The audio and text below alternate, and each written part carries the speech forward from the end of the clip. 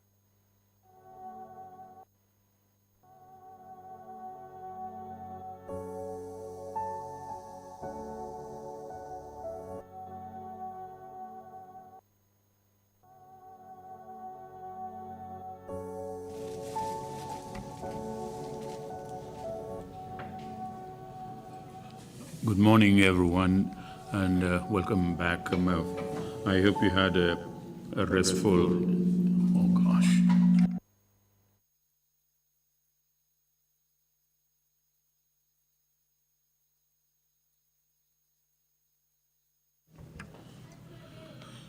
Good morning. Imam, you have the floor if you can offer some prayers, please.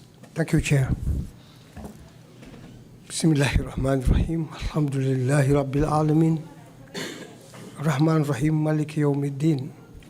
Iyyaka na'budu wa iyyaka nasta'in. Ihdinas siratal mustaqim. Siratal ladzina an'amta 'alaihim ghairil maghdubi 'alaihim waladdallin. Amin. Inna fatahna laka fathan mubinan liyaghfira laka Allahu ma taqaddama min dhanbika wa ma ta'akhkhar wa yutimma ni'matahu 'alayka wa yahdiyaka siratan mustaqiman.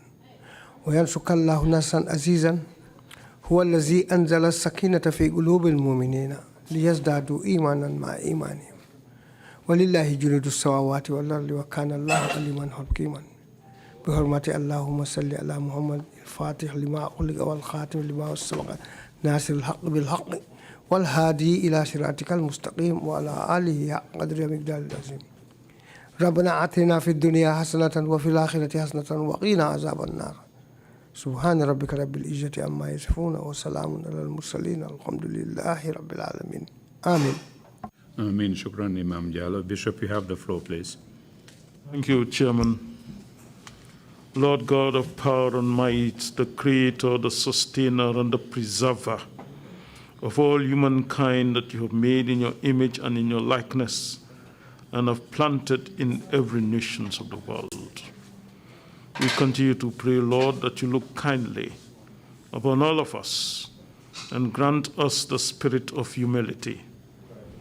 Grant us the spirit of patience.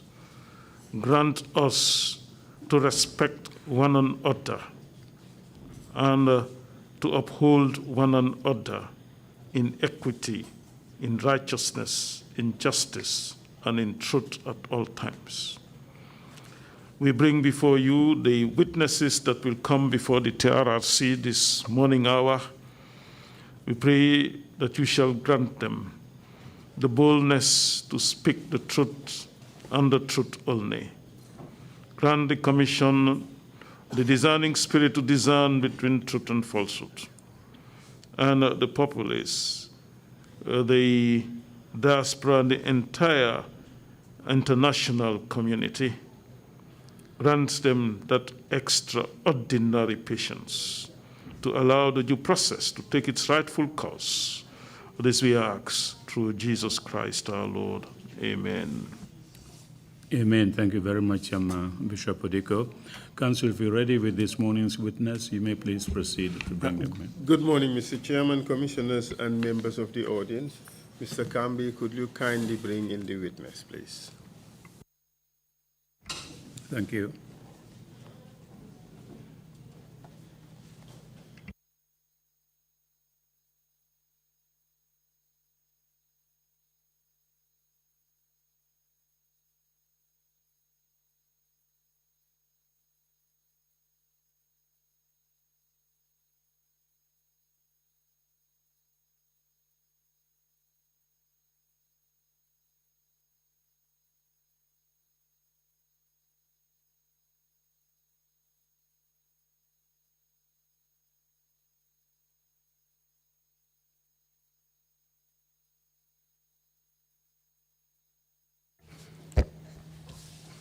I, Modunjai, I, Modunjai, do swear that do swear that I'll speak the truth, I will speak the truth, the whole truth, the whole truth, and nothing but the truth. and nothing but the truth. So help me God. So help me God.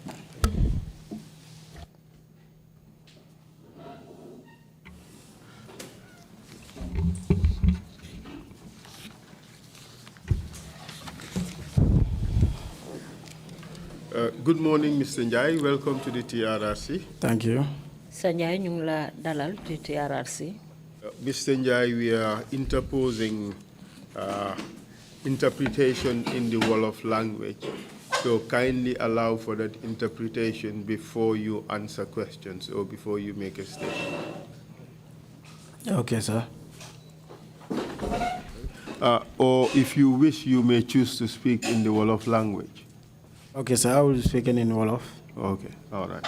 Then you would have to wait for the interpretation in Wolof before you respond. All right.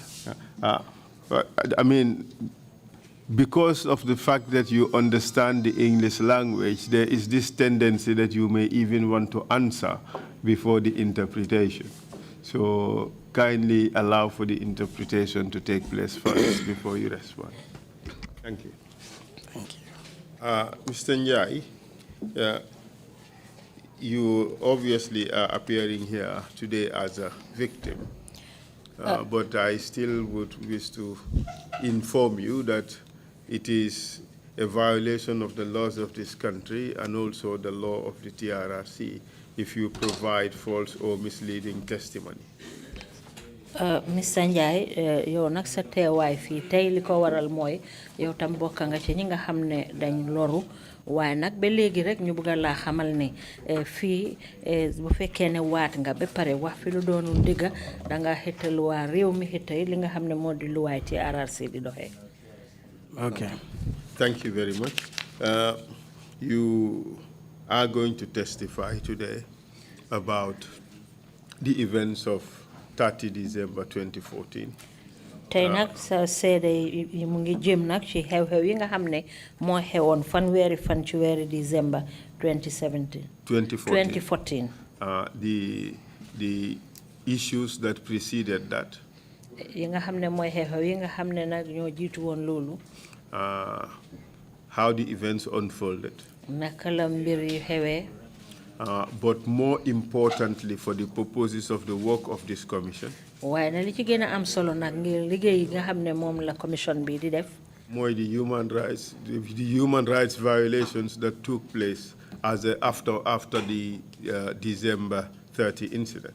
li ñu itteel nag moo di yàq yelleef bi nga xam ne xewoon na gannaaw xew-xew boobu nga xam ne moo amoon December fanweeri fan yi. An interrogation or an examination or investigation of the December 30 event is important for two reasons. ak it gëstu yi nga xam ne ñu ngi koo def nag ci xew-xew bi nga xam ne moo amoon fanweeri décembre am na solo lool ngir ñaari mbir a ko waral. One is for the completeness of the historical record. benn bi mooy nag ñu mun a matal li nga xam ne moo di taarix bi nga xam ne moo fi am. And the second is the context leading to the violations that occurred. ak beneen bi nag moo di li nga xam ne moo waral ñàkk yàqa yelleef bi nga xam ne xewoon na jamono boobu. But first, let's find out who you are. Let's try to know who you are. balaa ñoo commencé nag dañ bëgg a xam yow yaay kan. And tell us your full name and yes, your full name, please. wax ñu sa tur ak sa santa. Okay, my name's Modou Njai. maa ngi tudd Modou Njai. yaa ngi wax ne da ngaa wax ci olof de.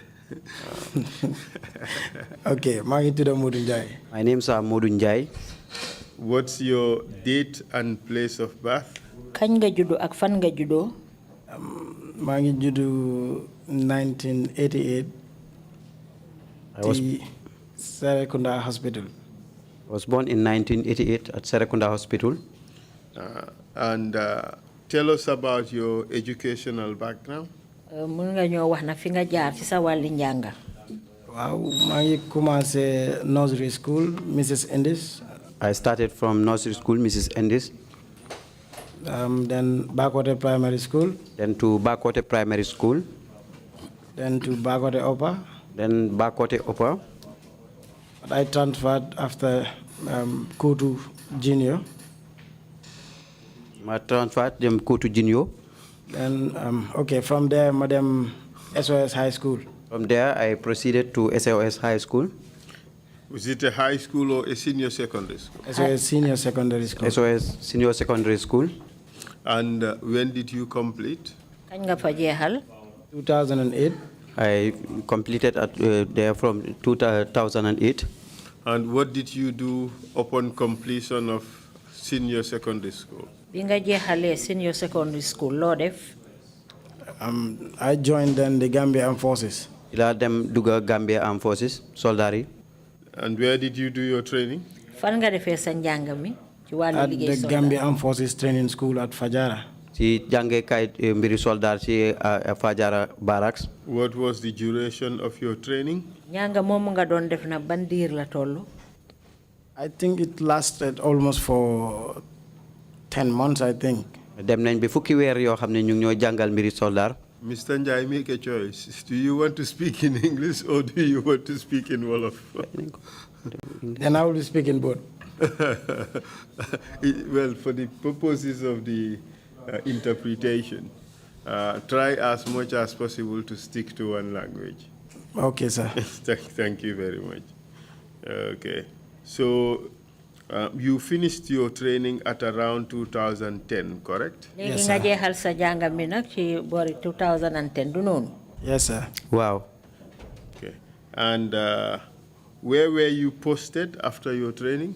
bi nga jeexalee sa njàngam soldaar boobu nag fan lañ la yóbbu nga liggéey. I was posted at the State Guard Battalion. Ci lañ ma ebal nag ci bu ñi nga xam ne ñooy garde State House. As what? nga nekk fa lan. As an infantry soldier. Ma nekk fa nag ñi nga xam ne ñoo gën a suufee maqaama rek di garde kat yi. Déedéet infantry soldier gënut a suufee maqaama. Infantry soldier mooy soldaar yi dee xeex ak gànnaay du dëgg. Wow. Okay. Okay. And did you do any further training apart from your basic recruit training? gannaaw njàng mi ñu la jàngaloon bi nga commencé liggéeyam soldaar bi ndax am na yeneen jàng yoo def. Yes, sir. I did my heavy weapon training in Kanilai. Def naa suma njàng lu jëm ci wàlli xeeti ngànnaay yu am doole ci Kanilai. And what did you do after that? gannaaw boobu loo def. I returned back to State Guard, serve as an infantry soldier. Ba tey rek ma delluwaat State Guard comme na ma fa daan liggéey rek. And what was your functions, or what were your functions as an infantry soldier in the State Guard Battalion. Ba nga nekkee foofa na di garde ca State House lan mooy woon sa liggéey. To secure the president and the properties and the first family. mooy rek di aar président bi ak njabootam ak bépp njuntuwaay bu fa nekk. Did you serve in any other capacity? Ndax nekk nga fa ci beneen façon yi liggéey boo fa doon def budul bi. Yes, I served as a clerk and intelligence officer as well. nekkoon naa fa nag clerk ak ñi nga xam ne nii ñooy xelawlu ak itamit di àggale ay bataaxel yu mbóot yi. And what did you do in 2012? Lan nga def ci atum 2012. 2012, that's the year that I award. What does award mean? Lum In plain terms. at boobu de mooy at bi ma dawee génn réew mi. Award, it means like absent yourself from your place of duties without permission, without leave. awol de mooy comme génn sa place liggéeykaay te tàgguwuloo kenn te amuloo benn digalit bi ngaay pour génn fa. Absence without official leave. Yes, sir. Good. And you know that is a violation of the laws of the military. It's actually called desertion. Ba xam nga ne loolu moom dafa yàqal luwaa ci wàlli soldat. Yes, sir. Wow. So what did you do when you went AWOL? Loo def nag ba nga bàyyee liggéey bi dem. I go to find a greener pasture. ci laa dem nag pour uti beneen dunda bu yéwén rek. But you are a soldier. Waaye The soldat heart, at the seat of government, at the office, at the residence of the presidency. waaye yow soldat nga nekk nag di liggéey ci fa nga xam ne mooy dëkkuwaayu président bi. You found it necessary to go seeking for greener pastures. Why? Nga gis ne am na solo nag nga war a bàyyi foofu dem uti waa beneen bu gën a yéwén lu tax. Because of how it was going, we did not like it, and then there was no any other option other than to go and find a greener pasture. ndek jamono bi nam doon demee rek gis noonu ne métti woon na te amuñoon benn loo xam ne moom lañ war a def lu mooy dem rek uti beneen dund bu yéwén. We want to understand what were the problems that would make our young soldiers to go AWOL. dañ bugg a xam nag lan mooy woon jafe-jafe bi war a sabab be suñu soldaar yu ndaw yi war a dem bàyyi liggéey bi uti leneen. And feel free to say it either in Wolof or in English. wax bu la neexee na wax ko ci olof wala ci angale. Okay, we see that there was nothing like our commanders were even not comfortable. suñ njiit yi sax te ñoom sax seen xel dalutoon. Are you telling us that the conditions of service were so poor that you preferred to go in the hustling field, as some would put it? dañ ñu bugg a wax ne anam ya ngeen fa doon liggéeyee bonoon na mbon bu toll ci ba nga xam ne jaral na leen ngeen bàyyi liggéey bi dem ci feneen foo xam ne da ngeen fa coono. Yes, sir, something like that. waaw comme lu mel noonu rek. But I thought or was made to believe that those who worked at State House were in fact in a better situation than the others who were in the barracks. man day fogoon naa ne sax day soldaar yi liggéey State House ñoom ñoo nekk ci anam yu gën a yéwén comme ni nga xam ne ñooy soldaar yi ci barracks bi. That's what people think, but that was not the case. nit ñi nag loolu lañ foogoon waaye nag du loolu la de du noonu la demee de. Was the salary okay? pay mi ndax baaxoon na. No, sir. déedéet baaxutoon de. Did that contribute to your decision to leave the country? loolu bokk na ci li tax sax nga bugg a bàyyi liggéey bi génn réew mi. Yes, sir, that was part of it. waaw loolu bokk na ci. Any other major reason? am na leneen lu tax nag lu dul loolu. Yes, sir, and we were seeing that the command level was not steady. They were changing commands, and then not only changing but locking them. gis nañu tamit ne nji yaay tamit jaadu demutoon ni mu war a demee ñu ngi gis ne ñu ngi wecci emuñ ci loolu sax ñenn ñi sax ñu leen di tëj. So the violations and the chopping and changing and the sackings and the hiring and firing of senior officers was something that you did not like. wan mel ni daal coono beeg ñi ñoo jël liggéey ak ñi ñoo dàqa léeg-léeg ñu jël léeg-léeg ñu dàqa bokk na ci yi nga xam ne daal dalutoon sa xel moo tax nga bàyyi. Yes, sir. Wow. And where did you go? ba nga bàyyee foo dem. To Italy. Ci laa dem Italy. How did you go? naka nga demee ba àgga Italy. Through the back way. Dama jaroon yooni gannaaw. Barcelona or Barca? But this is Barcelona. This one is Barcelona, not Barca. So things were so bad that you had to brave the back way. léegi mbir yi bonoon na mbon gu toll ci benn jaral la nga dem jël back way. Yes, sir. Wow. Because to be honest, it was up to a level whereby I was used to see a colonel hiding himself, asking where is the president, trying to ask the young ones, where is the president? So things were not even, they were not comfortable anyway. Dama daan dem sax ba jamono lu em ni ma xamam colonel di làqutu di laaj ndaw ñi ana président bi. Why would such things happen? Could you explain yourself so that we understand what were the problems that warranted people of the rank, soldiers of the rank of colonel behaving in that manner? lan moo waraloon ba tax ba soldaar yu amee maxaama bu toll ni ci colonel ñuy jëfee noonu mun nga ñu koo leeralal. Because they were scared of the president. dañ ragaloon président bi.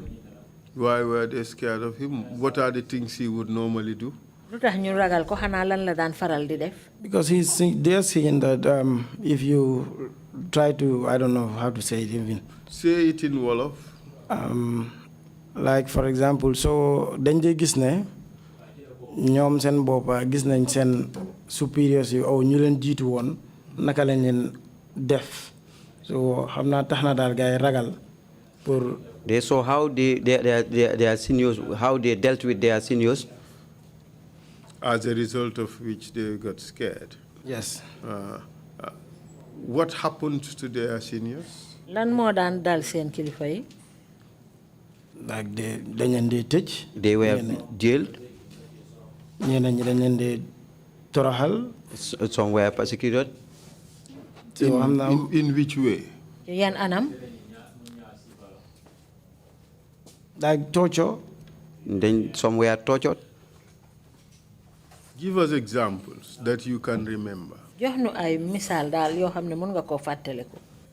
Like the case of 2009 ñoom Lang Tombong Tamba and co. Like in the case of Lan Tombong Tamba and co. in 2009. What happened to them? lu leen dal ñoom. Gis nañ ne nu ñeen def like after that coup d'etat. We saw what happened to them after the failed coup d'etat.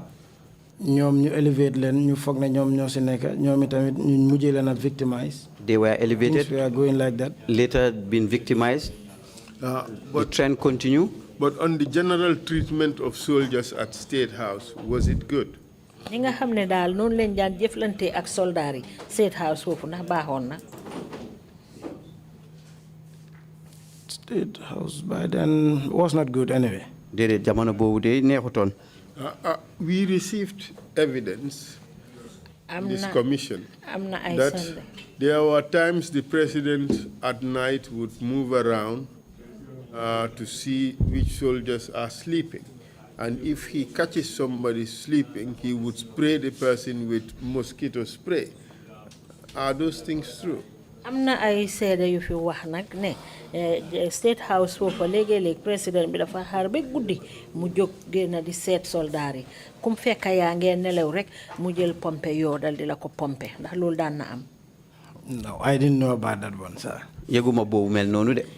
How about the beating of soldiers? naka soldaar yim daan dóor. I heard about that one, sir. Boobu moom dégg naa ko. Was that true? dëgg la. I heard about that one, and I don't know whether because I don't witness the event, but I heard about it. Dégg naa ko de xaw ma ndax dëgg la ndax man fekkewu ma woon ko. How about the insulting? naka saaga yi nag. Like causing mothers of people who robbed him the wrong way. Ko xam ne daal mbiram neexul la rek wala def nga ko lu ko neexul rek muy lay saaga ndey ndax loolu daan na am. Yes. Waaw loolu moom am na. A lot of it? yooni yoon. Maybe I just witnessed it, I think, once. Fekkee naa ko benn yoon. But that was his way of doing things. waaye noonu laal moom ay noonu la daan jëfee. Yes, sir. Wow. To the extent that, well, you said the seniors were scared of him. How about the juniors? Were they also scared of him? wax nga ne ñi nga xam ne day ñooy woon seen njiit foofa dañ ko ragaloon naka ñi faree woon suuf nag. Of course. Wow. That was everyone, like, across the board. Loolu moom ñëpp la woon rek. And what were they afraid of? ñoom lu ñu daan ragal. Being victimized, like being locked, or being taken to isolation place where no one will know where you are. li ñu doon ragal rek mooy ñu benn ñu tij leen wala ñu dal di leen toroxal wala ñu jàpp leen koof leen yóbbu leen foo xam ne nii kenn du xam foo nekk. Were those things happening? loolu daf daan xew. Yes, sir. Okay. So as a result of which you decided to leave the country? Yes, sir. loolu moo taxoon nag ba daw daal nga dal dina xaaral ma génn réew mi. And you ended up in Italy through the back way. mujjee ji nag jaar ci back way ba dem ba Italy. Yes, sir. Wow. While in Italy, were you satisfied with how things were going on in the Gambia? ba nga nekkee Italy nag ndax kontaanoon nga ci jëf yi ni mu doon doxee fii ci Gambia. No, sir. I was not happy at all. Déedéet kontaanu ma woon ci de. And as a result, what did you do? kaw loolu loo def. We tried to discuss and then see how best we can rescue our country. ci lañ toog waxtaan seet naka la ñu suqalee suñu réew. Hold a second, Mola. Give me a piece of paper.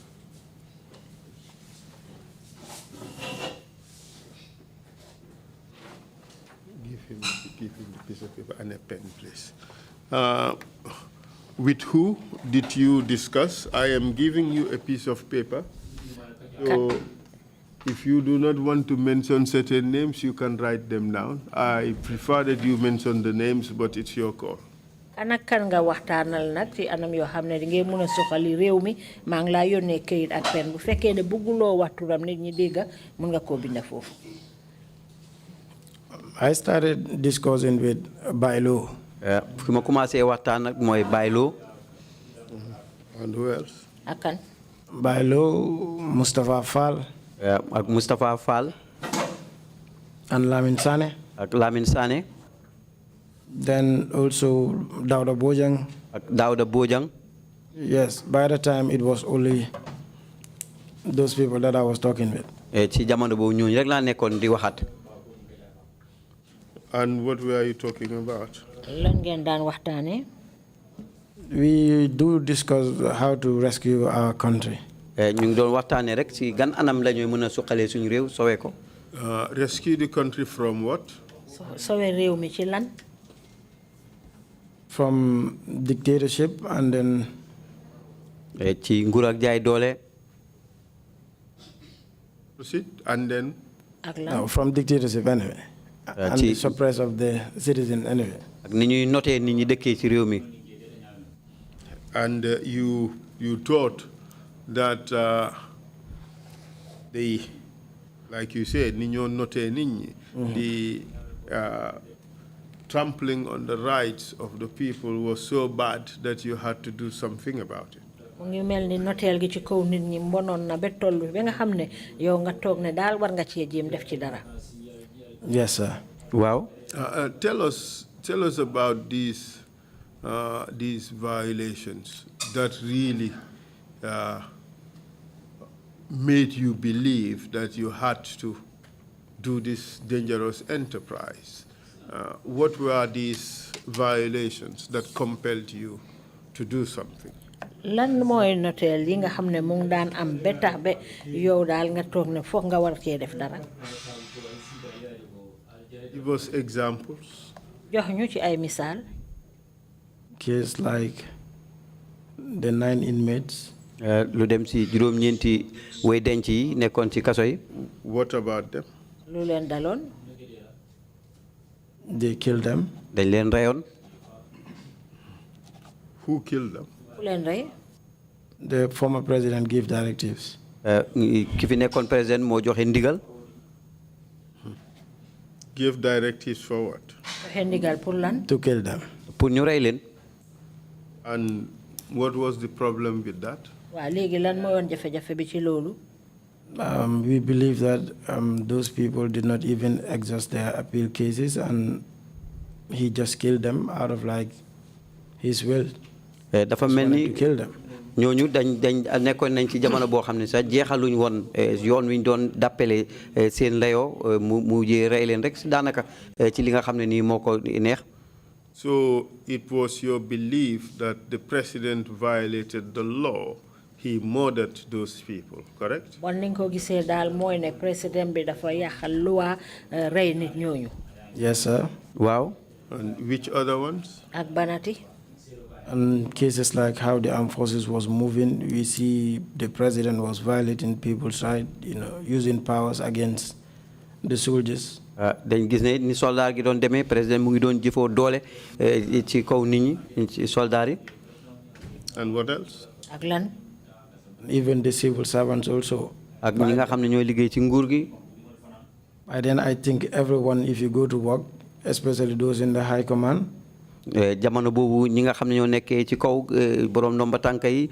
saa bu ñu demee liggéey. they will think whether they will be going back home safely or they will end up in going to mile 2. bu ñu demee liggéey ñu ngi xalaat ndax danañ mën a ñibbiwaat seen kër si jàmm ndax dañuy mujjee ca kaso ga.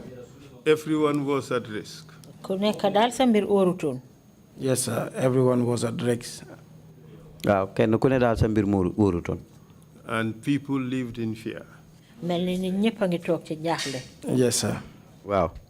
And you believe the situation was so bad that something had to be done. nga gëm nag ne mbir yi daal ni moo demee ñaaw na ñaawin boo xam ne daal laaj na ngeen def ci dara. And what did you want to do about the situation? léegi loo ci bëggoon a def. We just wanted to change so that he can allow someone else to come and at least try, and we see the Gambia to be a better Gambia. liñ bëggoon rek mooy ñu wecceeku pour mu may keneen kooku tamit toog ñu gis naka la Gambia di mën a demee na ci ron kooku. How were you to achieve that? naka ngeen doon mën a defee. Because he himself told that nobody can vote him out for election that is out of it. ndax moom dégg nañ muy wax ne amul kenn ku ko fi mën a wecci ci mbiri wote loolu moom wote moom bokkatutoon ci. And we see that, yes, that happened. So many elections has passed and then nothing was done. te ñu góom ne loolu dëgg la ndax am na wote yu bari romb nañ fi te dara xewut amul benn ku ko fi gañe. And he himself used to say, if anybody need this place or my chair, you have to use arm by force. te dañ daan dégg muy wax ne képp koo xam ne bëgg naa jël toogu bii kon kanaa nga jël ngànnaay de. So that's why we decided to see and then come to rescue our country before other people will come to rescue us. looloo taxoon nag ñu ne kon nag fi mu nekk nii nañ jóg na pour ñu sowee suñu réew bala keneen di jógee ko feneen ñëw dal di ñu ko soweel. Clearly he got it wrong. He underestimated the Gambian people. xalaatam boobu de juumoon na ci de foogutoon ne waa Gambia fuñ tollu nañ fa. Yes, sir. Wow. But nonetheless, you guys decided to take him up on his suggestion that the only way to get rid of him is to do it by force. waaye ba léegi nag ngeen dal di jël sukkandiku ci xalaatam boobu mu wax ne moom day toogoom boobu ku ko bëgg a jël xanaa nga forcé de. So tell us about this. How did things unfold? waaw léegi wax ñu nag mbir yi naka la xewee. Yeah, we discussed, and then, Lamin Sane told me that, yeah, I'm very serious about this, because by then I did not want to join. ñun biñ waxtaanee nag Lamin Sane yi woon ma ne ma lii de lu ma itteel la ndax boobu daal man amu woon yéene gi sax pour bokk.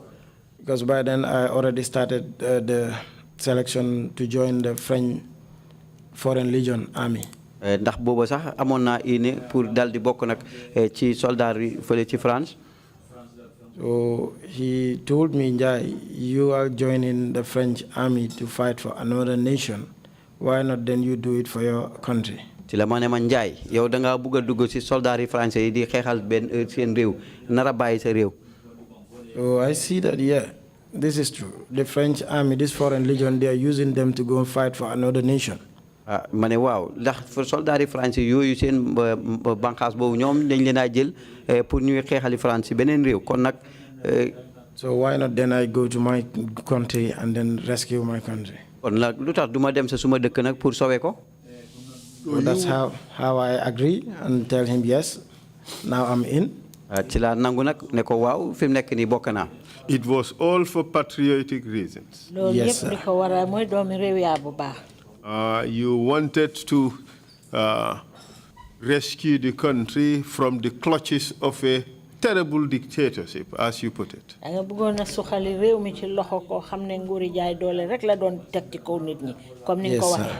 Wow. Yes, sir. That's the case. A dictatorship in which disappearances, torture, false imprisonment, sexual and gender-based violence, and you name it, were the order of the day. jaay doole boo xam ne ñu ngi ko daan def ci nit ñi di leen yóbbu ñu ne melesken du leen gis di leen tëj di leen toroxal jigéen ñi ñuy daanu ci seen kaw ak yeneen yoo xam ne daal ay mitital yu mitti lu fi daan xaw la yow noonu nga ko gisee. Yes, sir. That's the case. How did it feel for you and your colleagues living abroad and hearing the stories of what was happening in Gambia? And as you put it, that civil servants, when they went to work, they wouldn't know whether they would go back home. How did it feel for you guys sitting out there and hearing stories upon stories of such nature? naka la meloon ci yéen ngeen nekk waa doomi réewi Gambie nekk ci beneen réew toog di dégg xew-xew yi nga xam ne moo daan xew fii ci biir réew mi ci jamono jooju noonu naka ngeen ko daan gisee yéen. Very bad. So dañ daan toog di déglu, let's say like Freedom Radio, Fatu Network, di déglu problems of the Gambia. Very bad. We used to listen to Freedom Radio and Fatu Network, and the situation in Gambia is becoming worse. Duñ daan ñëw on air waaye dañoo déglu suñ pare ñu toog ñu ne neen ñu di ko waxtaanee. We don't go on air, but when we listen to this, we discuss among ourselves. And ta dañ dee xam ne dégg lu ñuy di wax dégg la te mun na am sa ñoom luñ ci xam ñun luñ ci xam sa ñoom xamuñ ko si. Yes, we confirm that this is true. We may even know better than them. Because ñu ngi fa woon gis nañ lan moo nekk di xew te dañ daan toog time buñ fa nekkee sax di ko métitlu waaye mënuñ ci woon dara. Because we used to be there and we knew how it folded, and we make it. We were not happy with it. So ñu toog nag ne definitely war nañoo try comme ça ne ñun ñu ngi nekkoon ci part of the armed forces te jëloon nañ waat ne ñun dañoo sowe suñu réew so te am nañ léegi opportunité bi xaj na bu ñu nekkee ci biir réew mi amuñ woon opportunité bi léegi am nañ opportunité bi ndax duñ dem try xeetali réew mi def ko. Then we were in the army and we took an oath that we will always protect our country. So then we don't have the chance to do it whilst we were in the Gambia, but now we are outside and we have the chance, we can do it. Your mic. How were you going to do it? What exactly was it you were going to do? How were you going to rescue the country? By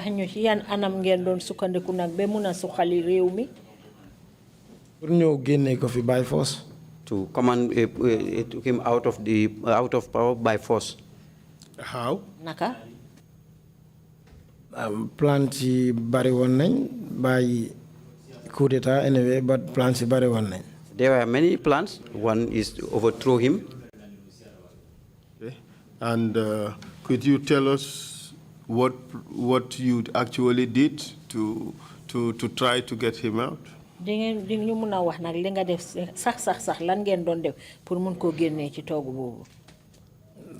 Gender fatally shipped to Gambia. We bought weapons and shipped it to the country. Ñu plan ñëw ne dinañ ko ñëw génne si lu nga xamante ne comme ñu ngi doon seet nag naka la ñoo def ba nga xamante ne dinañ ko génne te ay deret du tuuru.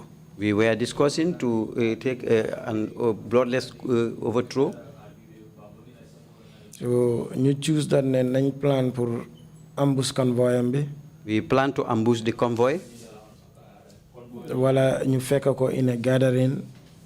Or we meet him in a gathering. Sorry. Then you try to get him down. So that we can get him down. Wow. So after everything, plans you dafa cancel because ñu mujjé dem attack the State House. But all those plans were cancelled, and we later went to attack the State House. How did you get weapons into Gambia?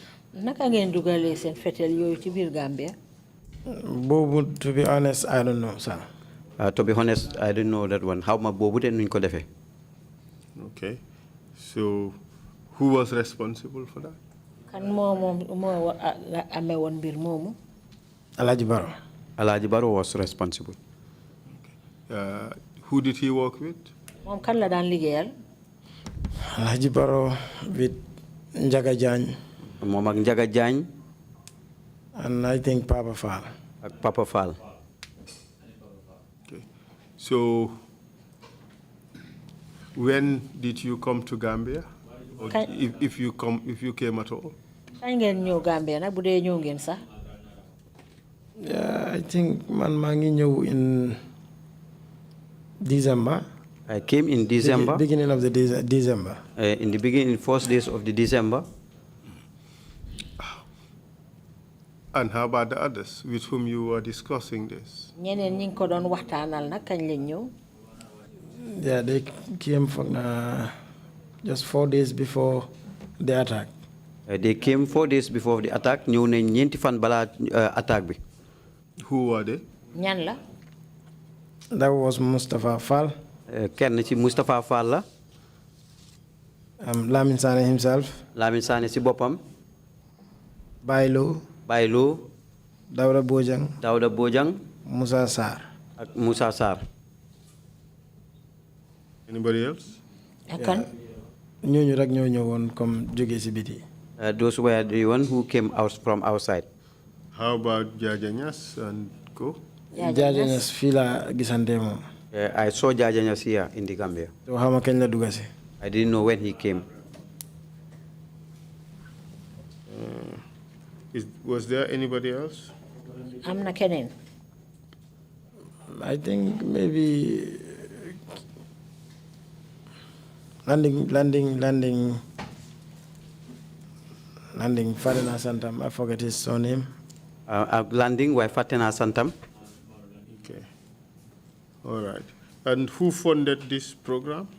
Seen programme seen yëngu-yëngu yooyu nag kan moo ko doon dépasse? Charno Njie.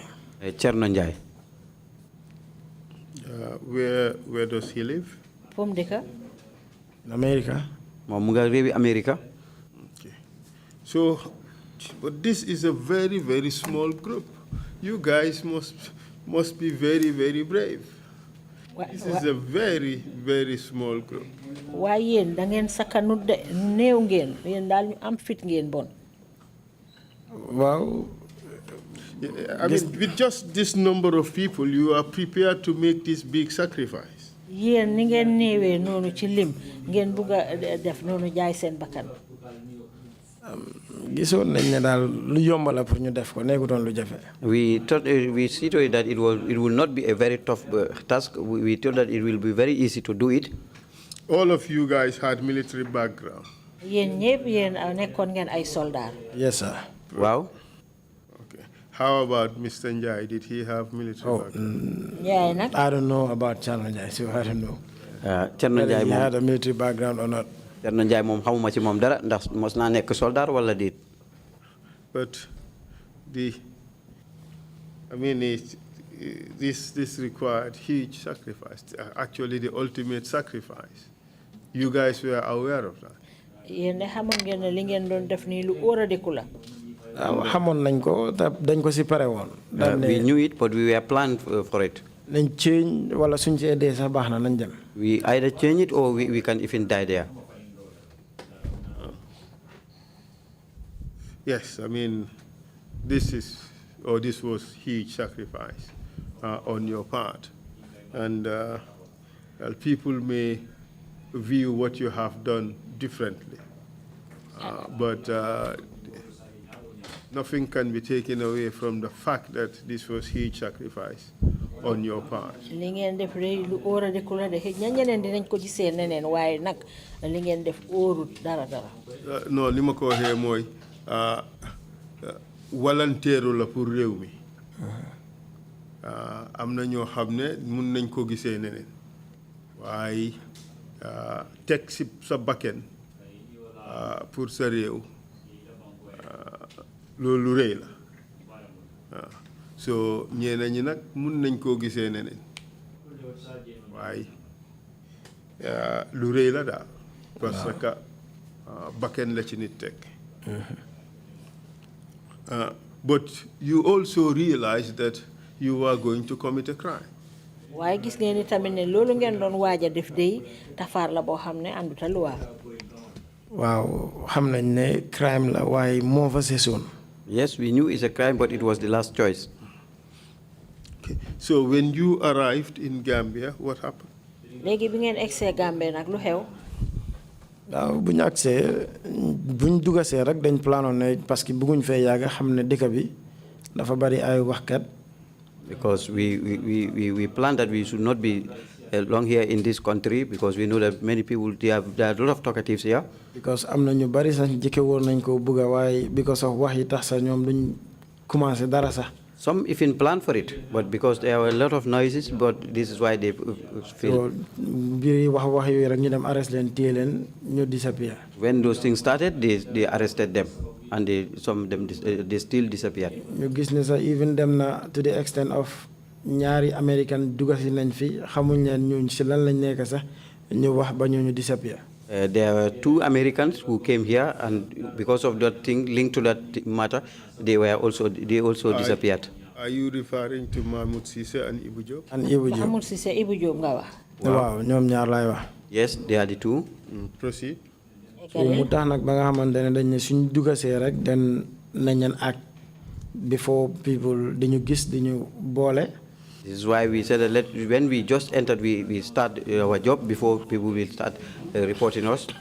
And loolu sax amoon na parce que boole woon nañ ñu yëg nañ ba ñu ngi doon ut. That even happened. We were reported, and until the time that they were even hunting us. waaye mënuñu woon a gis ba ñu dal seen kaw daal. But they were never, they didn't trace us until we attacked. Did you attack all by yourselves, or you guys had support in the inside? songa boobu nag ngeen doon def yéen ni neen rek a ko def ndax amoon ngeen ñu leen doon jàppale fii ci biir. waaw am nañ ñu nga xamante ne ñoom lañ dee use but even indirectly ñoom xamuñ ne ñu ngi leen a use. We used some of them indirectly, but didn't even know that we were using them. So how did you manage to get the weapons inside Banjul? naka ngeen fexe ba fetel yooyu dugga Banjul. weapons yi man maa leen dugal Banjul ak Alhaji Baro. I brought these weapons to Banjul with Alhaji Baro. am na yenn yoon nag foog naa ñëw naa ak Baylo. There was at times that I came with Baylo. Could you take that again? I think there's a problem with the interpretation. Could you say that again? am na yenn yoon yi nga xamante ne ñëw naa ak Baylo. Sometimes I came with Baylo. Okay. waaw so dama ko dee eb si moto dama ko dee njëkk a dugal si bag. I usually put them in a bag. In a suitcase daal. In a suitcase. Ma travel ak moom to Banjul then jël hotel.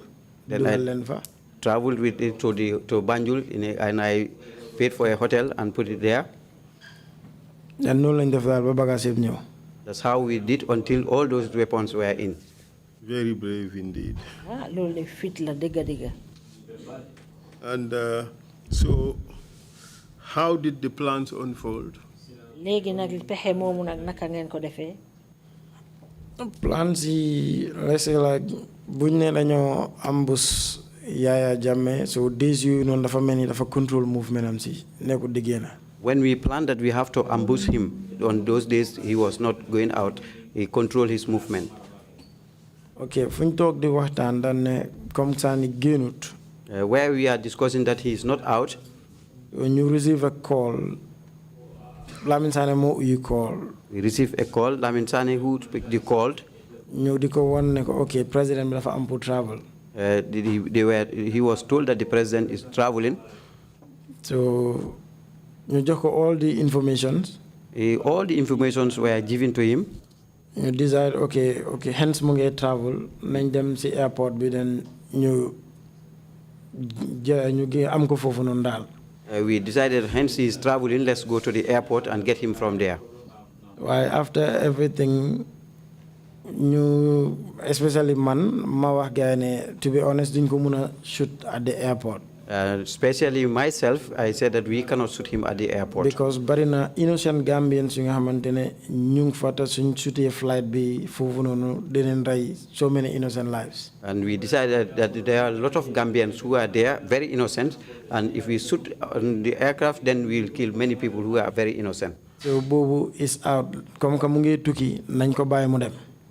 That one is out. Once he is traveling, let's leave him to go. So su demee then dina gëna easy pour ñu jël réew mi then after everything duñ ko accept mu dugga si bañ settle suñ paré ñu doga allow ko mu ñëwaat back suñ ko mënee. Ñu allow ko mu ñëw back as comme moom nu mu defaloon President Jawara. While he is away, we can attack the State House. When we took over, then we can decide when we have settled, he can come back, or if we can, just like how he treated Jawara. Who was the overall leader of this operation? Kan moy won sen njit? That was Lamin Sane. Lamin Sane la won. What did he lead? Did he lead everything or he led only the military operation? Mo jité won yeb wala ndax soldat niñ doon doxé rek la doon jité. Wow, soldat rek, the military operators. He led only the military operation.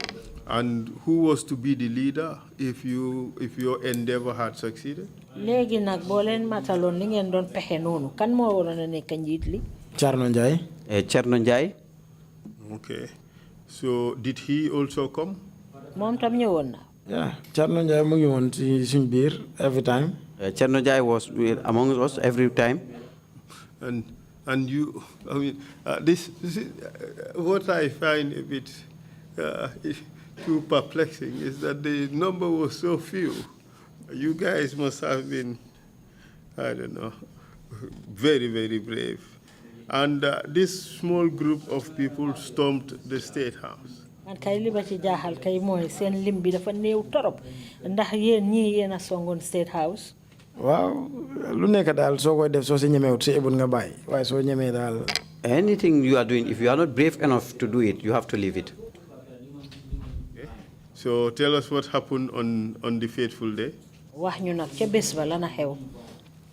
Waaw soo buñ toogee woon di werante noonu after ñu ñëw ñu nangu ñu ne ok nañ ko bàyyi mu dem so bu si demee then ñu attack State House.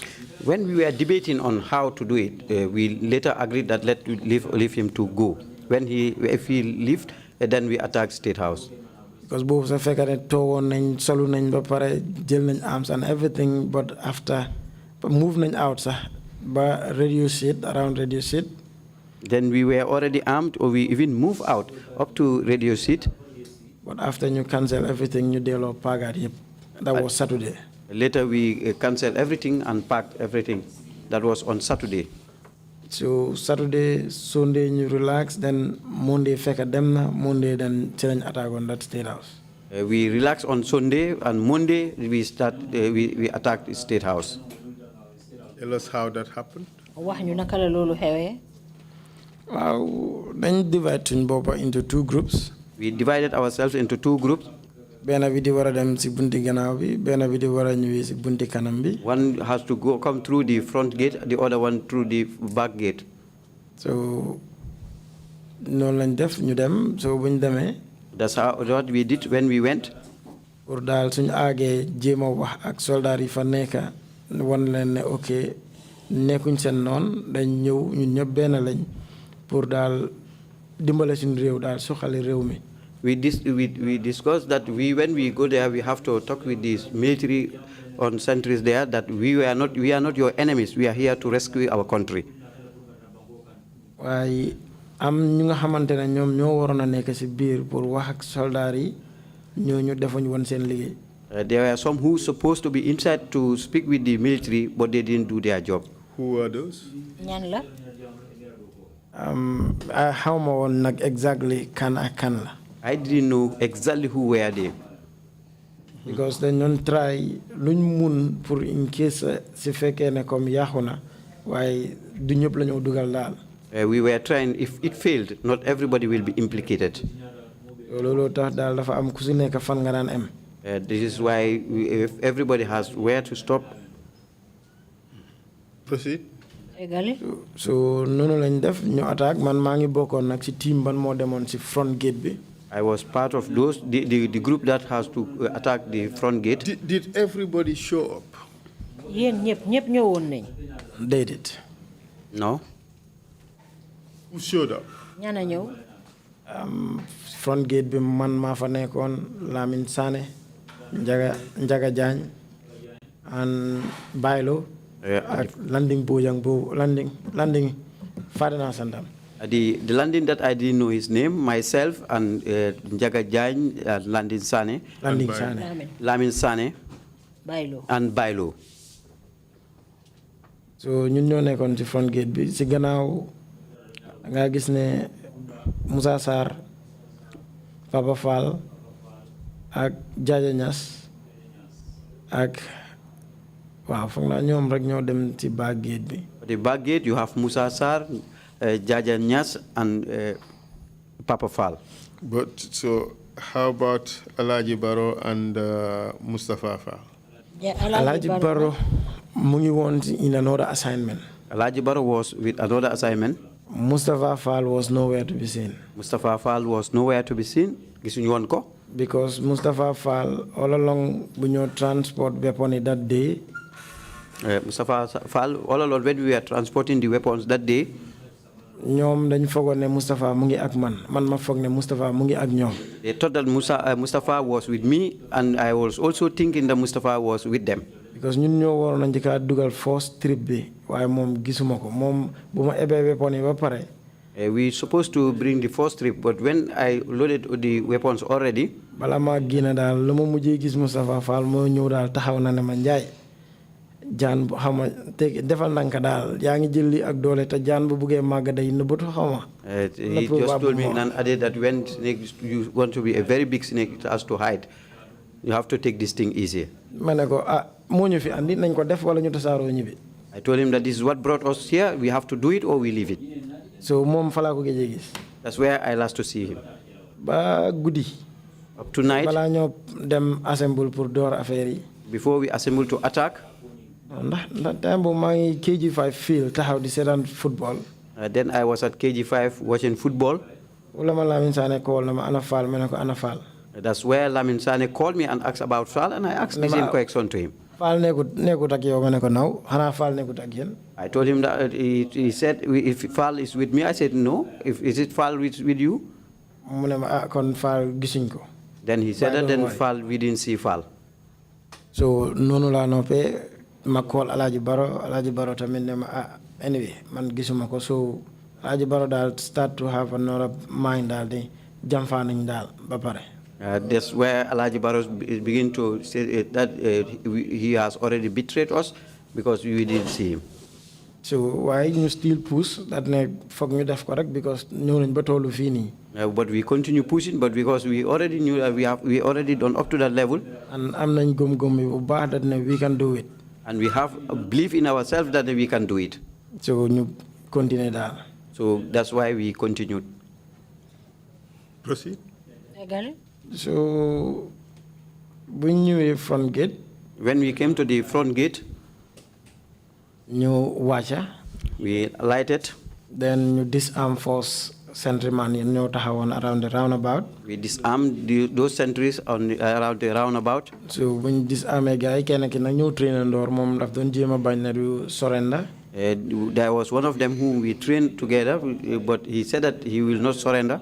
Fatina Turam, but we call it as Serembe. He refused. I forgot his name, but we jokingly call him Serembe. Sila rostu mom ne ko boy surrendal man la Munjai sa class. Then I rose to him and identify myself. This is Monjai, your class. So cool. We are all one. Fega kenen kita mung don joy. I told him to cool down because we were all one. New intake la won yaguton ci army bi. One of them was even crying because he was a new intake.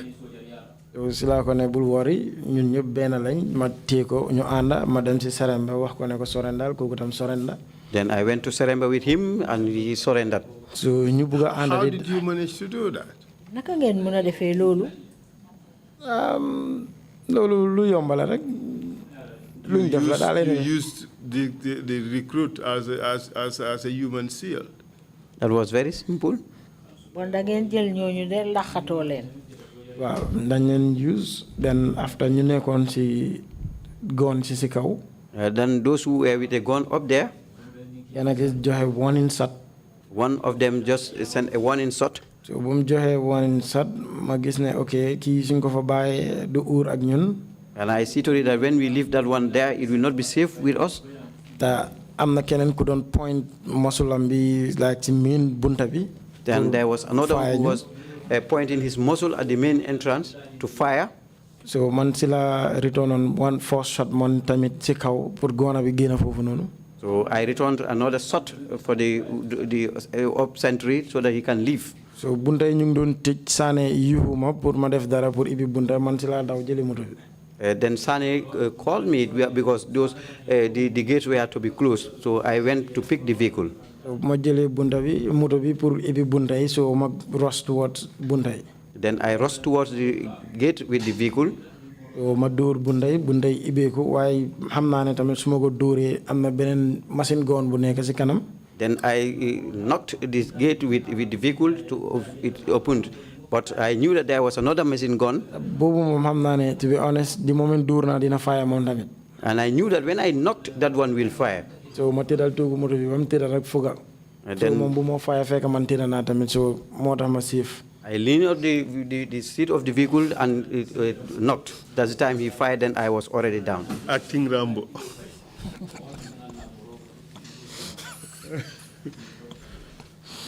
Proceed, please. So nunu majala bubu tamit ñom fire nañ way majala bubu durat the other black gate. Then I passed that one. They fired, but I knocked the other black gate, and all those gates were open. So madoga wacha. Then I alighted. Madam jël cover. Then I covered. So Lamin Sane tam duga sina ak Njaga. Then I saw Lamin Sane entered with Njaga. But buñ demee bari wara romba the HMG. But when we about to pass the HMG. What is HMG? The heavy machine gun. Heavy machine gun. So fofu nonu fekk corridor bi fuñ nekk lampa bi mu ngay taal ñun ñu ngi ko gis waaye moom gisut leen. Then when the corridor, the light was on, they were seeing him, but he was not seeing them. Fekk am na beneen military police ku nekkoon ci bunta bi comme duñ jot a romba trying to give ñële directive dal na ñu ngi boor boobu noonu. There was another military officer that one of those we passed. He was signaling to the others that where we were. So kooku si la toon start to fire around that end. That's the time he turned to fire around the end we were. Fekk Lamin Sane okay mu ngi sol life vest but ci suuf solutoon amut bulletproof so si la ko fire. That's the time he fired Lamin Sane. So bu Lamin Sane daano. When Lamin Sane was gone down. But that time I was seeing it, but I couldn't fire towards that end. So Njaga Jan more than try to rescue ko. Then it was Njaga Jan who was trying to rescue him. That's where they shot Njaga Jan. Njaga mom fogna gannaaw lañ ko dooré sax helmet bi fekk ak li la ajos mu door mu dem. Njaga was shot by the back, from the back. But man ma call Njaga fu man talk man ko call Njaga uyu. Then I was calling Njaga, but he responded. Man ko laaj ndax mu ngi okay mu ne ma yeah I'm okay but Sane is down. Then I was asking him whether he was okay. He said yes I'm okay but Sane is down. Ma hang up ma call Baylo daaj ko mom fan la nekk. I hung up and called Baylo to know where he is. Baylo mom mu ngi won ci kaw ci gon bi so fofu nonu man ko no juk fa because ñi ñaar ñi daanu nañ. Then Baylo was up there and I told him to come down because those people were already so Baylo di move ñu door tam fire Baylo. When Baylo moved they start firing on Baylo. So Baylo left. So bum demé ma callat Njaga. Then I called back Njaga. Njaga bum uyo wax bi continue wut mutila. Then Njaga, he couldn't continue with the discussion. Then he went down. Baylo. Do you know what happened to him? By then he was dead, but I didn't know that time of day one. Jamono bobu nak dena, but I didn't know that then he was already dead. Was it from the shot that hit him from behind, or was it other shots afterwards? Bal biko dal ci gannaaw moko ray wala benen bal? Shot ci bari won nañ, but I guess that ne bu ko laal ci bopam bi mom moko ray. There were many shots, but I believe that the one the shot on his head, that's the one that killed him. So sila baylo callal guy like Elaji Baro and the crew that nga won len ne okay ñi dé nañ try to gain nañ try ñu dem. That's the time I called Bailo and tell him to inform Alaji Baro and others that these two people are already gone down, so we have to leave. Because suñ satellite phones nekatuton di dem. Because China but dem. Then our satellite phones were no more working. So because communication ci yep stopuñ ko won tamit, and then da nga gis ne sat phone ci amuñ won access dal. We didn't have access to the sat phone because the communication were not ongoing.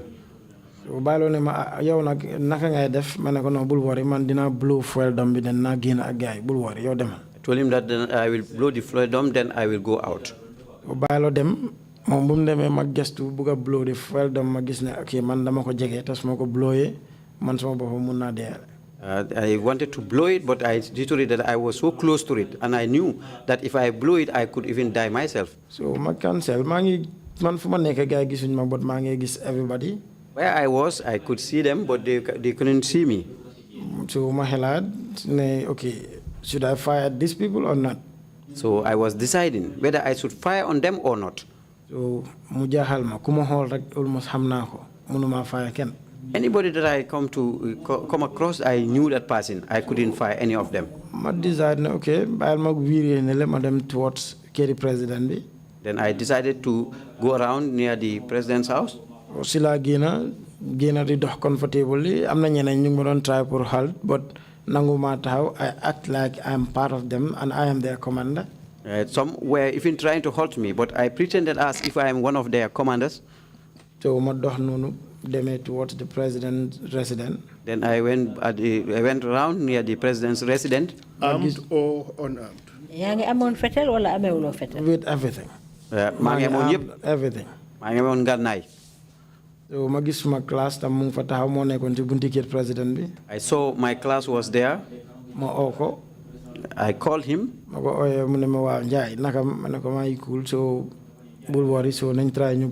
Completely. Then I told him that don't worry, let's try to complete this. So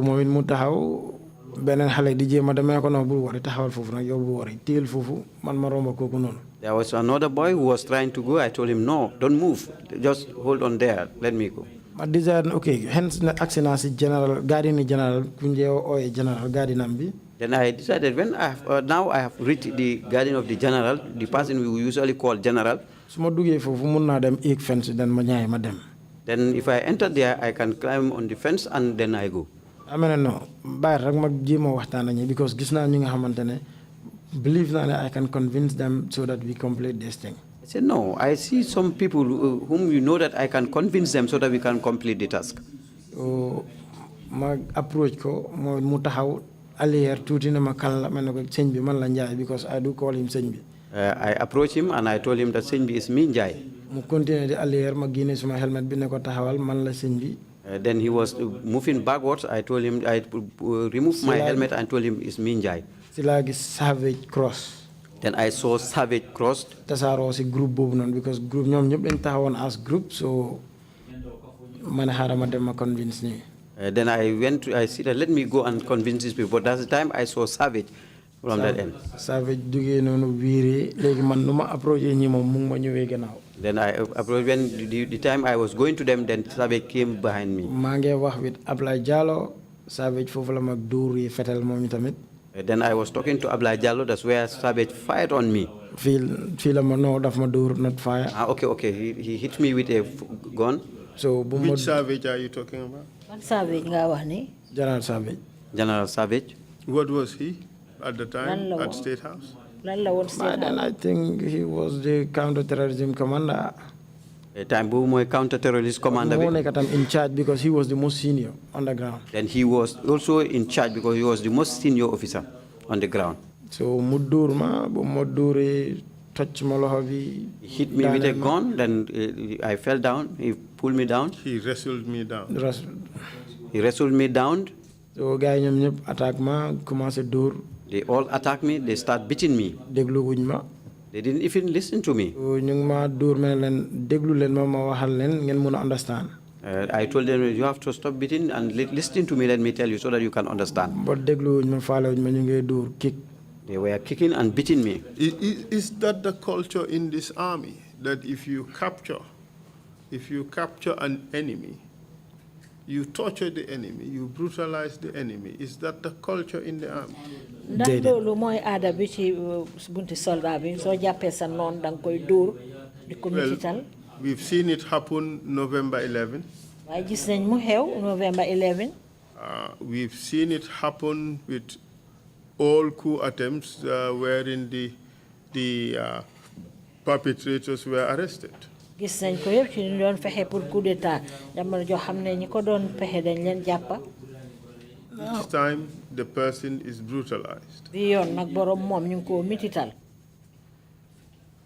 Seems that is the way they do things in this army. dafa mel ni day ci soldat gi moom nii rek lañ day jëfee. noonu la ko gars yi defee but warta nekkee noonu. That's how they used to do it, but it should not be like that. So buñ ma dóoree seriously kenn moo mujjee daw si gars yi ne leen hey yéen soo leen reyee kii fan la ñoo jëlaatee information.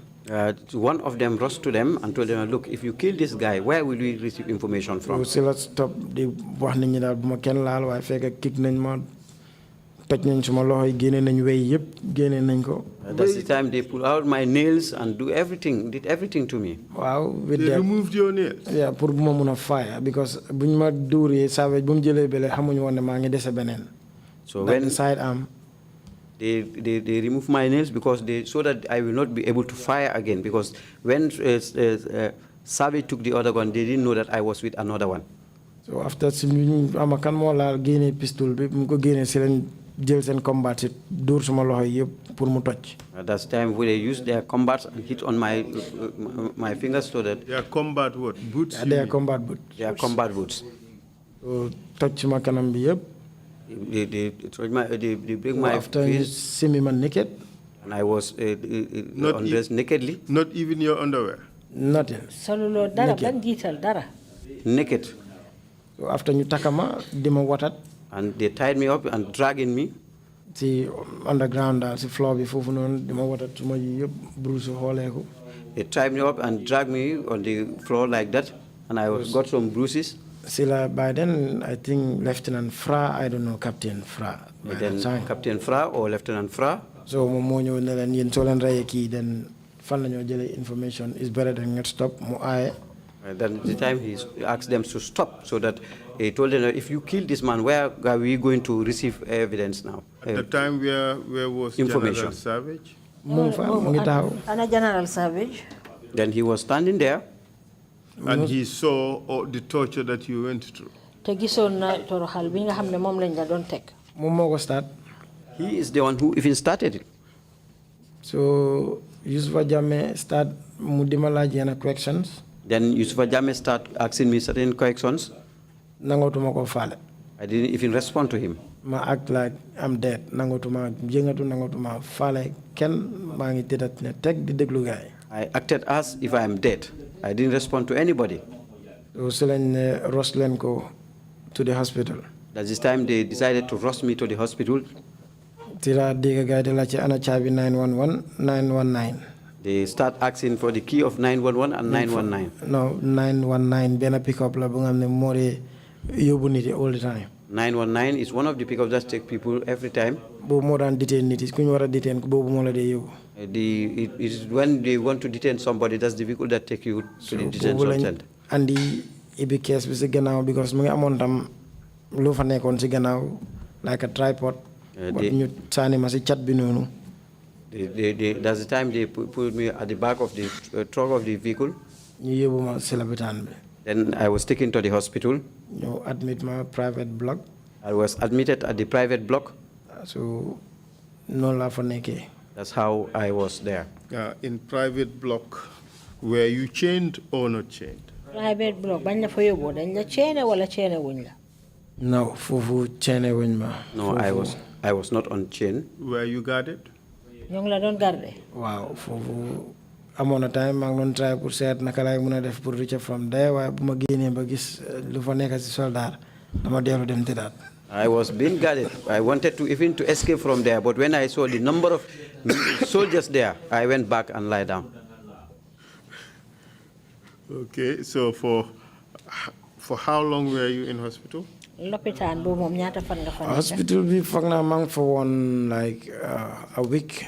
Foog naa nekk naa fa 6 days, I don't know, 7 days. I was there for almost a week, like 6 days to 7 days. So, how were you treated while there? Ba nga fa nekkee nag naka lañ la daan defee? Waaw gars yi dañ ma doon jël si foofu noonu di ma yóbbu. Like in 2 occasions. They usually collect me there for 2 occasions. Then dañ ma yóbbu woon pour ma wan leen the rest of the weapons fan la nekk. The first one, I was taken to show them the rest of the weapons where they were hidden. Yeah, so yeneen yi nag dañ ma di yóbbu bam leen ne ñu delloo si ma receive call ñu delloo ma. Then there are times they will take me, and when they receive call, they return me back to the hospital. Waaye yàlla ak Dr. Samate tamit. Current health minister. With the help of Dr. Samate, the current health minister. Moom moo ñëwoon the last time bu ñu ma jël see mu ne leen kii demul fenn. He is the one who came the last time when they come to collect me. He said that no, this one is not going anywhere. Kii mu ngi in severe pain demut fenn la demut. He told them that this one is in severe pain. He cannot go anywhere. Time boobu naa ibi suma bëri tuuti di xool naan waaw ban Nigerian moo dof daaw fii di wax lii ñu jël si ma mu naan kii demut fenn. Then I usually open my eyes and say, who is this Nigerian who dare to say that I should not go anywhere? How many want a Gambian? I didn't even know he was a Gambian. I thought he was a Nigerian. So at the end of the day, mujjee ma génn hospital ba buñ ma war a discharge di ma yóbbu NIA nanguwut. Then I was never taken out from the hospital until the time I was okay and I should be taken to the NIA. But your torture, do you recall actually who participated in that torture? Waaye biñ la doon dóor noonu di la mitital ndax xamoon nga ñan ak ñan ñoo la ko doon def? Waaw am na si ñu nga xamante ne still now ñooy liggéey ñeneen ñi ñoo àndoon Sudan in fact. There are still now there are some of them whom I'm still working with. I even went with them to Sudan. Like who? Hello? Names? Like MB Koli. Like MB Koli. Boobu ñoo ànd Sudan. We are together in Sudan. What's his first name? Malik. Malik Koli. Malik B Koli. Moo tax ñu ne MB Koli. Malik B Koli, MB Koli. And we were working together as a clerk before I awol. And we were working together as a clerk before I awol. Even buñ ma ñoo dóor si sax dañ ko oh boy sa waa ji moo fi nekk. Even when I was being beaten, they told him that boy, it is your man who is here. Sanjay moo fi tëdd nii de mu ne ban Njaay. He told me Njai. Ana ko Sanjay clerk gaa na déedéet ak boy gaa yi ñoo kundi ti mu ne ko gaa ngay wax in Mandinka no kii du Njaay no dafa ponkal aka neewo cikale aka you know. And they usually said this is Njai. You know, they were speaking in Mandinka. They said this is Njai. Usually take gym. So noonu ñoom Sabali moo ma taka because time boobu moom muy woon si buccas lifin bi comme ñu amee woon nag yaa jame di leen fees. Then it was Sabali who tied me up because he was at the butchery. So moom moo ma taka moom si boppam moo jëli buum bi ñëw taka ma ba ma dëgër képp. He's the one who even took a rope and tied me up.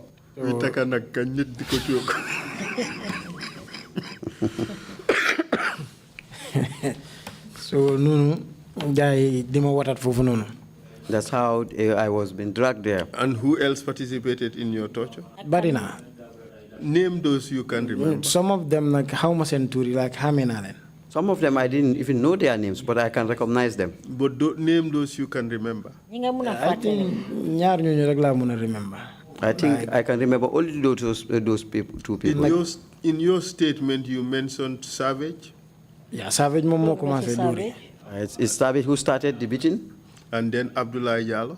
And Abdoulaye Jallow. Abdoulaye Jallow duurut moom laa commencé woon waxal. like comme mom la doon sëñ bi mom dóorut ma mom present na ba dóorut. Ablaye Jallow didn't beat me. He was present there, but he didn't beat me. Yusufa Jammeh? Yusufa Jammeh tam dóorut moom mu ngi taxawoon. Yusufa Jammeh didn't even participate. He was also standing. How about Francis? Francis moom moo ma rescue laaj ne soo leen rey kii kan moo ñëw waxal lu fi des. It's Francis who rescued me. He's the one who told them that if you kill this man, how we will get information. So apart from Savage, you do not know, you cannot recall, and Malik Koli, of course. And Sabali. And Sabali. You cannot recall anybody else. You can't remember anybody. You can't recognize anybody else. I'm na kenn ku sant Bojang kooku moom dem na ba to the extent of even some of my pictures in Facebook comment na ne you are lucky that I don't kill you. There is one called Bojang. He even commented on the pictures on the Facebook that I'm lucky that he didn't even kill me. Is he still serving in the army? I'm not sure because Tasara and the state got personnel. So how I'm not move up to now or not. I'm not sure because the state guards personnel are separated and I don't know whether he's still there. So you said you were in hospital for about 6 days, and then what happened afterwards? NIA.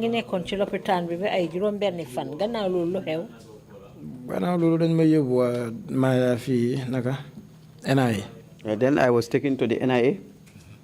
And what happened at the NIA? Buma age ñu welcome ma like comme ma déggee Ousmane Diallo di wax fii naan daf ma doon teral jox ma VIP treatment bi xaj na foog naa Bamba Dinka lañ ma welcome. I think they welcomed me at the Bamba Dinka. Because ñëw naa ma toog. Because I came and sat down. may ma ñu ñëw yaaga na nag ba after ma foogoon ne sax man si hall boobu laa war a fanaan. I was there. I thought that I will even spend the night at that hall. So si lañ ma doog a ñëw jël si ne ma kaay. That's the time they picked me and told me come. Ma génn ñëw ñu yóbbu ma Bamba Dinka. That's the time they took me to Bamba Dinka.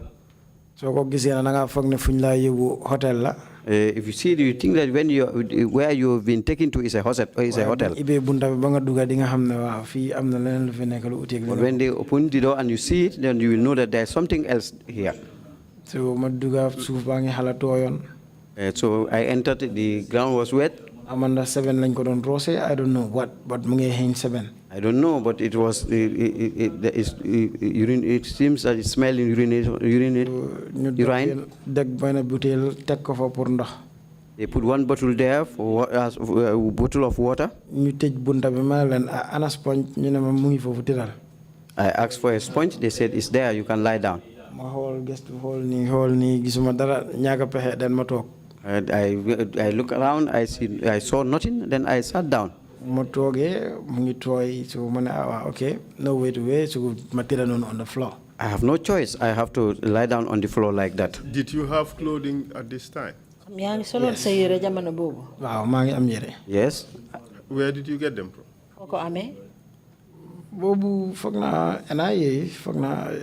No, from the hospital. After when I was taken to the hospital, then I got clothes to put on. So, that's those. They are the one that I went with to the NIA. And but what injuries did you receive from your beating at State House? State House. I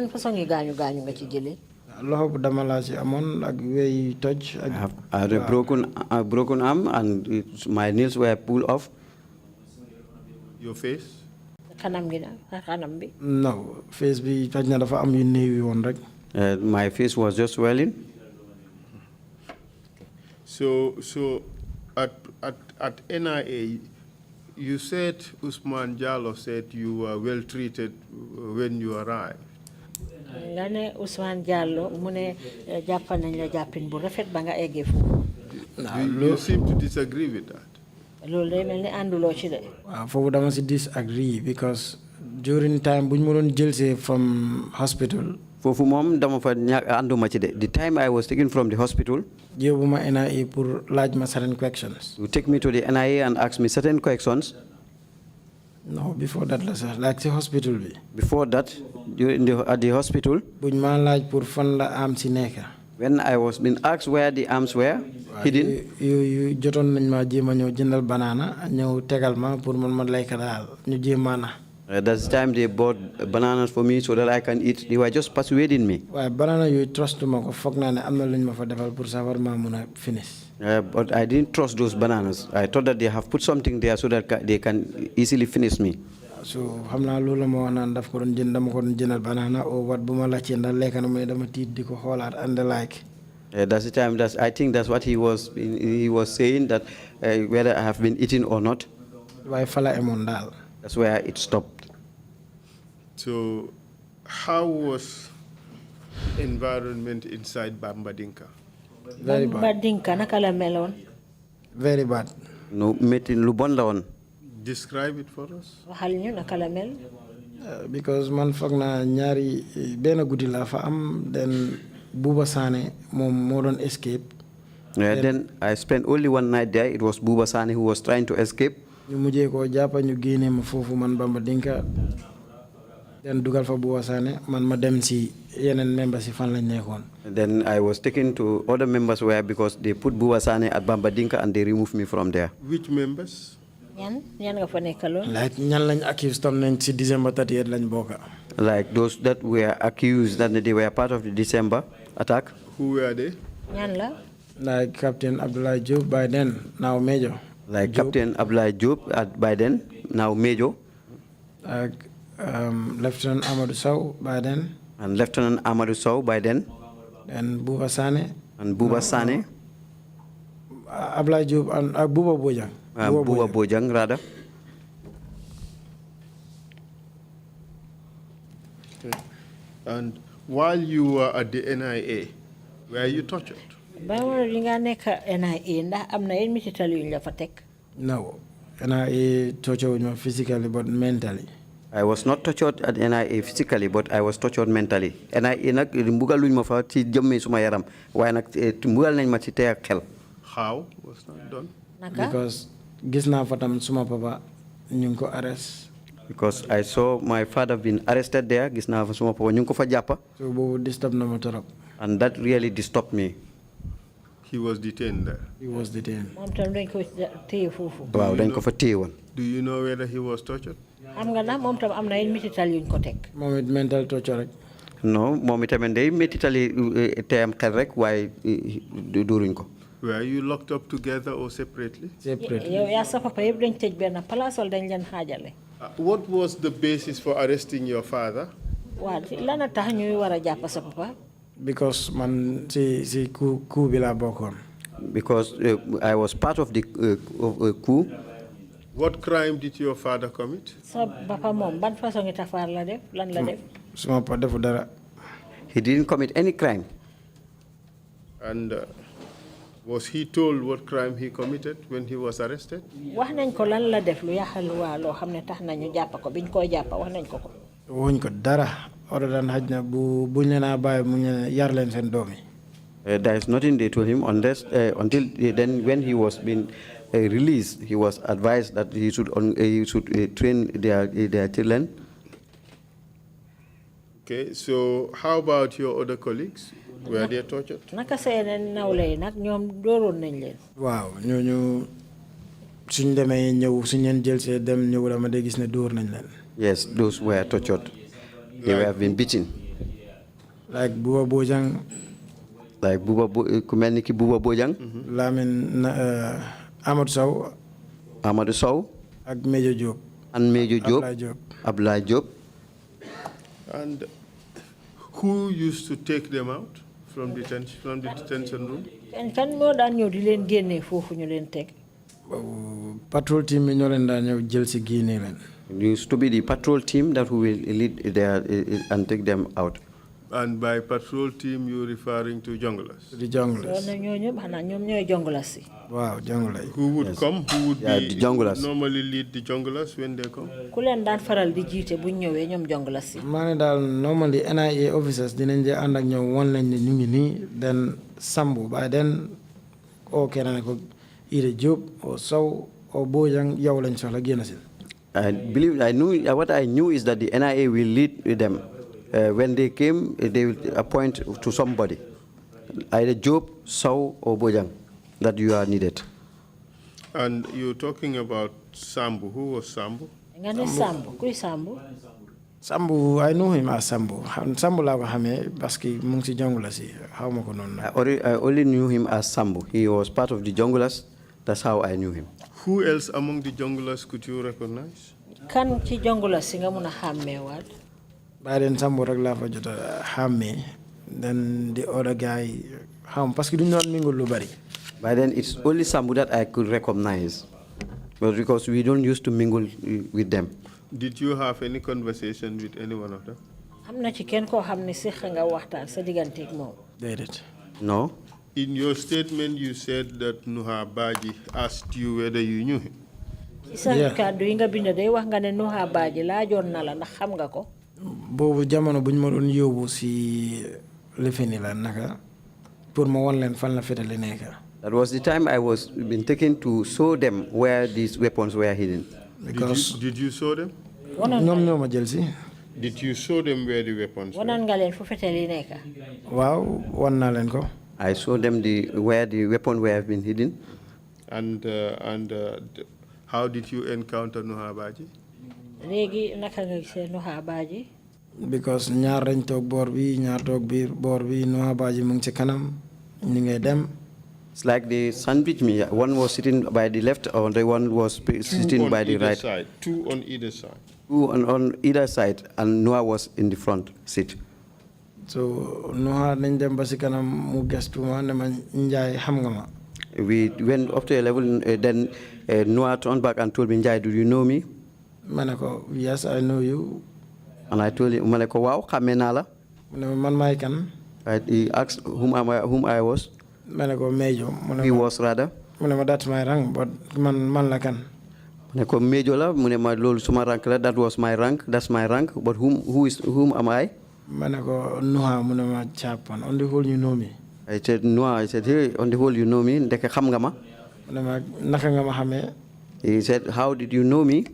Because fogo na ne comme waruñ ko xam because du ñëw state house fofu ta man bu fa nekké comme mu ngi won ci patrol team bi so waruma ko wona xam. Because he thought that he don't used to come to State House when he was at the patrol team. Then I was there. I shouldn't have known him. I fake man nekon sen clerk like sen name si under man la nekon. But I used to be their clerks in Turi yep si suma ron la nekon. Their names were under me. One day dama don yobu ben file to the Amory pour kini sign ko chief Amory. There was a day I was taking one file to the Amory so that he can sign it. Ma gis ko mu ngi ñëwoon ak ben Pajero civil vehicle la Pajero yi ni. Then I saw him with one civil vehicle Pajero. Mu ngi ko aller ba ci Amory bi mu ngi ses ñu ngi ibi banka bi mu ngi ep yena weapons. And he was loading some weapons. Sila la won chief Amory bi ki kan la mu ne ma ki Mejo la moy Noah Baji. Then that's the time I asked the Amora, who was this man? He said, this is Noah Baji. Then fofu la ko xamé won. That's why I knew him. Good. So, for how long were you at NIA? NIA ñaata app nga fa nekk? NIA mang fa ba ñu sentence. I was at the NIA until the time I was sentenced. How long? Ñaata weer? Mu ngi happen like December 30, January, February, March March 31st on la ñu sentence. Until on the 31st March. Where were you tried? Fan lañ la doon àtte?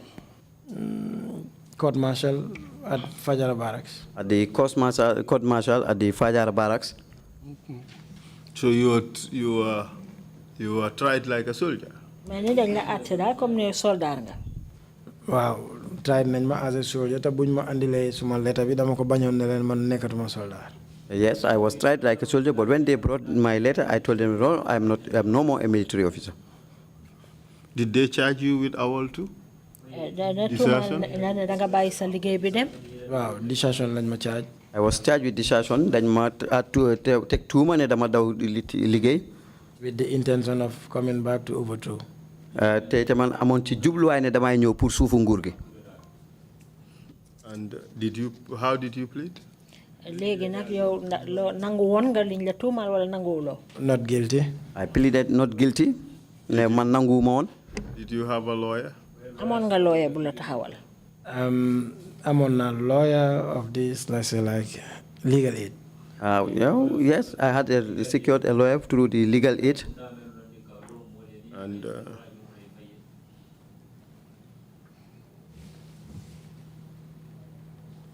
you said in your statement that there was a day they wanted to torture you.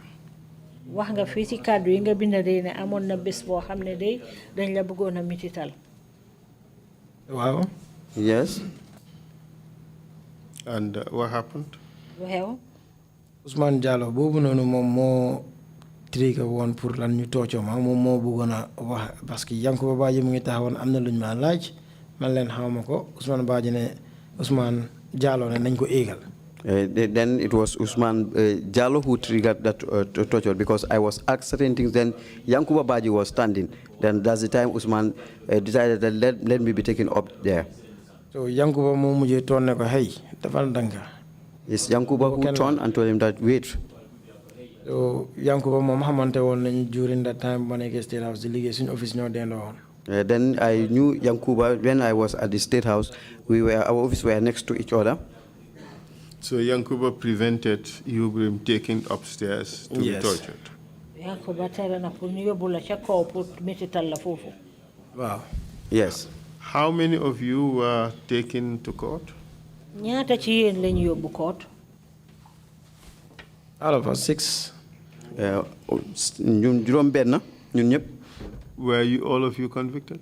yéen ñëpp ndax tëjoon nañ leen. Wow. Yes, we were convicted. And how long was your sentence? ñaata at ñaata Or what was your sentence? lan lañ la tëjoon. I was sentenced to death. dañ ma tëj atte woon ne dañ ma war a rey.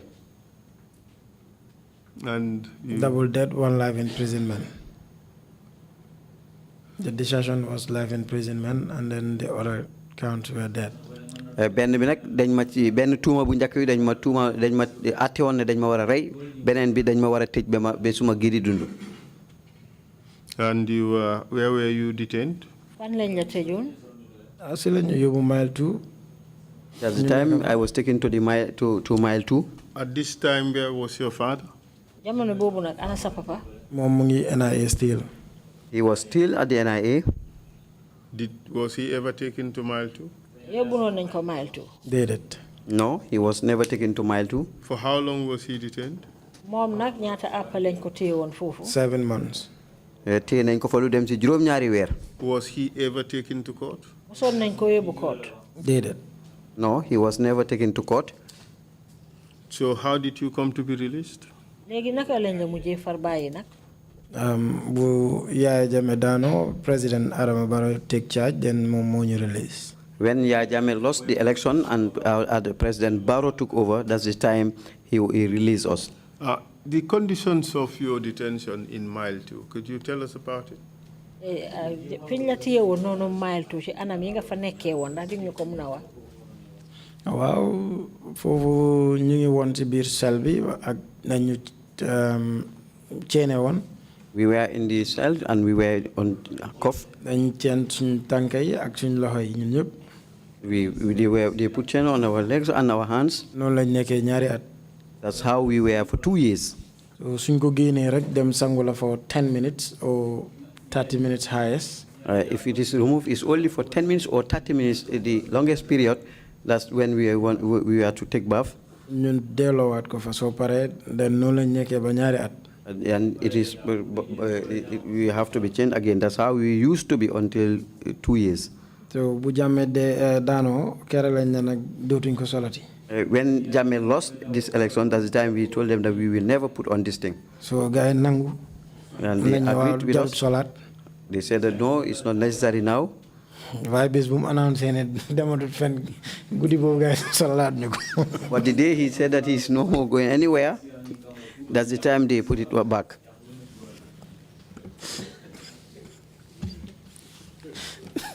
Interesting. So we understand that there used to be tortures at mile 2. léegi yëg nañ ne nag am na ay mbugal yoo xam ne ñu ngi leen ko doon def mile 2. waaw torture yi moom bari woon nañ fa. Yes, there were a lot of tortures. Especially like mobile cases, cannabis, yooyu noonu daal dañ dee torture gars seriously. Especially like these mobile cases and cannabis that have been brought to the prison, they usually torture them. So, Mike, we counsel. Any examples? Wow, like Lamin Jah, moom it ñëw na fi testify sax moom it torture nañ ko seriously boobu witness naa ko gis naa ko moom dañ ko dóor ba mu ñëw jaawale selam yi sax. Like Lamin Jah, he was tortured. He even came here and testified at in this TRRC. When he came, he even missed his cell. Because I'm not tur bu ma dee ooyee ne ma wula bu mu dugga see daal man la njëkk a oo ne ma wula ma ne ko waaw mu ne ma wax naa lépp. He told me when he entered, he called me Wula. That's the name he gave me. He told me I have said everything. How were the conditions in Mile 2 in general? Mile 2 naka la meloon? Very bad. Mile 2 moom bon na trop. It was very bad. Mile 2 is very bad. Lekk yi bon na. The food is not good. Wanag yi baaxut. The toilets were bad. Infection nga fa de amee. A lot of infection. You can be infected at at their toilets. Mile 2 daal dara baaxut fa. Mile 2, nothing is good at Mile 2. Well, Mr. Chair, how many years were you in detention before your release? Balaa nga doon bàyyi nag ñaata at nga tëdda ci kaso bi? 2 years. For 2 years, ñaari at. Okay. I have no further questions for the witness. Thank you very much, Mr. Chair. Mu ne amatul nag laajte pour seede bi. Chairman mu ne jërëjëf. Thank you, Counsel, and thank you, Mr. Njai, for your testimony. Jërëjëf Counsel, jërëjëf Mr. Njai ci seede yi nga fi joxe. Thank you, sir. You were very brave indeed and took a big risk in undertaking the enterprise that ended up in failure. Yow de ku am fit nga de te waranteeru bu rëy nga jël ci jëf jooju nga xam ne moom nga defoon. I believe you and your colleagues had all reached your limit and needed to do something to rescue the Gambia. Xam naa ne yow yaag sa ay naataango moom da ngeen sesoon dal di jël nag li nga xam ne moom ngeen jël noonu daal ne foog ngeen def ko rek pour sauver waa Gambia. Commissioners, if you have any questions, please indicate. Commissioner Samba, you have the floor, please. Commissioner Samba mooy laajte si.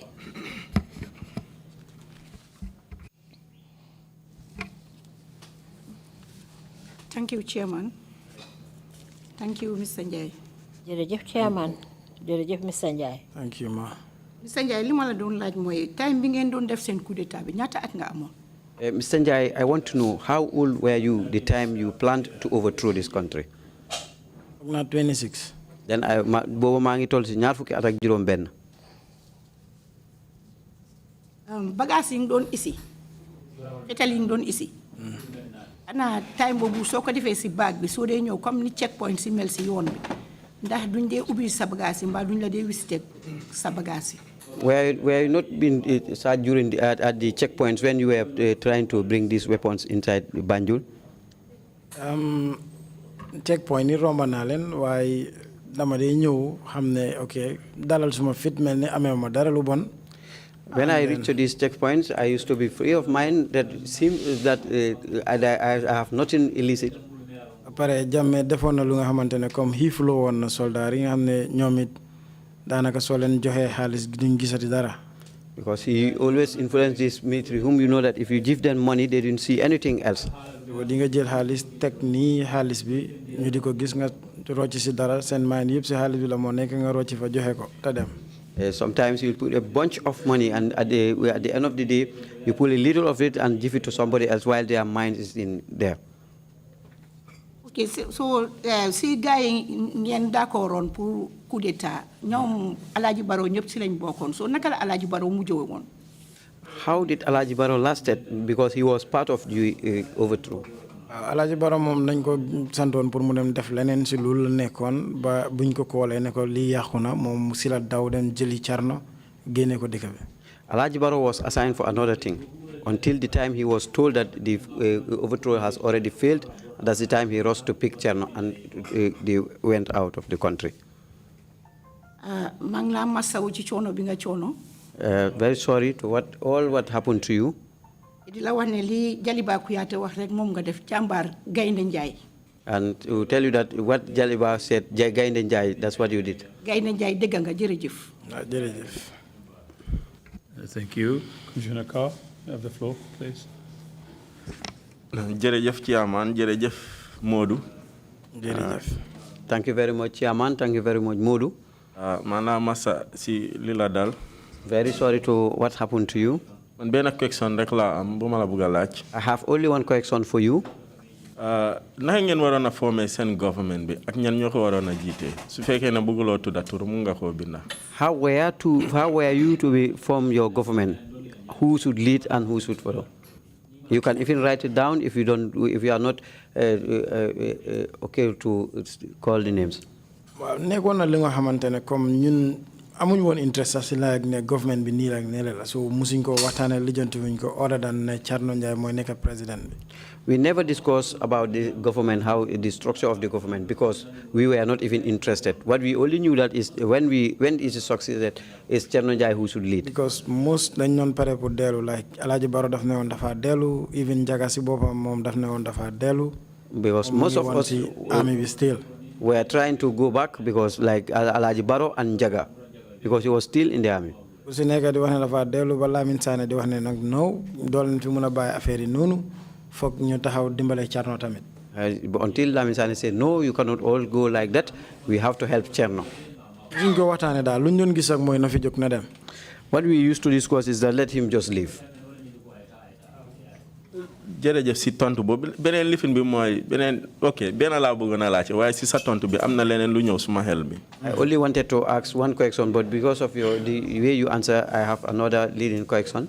Si doon wax ne one of the reasons ngeen bokkoon si coup bi ngeen organise ko mooy yëfi corruption bi yëfi human rights violations si nga xam ne mu doon xew. Because one of the things that motivated you to plan the overthrow is corruption and rights violation. Violation. xam naa question bu ma la mujjee laaj yaa ngi wax ne yéen daal li ngeen doon xelaat rek mooy pour génnee ko fi waaye ndax amoon na yéen plans yi ngeen lifin pour address those human rights violations ak yu mel noonu. Do you have another plans to address the human rights violation at the end? yi nga xam ne moo taxoon ngeen organise coup bi. I'm sure that ne Thierno dina am yooyu because loolu moom paatam la woon.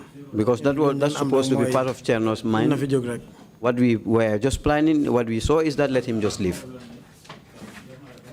Jërëjëf. Thank you, sir. Thank you. Imam Jallo, you have the floor, please. Witness. Sedavi? Yes, sir. Throughout your statement before this commission, you never made mention of any internal people who assisted you to do your action. Is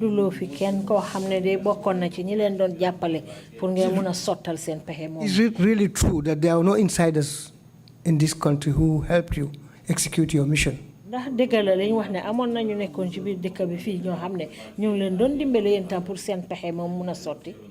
you.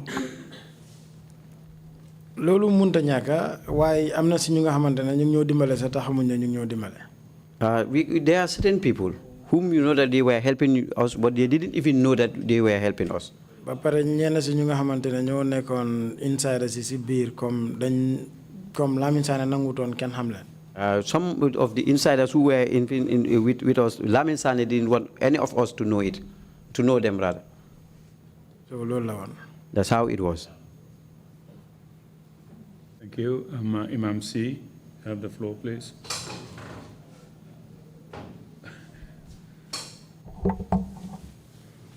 Modu, thank you very much. It's all the struggle that you enter until you are saved by God. Those of you who came, who died on this spot, on this mission. Lamin Sané dena. Lamin Sané died. Jaga Jany died. Jaja Ñas died. Ñetta yu ñoo ci dé. Those are the three who died. The rest fled, and I was the only one captured among those who came to the country. Wow. That some of them escaped. Bailo, Daura Bojang,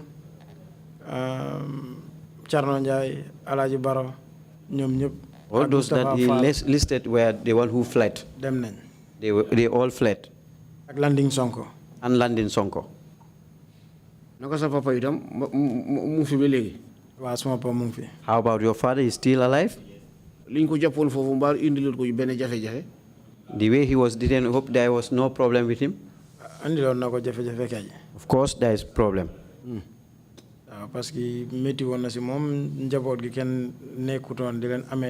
it was too tough for him because of the family responsibility. There was nobody who was helping them. I,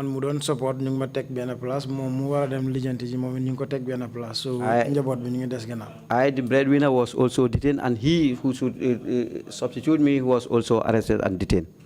So affaire metti won na ci suma sisters ci torop. It was very painful on my sisters. Ana hajna suñ ben sister Hadi Njay koku mom wax diga neex yalla goor la mom try na a lot. Only one of our sisters, Hadi Njay, he really tried. She really tried rather. Thank you very much. Thank you. Sinjai, since you're naming names, who was the person who betrayed the group? And was the group never suspicious of that person's inclinations? Njaay kan mooy ki nga xam ne daal moo or groupe bi ndax ci jamono yi ngeen doon jëflante ak moom amoon na benn njorta bu ñaaw boo xam ne amoon ngeen ko ci jëfinam. Waaw Moustapha Fall rek laay wax ne waaw definitely moom moo or groupe bi parce que nekk na ko nga xamante ne time bu sumay assemble weapon ci sax suma taalee lampa mu fay lampa. It is only Mustafa that I suspect that he will betray the group because he is the one, even if I am loading this weapon, when I put on the light, he put it off. Not loading, but assembling the weapons. When assembling the weapons, rather.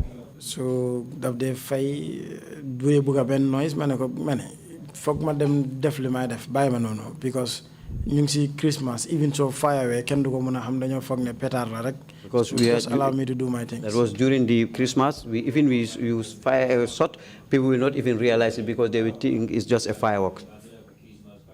Mustafa Fall I feel that the more Jamfa group. It's Mustafa Fall that I thought that he is the one who betrayed the group.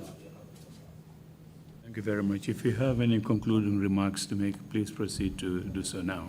So amé yen cadeau nak yo bëgg tejé mën nga ko jël.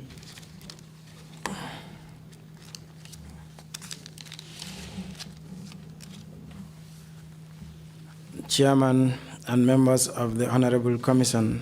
Chairman ak kilifa yi nga xamni ñi na sék pencum commission bi. Lead council, members of the press. Lead council di kilifa lawyer ki jité lawyer yi fi ak ñi bok ci way tassé xibaar yi. I would like to warmly express my sincere thanks and appreciation for having given the opportunity to help the process of reconciliation in our country. I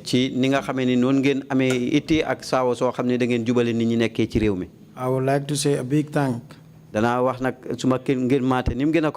my family and friends who stood by me during the trying times after the December 30th incident.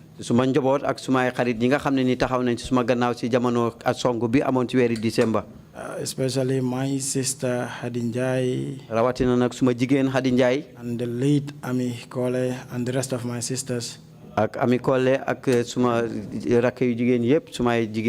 And a friend by the name Yafatu Jallo and Sehu Sise. Seifal and Fatu Kamara. Seifal and Fatu Kamara. Who have been there for me during the time. I would like to express that my action on December 30th, 2014 was prompted by patriotism and love of my country. But today I realized and profoundly acknowledge that overthrowing a government by violence tey tamit nag ne pour gën suufu ak nguur ci anam goo xam ne ni anami fitna la. It's never a solution as it is not a guarantee of a political freedom. nekkul nag loo xam ne nii nag anam gu wér la ci wàlli suuf ci wàlli wecci nguur ak itamit nag loo xam ne ni garanti na ci taxawaay politique. Therefore, I would like to apologize to all that suffer. maa ngi jéggalu ci mboolem koo xam ne nii am na ci lu mu ci jàngal jàmmarloot. As a result of my action on this fateful day. ci suma jéego yi nga xam ne jël naa ko ci bés boobu. Especially my father, who was been detained for 7 good months. rawatina nag suma baay ji nga xam ne nii jàppoon nañ ko ci diirab juróom-ñaari weer. I am also grateful for being given a second chance to serve in the armed forces. am naa ndoylu te itamit ci ni nga xamee ne nii jolde woon nañ ma joxaat beneen saawa pour ma liggéey ci soldaar gi. A very noble institution. ci buntu boo xam ne buntu bu sell la. Once again contribute to the defense of the territorial integrity of this motherland. te itamit nag di taxaw ci li nga xam ne nii mu ngi jëm ci aar nag suñu réew mi. Honorable Chairman. Chairman. I would like to seize this opportunity to call on all Gambians maa ngi sukkandiku nag ci jotaay bii di on Gambien yëpp. to embrace and take ownership of the armed forces. nañu yaatal te moomale suñ bopp armed forces bi coodaari réew mi. as well as other security services. ak itamit yeneen buntu yoo xam ne ñu ngi yëngu ci wàlli kaaraange. Members of the security services are your own sons and daughters. ñi nga xam ne nii ñoo nekk nag ci buntu yi yeneen yi dox wàlli service ay suñuy doom lañ ak itamit suñu nawle. brothers and sisters. ay rakk yu góor ak yu jigéen. uncle and aunts and etc. suñuy nijaay ak suñuy bàjjen. Every citizen should play the role of a security personnel in order to keep our country safe. mboolem koo xam ne juddute réew mi la war ngaa taxaw jonn ci ay jéego yoo xam ne ni dana yéwénal lu jëm ci wàlli kaaraange réew mi. A lot has happened during the 22 years of Jammeh's rule. lu bari nag am na ci jamono nguuri Yaya Jammeh ñaar fukki at ak ñaaram. But we must not blame the entire armed forces for what happened. waaye nag buñ ko teg njot ci kaw soldat gi yëpp li nga xam ne ni moo xew. As the act of abuse and violation. ci wàllu xëti yelleef ak itamit xaabaabal ci wàlli liggéey. were perpetrated by a small fraction of armed forces. li ab kuréel bu ndaw rek ci bunti soldaar gi. who acted independently from the normal chain of command. ñoo xam ne nag def nañ ci anam goo xam ne wéeruñ ci kaw lara loo xam ne dëppoo na ak nim jaadoo ci ni nga xam ne noonu lañ toflante ci wàlli ndigal. Therefore, I urge all of us not to continue living in the past. moo xam ne ni nag ñun bëggum waa ngi sàkku ci ñëpp ne daal buñ kenn taxaw rek ci gannaaw. Let us come together and ensure that such never happens again. nañ booloo ñun ñëpp seq jéego ba gis ne daal loolu dootut amaat. The never again slogan can only be achieved. bàkk wi nga xam ne moom la ñooy bàkkoo ne never again ne bu mu fi amaat buñ ko mënaree am. If we all come together as a nation, forgive each other and exercise tolerance towards one another. bu fekkee ne ñun ñëpp dajee nañu dal di jéggalante dal di muñalante. Knowing that the country is bigger than all of us. di fàttali na ñëpp ne daal réew mi moo ñu ëpp ñun ñëpp. Let's forget about tribes and individuals' interests and look forward to the interests of the nation. nañ fàtte na lépp loo xam ne mu ngi aju ci wàlli xeet ak itamit li nga xam ne mu ngi jëm si soxalal kenn doomu aadama ñu dal di jëmal li jëmal yokkute réew mi. Thank you all and thanks. Special thanks goes to my wife, Madam Jai. bu ko defee rek maa ngi gërëm ñëpp rawatina suma soxna Madam Ndiaye. Thank you, sir. jërë ngeen jëf.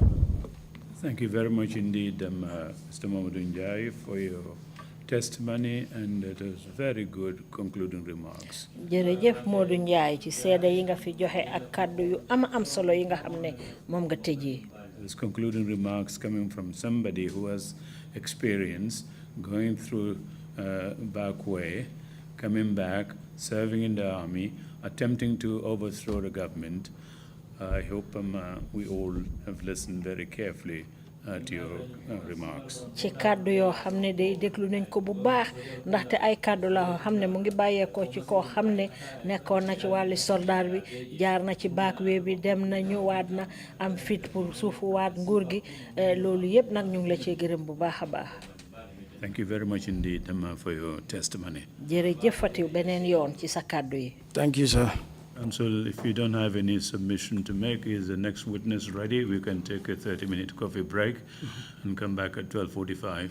30 minutes coffee break, Mr.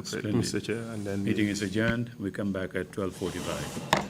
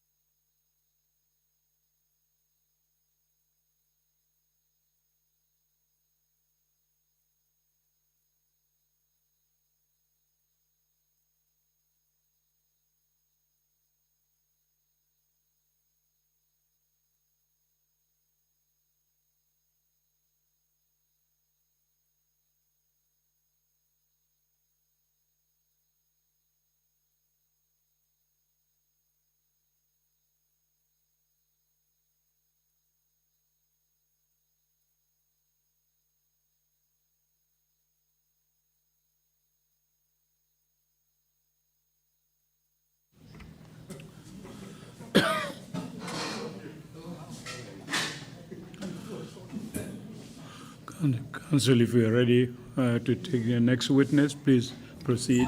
Thank you very much, Mr. Chair. Mr. Kambi is bringing the witness in. Thank you.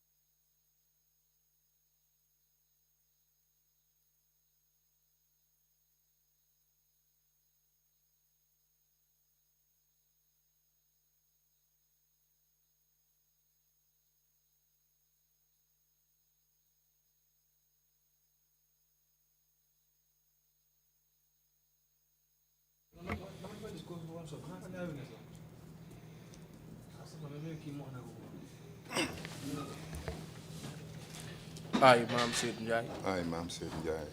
Do swear that. Do swear that. I'll speak the truth. I will speak the truth. The whole truth. The whole truth. And nothing but the truth. And nothing but the truth. So help me God. So help me God.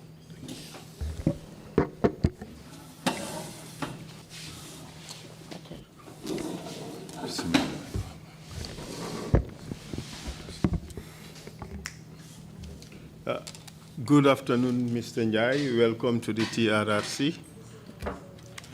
Let's have interpretation in Wolof, please. Mr. Njai, ñu ngi la dalal TRRC. And thank you for agreeing to testify before the commission. Jërëjëf li nga nangu pour ñëw joxe sa seede fii ci kanam commission bi. As you may be aware, we normally warn witnesses Comme ni nga ko xamee rek léeg-léeg dañuy dénku nag ñi nga xam ne ñoo fee ñëw pour joxe seen seede. that it's a violation of the law of this country and also the law of the commission to provide false or misleading information. Pour xamal leen ne yaxal luwaa réew mi la yaxal luwaa TRRC la tamit muy commission bi fii pour nga joxe fi ay seede yoo xam ne doonu dëgg. You are here today to testify about a land transaction you were involved in with Social Security and Housing Finance Corporation. tey nag li la fi indi moo di lu aju ci lu dox sa diggante ak Social Security and Housing Finance Corporation lu aju ci wàlli pàkk. But in that process, certain things happened leading to your incarceration. ci biir loolu nag am na yu ci xew yoo xam ne waral na sax ñu tëj la. And that is the issue of this inquiry. te loolu moo waral nag gëstu bi ñoo def. Are you ready to talk about it? pare nga pour wax ci mbir moomu. Wow, pare naa pour wax ci mbir moomu. Yes, I'm ready to discuss on that issue. Before that, kindly tell us your full names, please. balaa ñoo dugg ci loolu nag wax ñu sa tur ak sa santa. Mam Said Njai laa tudda. My names are Mam Said Njai. Date and place of birth. kañ nga juddu ak fan nga juddoo. September 28, 1949. ñaar fukki fan ci weeri September 1949. Where were you born? fan nga juddoo. Banjul. I was born in Banjul. maa ngi juddoo Banjul. I have to change the form of the questioning so that we could make progress because we're starting with you a bit late, so I'd have to do that so we can gain time. You are an investor, an entrepreneur, and an engineer. yow nag jula nga di dépasse ci wàllu njula te tamit ingénieur nga. Wow. Yes. But that aside, you also work on religious mobilization. waaye nag lu dul loolu sa am ci rek sax am na ay dajale yoo xam ne yaa ngi koo dajale ay nit lu aju ci wàllu diina. Wow. And you participate in a lot of social activities, including those that affect the youths. te am na yëngu yu ci bari yoo xam ne tamit bokk nga ci surtout yi nga xam ne nag mu ngi aju ci wàllu ndaw yi. Wow. Yes. You are a fan or member of Real de Banjul Football Club. bokk nga ci ñi nga xam ne ñoo sos football club bi ñoo wax Real de Banjul. waaye ñoo leen gën a garaaw ñun waa Walidaan. Wow, yes, naa la tontu si loolu after. Yes. Thank you very much. In the 1970s, you migrated to Norway. ci atum 1970 si nag da nga gàddaay dem Norway. Wow, after bi ma jeexalee technical school AFDAI. When I finished my technical school at AFDAI, ñu ngi ma post on public works. I was posted at the public works. The carpentry workshop. At the carpentry workshop. Attached to Pa Abdoulaye Touré, father of Bax Touré. Bax Touré. ñu seetale man ma topp ci Abdoulaye Touré, Papi Bax Touré. In 1970. In 1970. A friend of mine, Cheikh Tidiane Niang. Suma xarit Cheikh Tidiane Niang. Appeared nañ fi ma moom jointly. We appeared here jointly. Mu dem Norway. He left for Norway. To study tourism. Pour jàng yëfi gani tubaab yi. 1972. In 1972. Mu utal ma scholarship. He looked for a scholarship for me. Ma dem Norway. And I went to Norway. Ma dem attend benn high school bu ñu ooyee Solborg Folk High School in Stavanger. I went to attend one of the high school he just named now. It was a boarding school. Boarding school la woon foofu la xale yi di jànge fa la ñoo dëkk. And also Christian school la tam. And it's also a Christian school. School yi Christian la. Only 1 year la woon. benn at rek la woon. Ma pare. When I was done. ñu bàyyi ma dëkk foofu. I lived there. Then ma attend another institution in Drammen, not in Stavanger. Ma dolli teewaat ci beneen buntu jàngeekaay ci place bi mu tudda noonu. It's also boobu tam technical institute la. Boobu tamit bëri jàngeekaay métier la. It was a technical school. Pour def physics, maths and chemistry. To do physics, maths and chemistry. Ma def for 2 years. I did there for 2 years.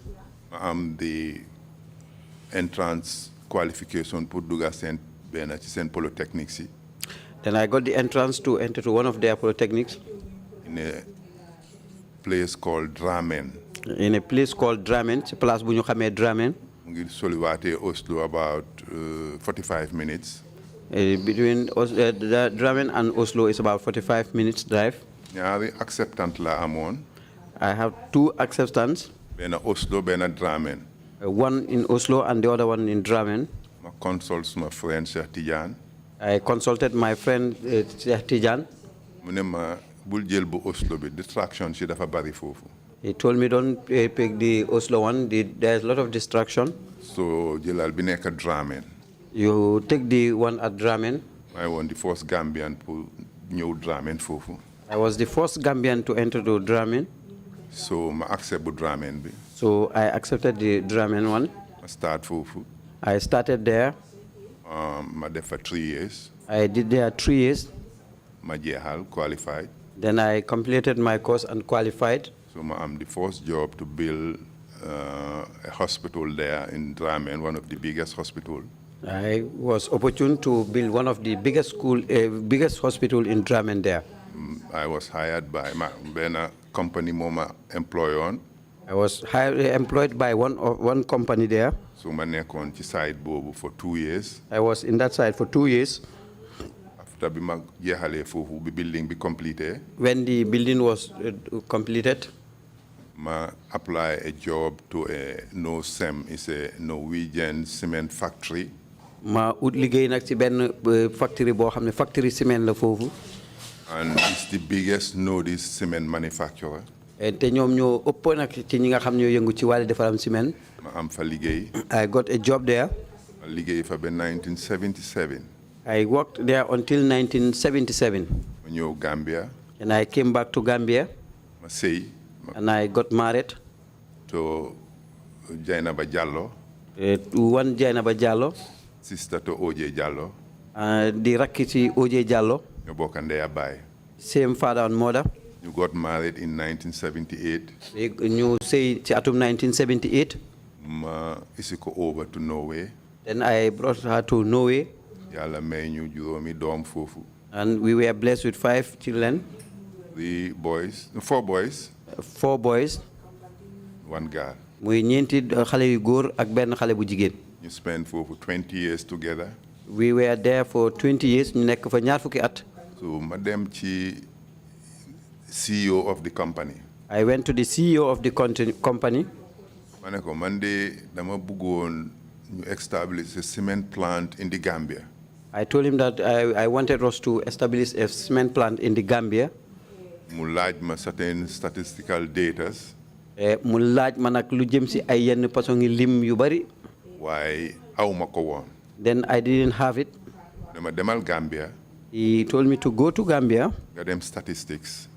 You go to the statistic office. dañ la wax annually ñaata lañ dee import. And they will tell you how many annually how much cement they import. So ma ñëw Gambia. When I come to the Gambia. Before ma ñëw wax na ma ne trial nga am a letter of intent from the Gambia government. Before I came, they told me to look for a letter of intent from the Gambia government. ma ñëwee ma dem statistics. When I came, I went to the statistic department. Late Aliou Ndao mooy the director general then Aliou Ndao. And then late Aliou Ndao was the director general. mu ne ma I'll provide that information within 2 days. He said that I will provide this information within 2 days. Danaa la jot xibaar boobu nga soxla ci diirab ñaari fan. Economic planning. The economic planning. ñoom ak statistics ñoo nekkoon ci same building. ñoom ak buntu liggéeykaay statistique ñoo nekkoon ci same benn building. They were in the same building. The permanent secretary then. Ki nga xam ne moo nekkoon permanent secretary bi boobu. Dr. Ayodele Langley la woon. It was Ayodele Langley. ma dem office am. I went to his office. ma meet secretary bi mooy woon late Chumbe Baji. I met his secretary, late Chumbe Baji. Chumbe Baji Njai. Chumbe Baji Njai. ma ne ko dama bëgg a gis Dr. Langley.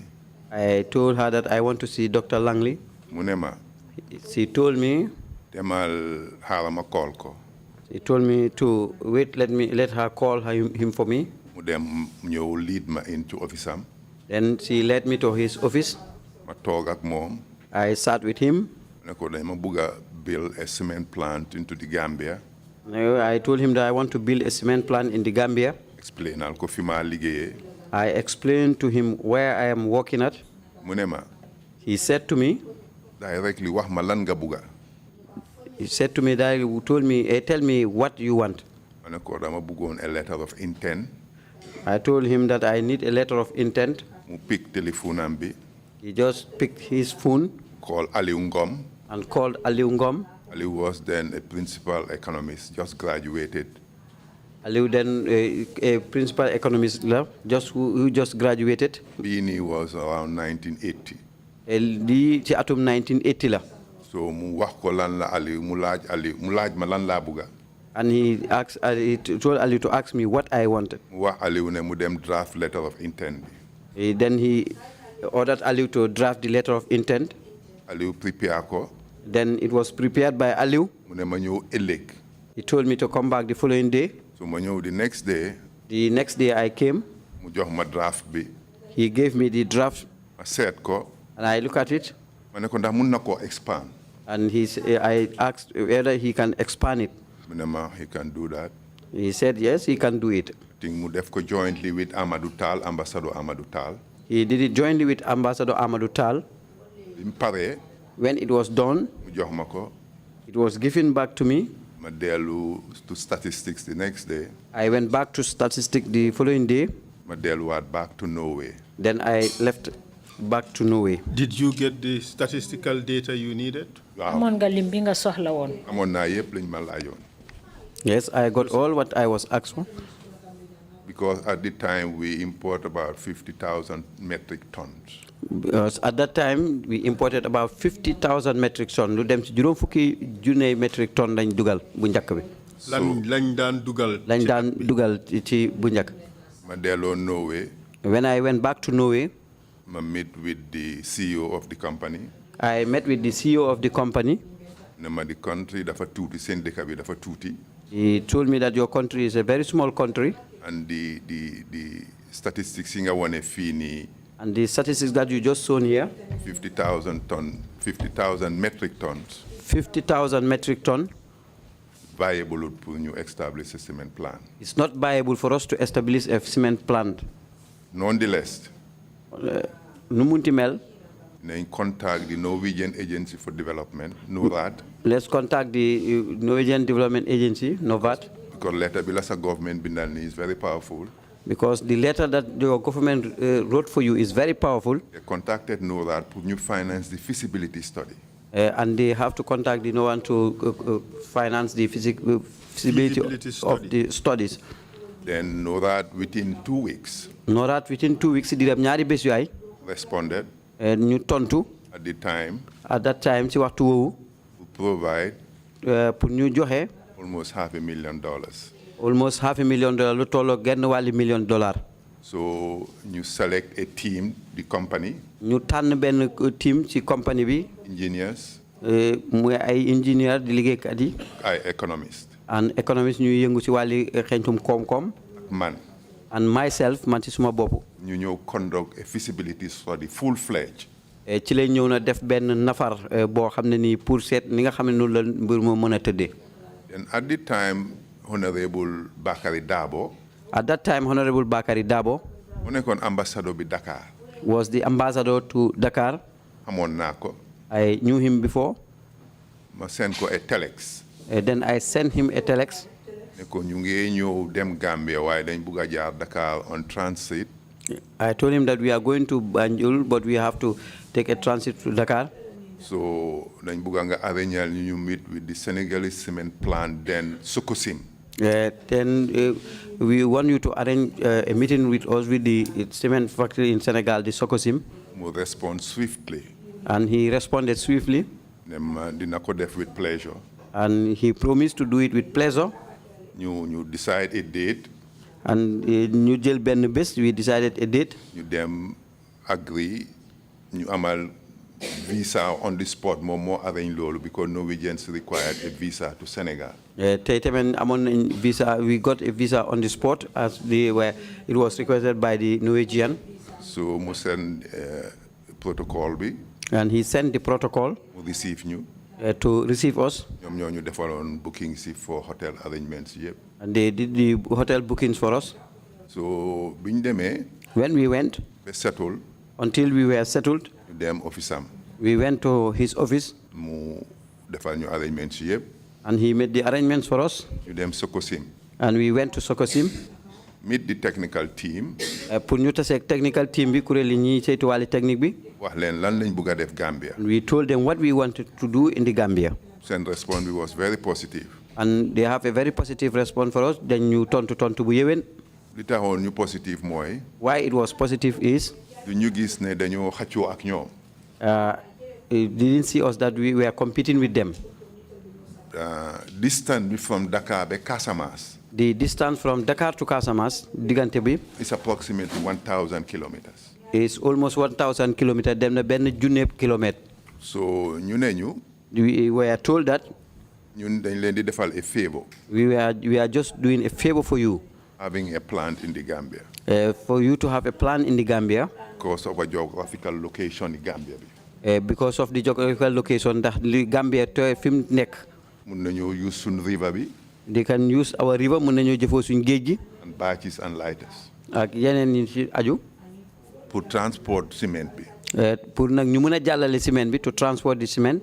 Why at that time but that time we didn't know what kind of raw materials what kind of raw materials is here. Build a cement plant. Whether we have it to build a cement plant. So when we came, you divide team into two. The team was divided into two. You Dawale Banjul. Ross to Banjul. Then Birkama. Up to Birkama. Head of the mission. Head of the mission, Kijite Yonbi. I'm getting a lot of construction work put there in the next 30 years. He said that you have a lot of construction works to do in the next 30 years. Only 30 years? Maybe 100 years from that time. But proceed, please. His reaction immediately, Availability creates demand. He told me that availability creates demand. Plan bi ma gis fii. He told me the plan I saw here. Land. The land I saw here. Fii yëpp dara nekku fi. Then there was nothing here around this area. So mu ne ma naa predict ne. I will just predict that in the next 25 years. Ci diram ñaar fukki at ci kanam. Minimum. Lim gëna tuuti. Di ngeen fi mun a am plan boo xam ne dina profitable up to 500,000 tons. It will be able to profitable to up to 1 million ton lu dem ci 500,000 tons. 500,000 ton lu dem ci genn wàlli million ton. So ñu order seen flight benn plane special plane mu jógee Norway ñëw def surveillance. They ordered one special plane from Norway to come and do surveillance. Them all the way to Basse. They went up to Basse. Gis ne there is a limestone in the Gambia. And they saw that there is limestone in the Gambia. But it's around Fatoto area. Why nak mu ngi nekké ca boori Fatoto. But it's not viable. Why nak it's not viable, but it's not viable. Xóotaay bi depth bi. Ni mu xóotee the depth. So ñu gis ne am nañ cockle shells. Tey tamit gis ne am nañ ñu xamee cockle shells. A lot of deposits. Lu bari nag ci biir suuf si. Cockle shells. Cockle shells. Dafa am limestone. There is limestone in it. Limestone. Limestone. Limestone. Limestone. Mooy material bi nga mën a use for cement plant. Is the material that you will use for cement plant. So ñu change concept bi. And the concept was changed. Ñu wecc na xelaat boobu. ñu ne dinañ am a cement grinding mill. Then there will be a cement grinding mill. You import the clinker from Senegal. So that they will import the clinker from Senegal. Then you use the cockle shells as the local component. Then cockle shells yi ñu dal di ko jëfoo ne loolu lañ amee fii ci réew mi pour boole ko ci. And then sand ak gypsum rek mooy the other additional details. Te tamit suuf ak gypsum rek mooy li nga xam ne leneen lañ ci mën a yokk. Then you engage. Then they were engaged. You spent for 3 weeks. They spent here 3 weeks. Soon mission was completed. And our mission was completed. Suñ yoon sotti. You delluwaat back to Norway. And we went back to Norway. We had an implementation schedule though. Amoon nañ nag li nga xam ne loolu mooy nuñ war a tëlalin si lu aju ci niñ koy doxalee. You delluwaat back. We went back.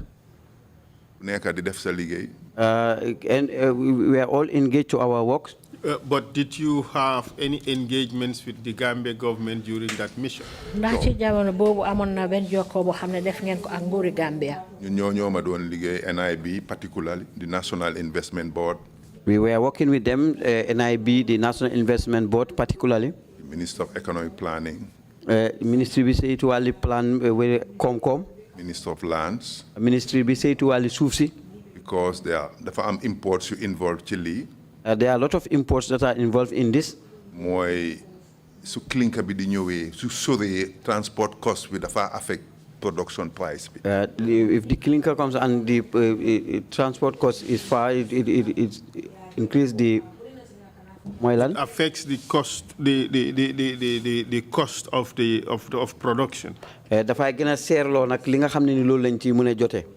So ñu demoon the Ports Authority amoon nañ land next to Public Works. The Ports Authority have a land next to Public Works. Amoon nañ fa pàkk. Mooy fii MP nekk léegi. That's where the MP is. And Pelican Seafood. And the Pelican Seafood. Su ko defee the intent mooy woon. And the intention was. Su clinker bi ñëwee. When the clinker arrived. Find you with conveyor from the port straight to the site. It comes with a conveyor to the site. It comes by conveyor all the way to the site. Dafa ànd ak conveyor ci béréb bi nga xam ne foo lañ ko nar a defaree. So Public Works moo nekkoon foofu at the time. That's where Public Works used to be. The container terminal bi nekk. The container terminal. So then land was allocated to MPE. So that land was allocated to MPE. So the Jatibo ñu jox ko MPE. So ñu jox ñu Bond Road further down. And we were given Bond Road further down. Ñu jël daggee Bond Road jëm suuf. Dump human waste. Where the human waste fi ñu daan tuur nag. Where they used to dump the human waste. Wow. So you test soil bi. And the soil was tested. You yóbbuwaale results yi ñu yóbbuwaale soil bi back to Norway. And the soil was taken back to Norway. Biñ eggee. When they arrived there. Economics and technical partners yëpp. And the technicals and the economic partners. You def some conclusion of the report. And our conclusion was made for the report. Which was? In 1981. Atum 1981. You survey land bi. When we are surveying the land. Experts in your one the next day. The expert who came the following day. Attempted coup d'état of Kukoi Samba Sanyang. Was the attempted coup d'état of Kukoi Samba Sanyang. Then Norwegians contact me. Then I was contacted by the Norwegians. Because they knew by land. Because they came by land. Norwegians are safe. I told them that Norwegians are safe. So yobu na len besi border bi. I took them to the border. Ñom ñu ngi dem pour join send flight from Dakar. And they were going to join their flight from Dakar. Man ma stay fii. And I stayed here. The situation became. Until the situation was calmed. So my family ñu ngi won Norway get worried. And my family was in Norway and they were worried. I was fortunate. And I was fortunate. At time cable and wireless ñoo fi nekkoon. Then there was cable and wireless that was here. Ma dox dem pour in call from there.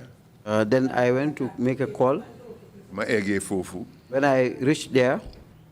Ma fekk the Norwegian television crew ñu ngi suma kër. And I found that the Norwegian television crew were in my house. So both times suma xale yi kenn rek moo juddu. Then my kids, there is only one who was born. Ma call rek. And I called. Suma jabar pick telephone bi. My wife picked the phone. Ma ne ko I'm fine and your brother is safe. Fi mu nekk jàmm am na si dëkk bi. I told her that I'm fine and your brother is also safe. There is peace in this country. So you interview my TV station bi NRK. I was interviewed by the TV station. So buñ paree. When they were done. Afterwards. You arrest maa ngi amee woon suma camera. I was having my camera. Ma dem to the police station because prisoners yi escape woon. Because the prisoners that escaped, ñi nga xam ne ñoom lañ jàppoon ñu te ñu rëcc. Dañ leen ooyoon. Were called back. So bi ma taxawee di leen nataal nag. When I stood and taking photo. I remember the late Mas Jara, Uncle Mas Jara. I ngi fàttaliku ndem si yàlla Uncle Mas Jara. Mu joxe order ne nañ ma arrest because I'm an American journalist. He gave orders that I should be arrested because I'm an American journalist. I sold jean and maa ngi am beers. I put on jean and I was having beers. Maa ngi sol jean te boobu maa ngi am sikkiñ. So luckily xam naa ko. Luckily I knew him. Ma ñëw si moom. I came to him. Ma ne ko yow xamewuloo ma de. I told him, you don't recognize me. Mu ne ma yow kan la. He said, who are you? Ma ne ko sa doomi sister yaa Sabel. I told him, your sister's son, yaa Sabel. Because boobu su ma walked on fast rek dañ ma doon téye ji. Then if I didn't walk fast, I would have been arrested. If I did not talk fast, if I did not say things quickly. Mu ne ma naka nga tudda ma ne ko Baba Silla. He asked me, what is your name? I said, Baba Silla. Mu ne ma kaay ñu dugg fire brigade. He told me to come when he entered to fire brigade. Sister am ko yekkaloon añ. And the sister gave him lunch. Mu ne ma soo demee nga yóbbul ma bool bi ci yaaya. Yeah. She said, when you go, you take this ball to Yaya. When I explained to the sister, Papa Mas, they do the harm again. So the Mas do not recognize anyone. Certainly you are not Babasila. So I can't save. Must save dal. Yes, I just did it to save myself. When I went back to Norway, the conclusion of the report was very positive for the future of this country. Because no same they have experience. No same they have experience. They have a plan in Togo. They have a plan among Togo plan called Sim Togo. Or Sim Togo, ñu xamé won ko Sim Togo. Mu am ben in Ghana. It had one in Ghana. Gassem. Mu am ben in Ivory Coast. And another one in Ivory Coast. Lolo ma gina force pour ma laaj leen pour ñu ñëw establish in the Gambia. That's what forced me to ask them to establish in the Gambia. Loolu nag moo ma gën a xeetal pour ma laaj leen pour ñu def loolu ci biir Gambia. In the end, what happened? In the end, biñ document bi pare. At the end, when the document was done, submit to the National Investment Board. And it was submitted to the National Investment Board. Ma ne leen dama bugg a Gambians yëpp contribute ci project bi nekk a shareholder. I told them I want all Gambians to contribute to this project. It becomes a shareholder. Then at the time, ci jamono boobu, amoon nañ GNIC, an insurance company. amoon nañ GNIC insurance company. Social Security was also. Social Security was also. Commercial and Development Bank. Commercial and Development Bank. So report bi NIB forward ko to ñetti institutions. So the report was forwarded by the NIB to these three institutions. The three institutions. You def send internal appraisal. Then they did their internal appraisal. You def send guest to ñoom ci seen biir office. ñoom ñëpp. All of them. Send conclusion bi was benn la woon. Their conclusion was one. Li foog ñu bokk ci. And everybody should be involved. The commercial bank bi, it was headed by Ram Gopal, an Indian. The commercial bank was headed by Ram Gopal, an Indian. And Benjamin Ka. And Benjamin Ka. Social Security bi. Then the Social Security one. How ma won ñana def sen appraisal bi. I didn't know who did their appraisal. So biñ reacted to NIB. When we reacted to the NIB. When they reacted to the NIB's request. You respond positively. And they responded positively. Then you send an appraisal team now to set ndax li nekk ci document bi mu ngi ci ground bi. They send an appraisal team to see what they send in the report is on the ground. Bobo, it was a different team. That one is a different team. You engage government. And they engage the government again. You ne leen dinañ leen financially 100%. And they were told that we will finance that for 100%. Who offered to finance it 100%? That is the Norwegian Agency for Development. NOAA. Yeah. NORAD, ñun biñ leen approach the second time. NORAD, when we approached them for the second time, ñu ne ñoom amuñu relationship boobu ak Gambia government. They said to us that we don't have the relationship with government, Gambian government. But the nature of the project. Why nak ni project bi tëddee. They are willing to consider funding it. Am nañ éena nag pour dépasse ko. Ma ñëw with appraisal team. I came with an appraisal team di ñoo xam ne nii dañ ko mën a waxtaanee. maa ngi dëkkoon Senegambia. I was at Senegambia. Ak team bi. With the team. NORAD meetee. When NORAD met. You send you a telex. They sent us a telex. Dinañu jox $35 million. That they will give us $35 million. Fanweeri million ak juróomi million dollars. 10 years grace period. For 10 years grace period, to dira fukki at boo xam ne ci lañ ñuy jaxantu. Concession interest rate of 2.5%. And interest rate, huh? Concessionary interest rate of 2.5%. Ci kaaj boo xam ne nii nag mooy intérêt bi mooy kaaji téeméer bu nekk ñaar ak dara. ñaari ak juróom. mooy intérêt saraxe rek boo xam ne dañ ko tuutil ba mu nekk ñaari point ak genn wàll. Waaw. It was like a grant.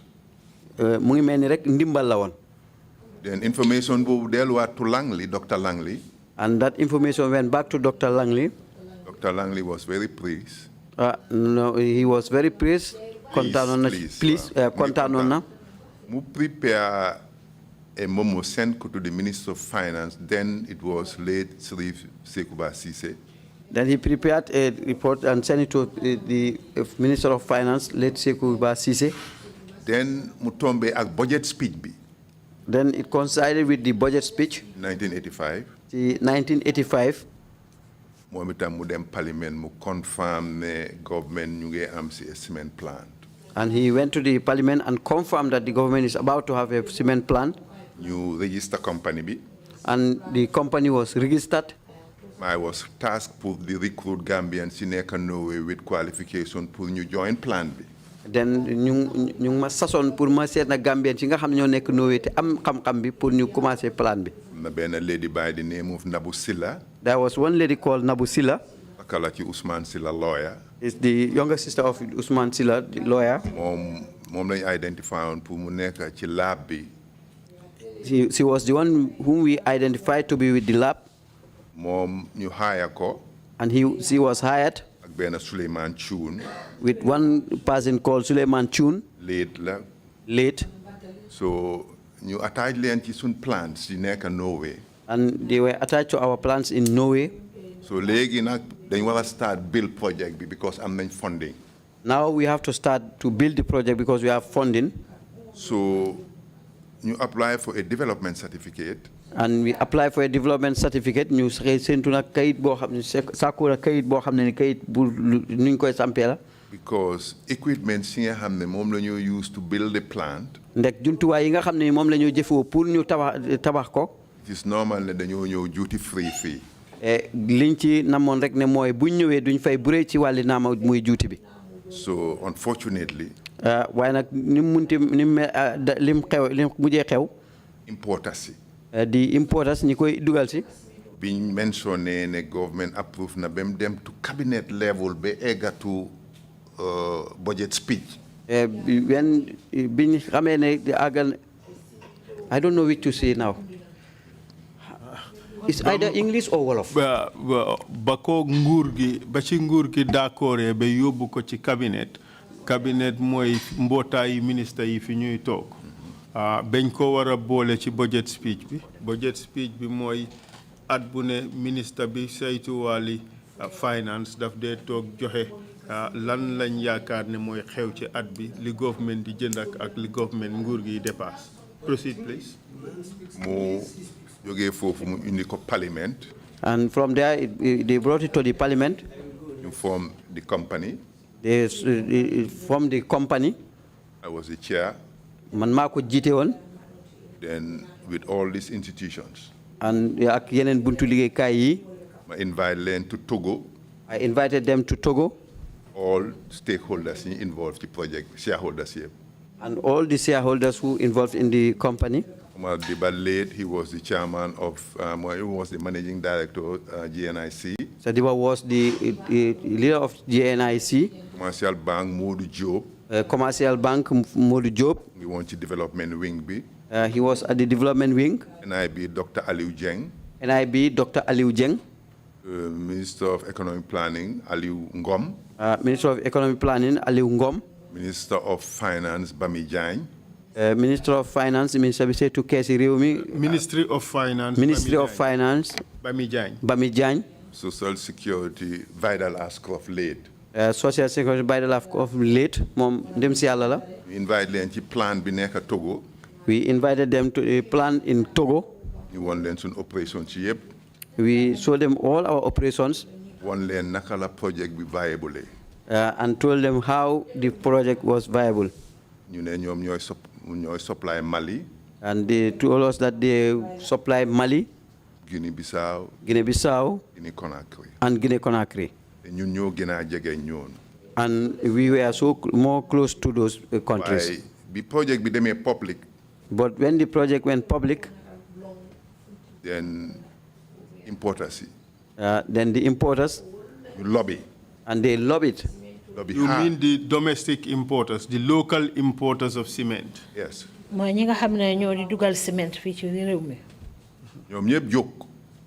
They all got up.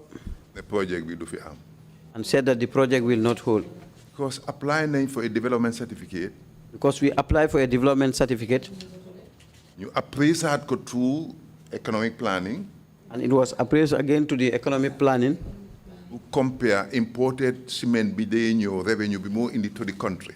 And we check the imported revenue it brings to this country.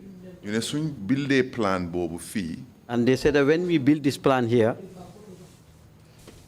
government dafa lose revenue. And then the government will lose revenue. Imported cement duty be your fee. When they import cement, the duty they pay. When you get a conclusion bobu. When we receive that conclusion, you know with some top economists. And we came with our top economics. We had a meeting with Sir Dauda. ñu am waxtaan ak Sir Dauda. The office am. In his office.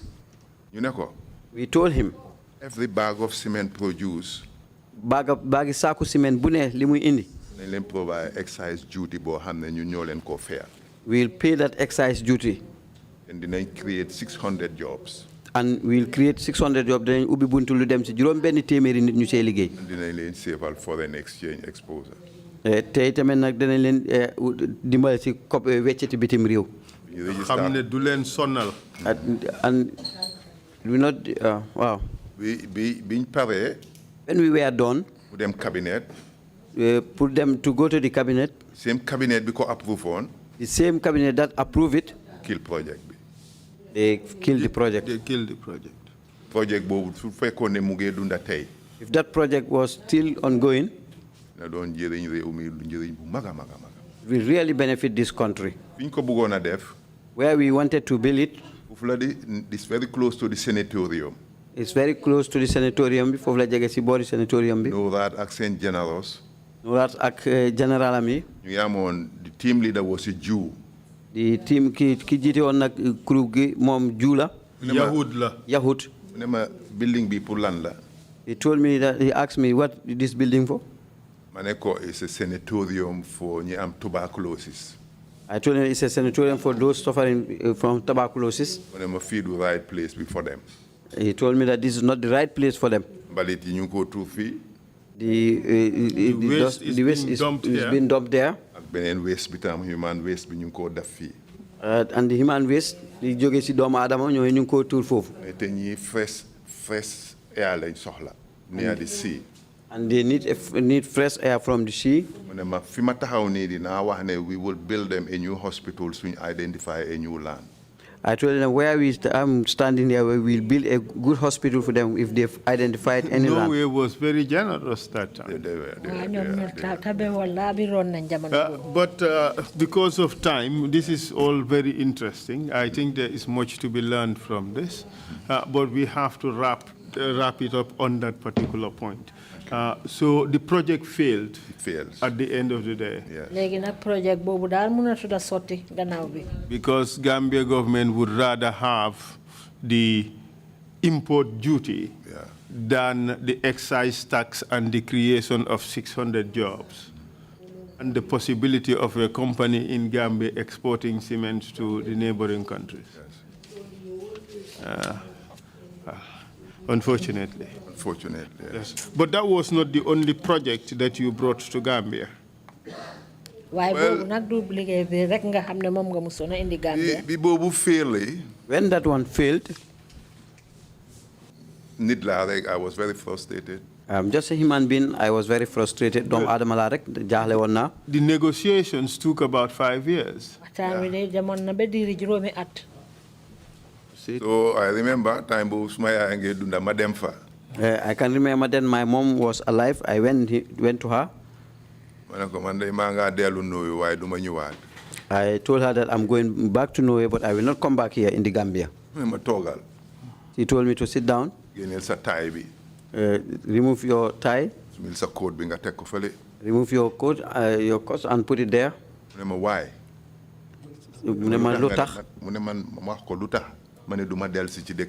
I demanded me to tell her why I said that I will not come back to the Gambia.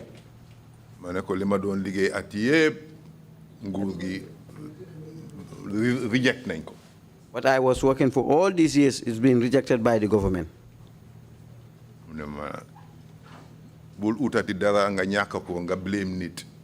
He told me, don't look for anything, you lost it and you blame it for somebody else. At that time, I was about 30 years old. Then I was about 30 years old. And he said, if God pleases, it will happen. Maybe it is not good for you and you don't know it. Maybe there is something good for you, then you have longer life and good ending of life. He told me that don't look for anything. He told me don't look for anything. You lost it and you blame it for somebody else. He told me to live by these three things. Whatever you have is God.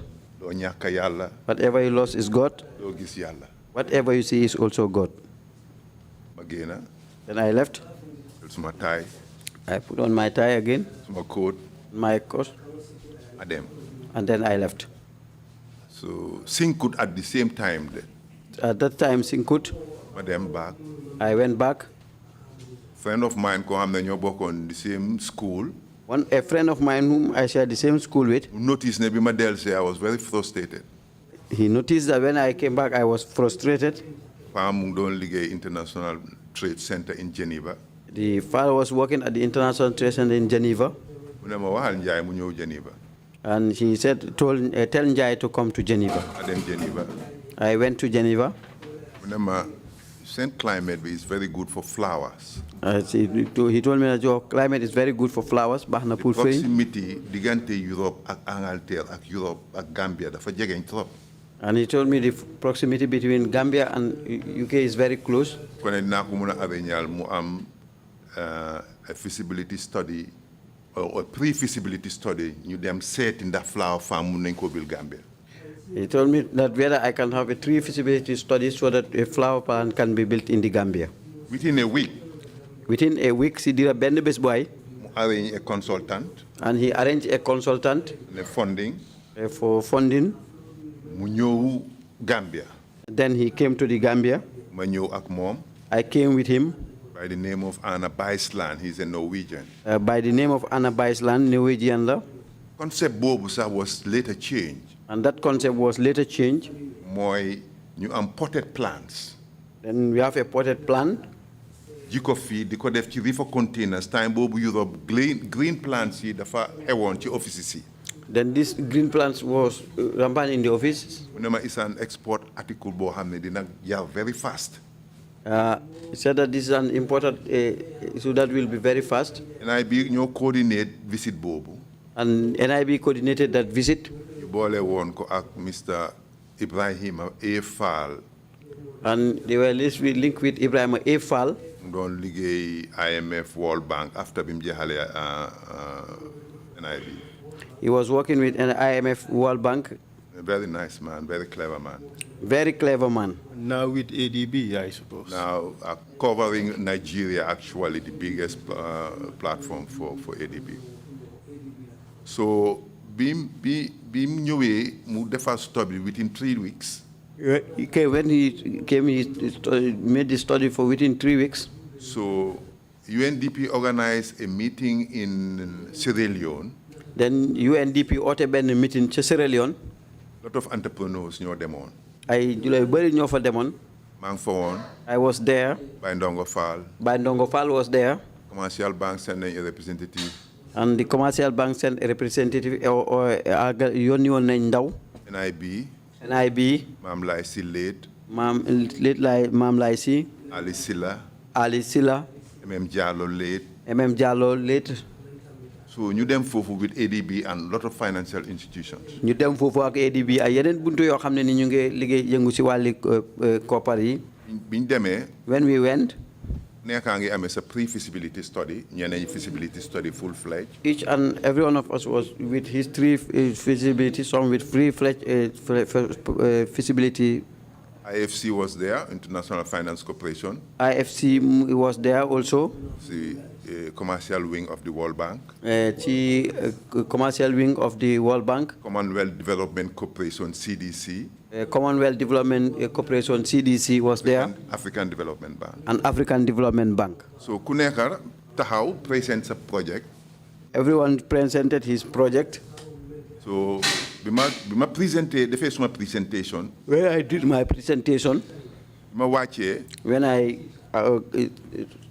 finished. I fekk IFC, CDC, ADB yaa ngi taxaw. All those that he named were waiting. You know, man, that nañ la muna engage right now. And they asked me whether they can engage me right now. Separate. Let me meet with CDC first. Let me CDC IFC afterwards. And IFC IFC. And then ADB. ADB. So both CDC and IFC. CDC and IFC ñoom ñaar yépp. You respond positively. ñu uyu nag nu yéwén. They will do a full-fledged feasibility study. Ne daal dinañ def nag benn nafar bu mot. Jointly. ñu seq ko. You hire a Frenchman. Ci lañ jël benn waa France. By the name of Jeremy Patui. Ku tudd Jeremy Patui. ñu ñëw fii. And they came here. dellu ci NIB. And went to the NIB. ma dem explain na leen project bii nii. I went and explained this project to them.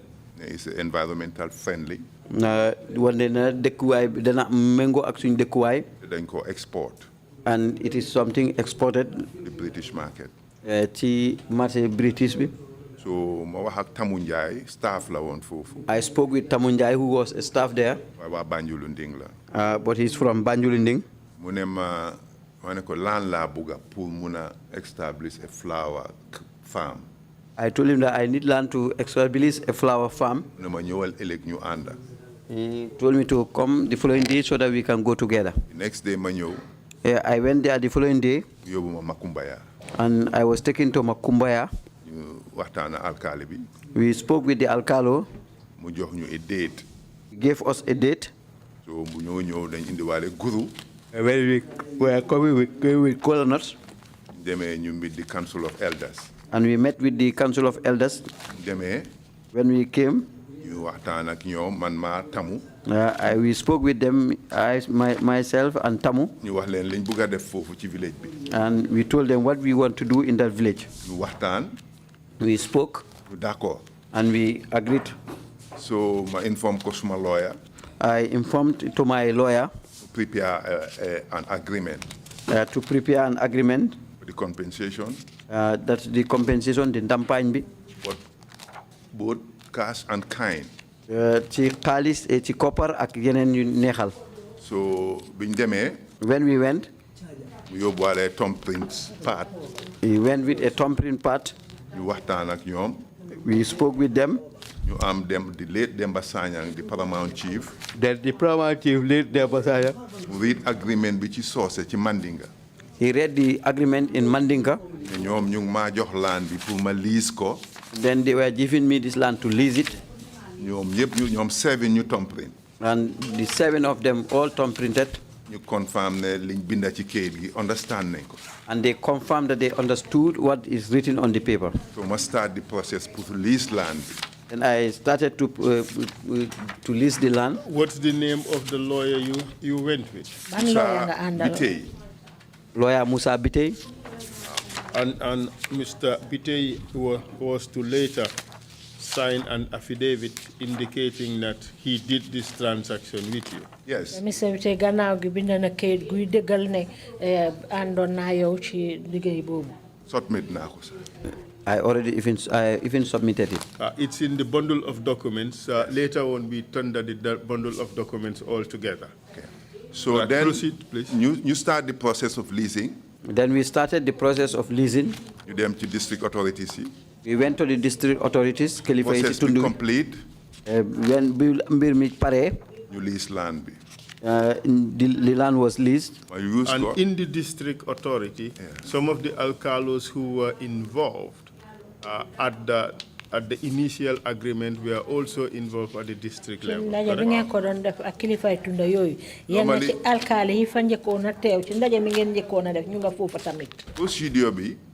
the procedure was alkali of the village. The alkali of the village attend meeting. Will attend the meeting. Today Makumbaya dañoo call turam. If at all is Makumbaya, we call the name. Sagar Kujabi. Sagar Kujabi. Moo jógee Makumbaya. Is the one from Makumbaya. ñu ne ko léegi am nañ letter bu jógee ci yéen ne yéen d'accord ngeen a Mam Seet. We have a letter from you that you have agreed with Mam Seet. Agreement. Nangoto. mu ne waaw. And he said yes. You prepare resolution. Then a resolution was prepared. The chief bi nga xam ne mooy head mooy chair meeting bi. The chief who used to chair the meeting. Moom. Himself. mu oo We'll call him. mu thumbprint. And he will thumbprint. Yónnee ko commissioner's office. Then it's sent to the commissioner's office. ñoom ñu process the lease. Then the list is processed. And you have a copy of this resolution? Yes. Proceed, please. Yes. Then the list be pare. Then when the list was done, you a first board meeting here. Then you gonna meeting fee, board meeting fee. You agree, you accept list be. Then the list was accepted. Mo nekon suma equity contribution for project bobu. What they conduct to $1 bu mat ci project bobu. Moy man suma wala ci liñ tek ku ci nek lim tek ci ko ci project bobu. So ñu ne land bi mako clear. They told me that I should clear the land. On my build office bi. I am the one to build the office. Man my build the parking shed. I have to build the parking shed. Ma wala def 2 boreholes there. And I should do the 2 boreholes there. And the generator room. And generator room. I agreed to it. And I agreed to it. When we were done, you hire Francis Jones for def evaluation bi. Then we hired Francis Jones to do the evaluation. Then no distribute equity bi. Ma surrender the land to the company. Then I surrendered the land to the company. CDC 1/3, man 1/3, and then IFC 1/3. CDC 1/3, IFC 1/3, and myself 1/3. So I'm chairman of that board of directors. Then I become the chairman of that the board of directors of that company. Then they were only in financiers. They were only financiers. That is IFC and CDC. Yeah, I convinced Len. Then I convinced them. I learned the viability of this project. I told them the viability of this project. That don't jail equity. Then we have to take equity. Equity. Then we agreed. They agreed to take the equity. I said original role be more one to just co-finance it. But their first agreement was just to co-finance. Then I was lucky also. And mangi amona sansitamen. I'm a security clause because there are 2 multi-billion institutions. I was an individual. Then I was individual, and there were 2 multi-billion companies. Later on, dilute suma shares. Then I was scared that later on they can dilute my shares. Suma wala man nañ ko mujjé sell. Security clause bu wone any increase of equity. Ma wone am nak lu wër garal ne bu fekkee am na benn loo xam ne yokkute am na ci. Fa nekk unanimous. Pour ñun ñëpp la mooy nekkal. Because ñoom ñaari institutions yi su ñëwee together rek man am a minority there. Then loolu moo wane ne ñoom ñaari compagnie buñ tasee rek dafay mel ni man maa fay gën a néew doole. Yàlla def bi maa def request boobu. And when I was doing the request, it was in London. It was in London, fortunately. Fekk ñoom already invited the CEO pour ñu sign agreements. Then they already called the CEO so that they will sign the agreement. Like kuñ ko woon waaye ma ne leen su ngeen agree wu duma ko sign. They didn't like it, but I told them that if you don't agree, I will not sign it. Finally, you agree. And finally, they agreed. A good roll of the dice, but it paid off. Yeah, it paid off. So then... And then they started. We imported about 40 containers. We dugal nañ lu dem ci ñeen fukki container. You employ about 300 Gambians from Makumbaya, Kubaru, Kolamin, and Kubune. Ñu daldi jël liggéey lu dem ci ñetti téeméeri doomi Gambien yu jóge ay liggéeykat ci ñi jóge ko ci dëkk yooyu. So officially Sadawda ubi plan lifin bo Makumbaya plan farm. Sadawda nag moo ñëwoon pour ubbi bés boobu jotaay bu In your bundle of documents you have some photographs. Maa ngi indi waale photographs yi sax fii nii bi Sadawda ñëwee. Could you pass them? Yeah. Sadawda. Then Sadawda. Mu ñëw. He came. And all the diplomatic corps. Ak ñeneen ñi nga xam ne ñoo jóge ko ci yeneen réew toogal fi seeni réew. The whole country ñi nga xam ne they were responsible running this country. And all those borom nomba tànk yi fii ci réew mi yëpp. Attend nañ opening ceremony boobu. Teewoon nañ ci xew-xew boobu. Including the former president Yaya Jammeh.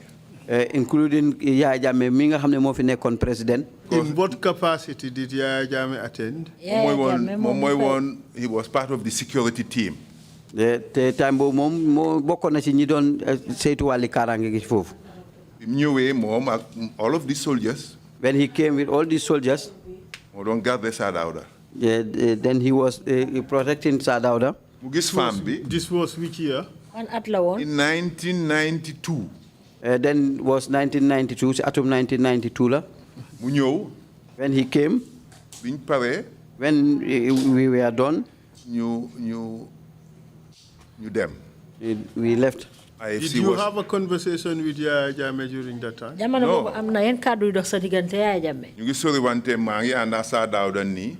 We were a bit distant. I was with Sadauda. It's just like where chairman is sitting. We even got those pictures. But he took them. Who took them? Yaya Jammeh.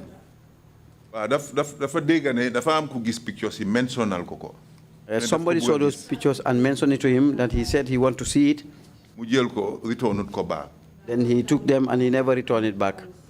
Then we started operation. When we start our operation, there was a flower convention in the United States. United States. One of the biggest flower conventions. During the time of Bush Senior. Bush Senior. In Ohio, Columbus. Ohio, Columbus. We participated. You participated convention. Wow. Those of us who participated in the convention. You jël sun flowers we took our flowers from here. Fly them, ñu dem be Ohio, 48 hours la jël. We fly for 48 hours. Man ma dem. I went. For the team. The trip. ñi ñoko sponsor won UNDP. It was sponsored by UNDP. Then you yóbbaale sun flowers. We took along our flowers. Am a stall. With a stall. Then biñ prepare a stall yi ba pare. When we prepared the stalls. ñu ñëpp dañ génn for security reason. We all went out for security reason. Then President Bush ñëw foofu. Then President Bush came there. It was a competition also. Jongante la woon itamen. Israel. Kenya. Latin America. And the United States. United States. Makumbaya came first. Makumbaya mom la mo jitu won. Yeah, NIB dañ daan use loolu ci seen investors guide. NIB used that in their investors guide. And what was the name of your flowers? Chrysanthemums. Chrysanthemums. Chrysanthemums. Did you have a brand name? Kumbaya. That was the gimmick for marketing. That was the marketing name. Kumbaya. Kumbaya chrysanthemums or Kumbaya flowers, because Kumbaya mo ginona catchy, easy to pronounce. Yeah. Kumbaya, my Lord, that Negro spiritual song. Yeah. Kumbaya na mo ginona neexa wax motax ñu tuddé won ko. So you start the export every week. We started exporting every week. 20 tons. 20 tons. With them 25 tons. Up to 25 tons, ñaar fukki ton ak juroom. On freighter. Te ñu jëfal suñu freighter bopp.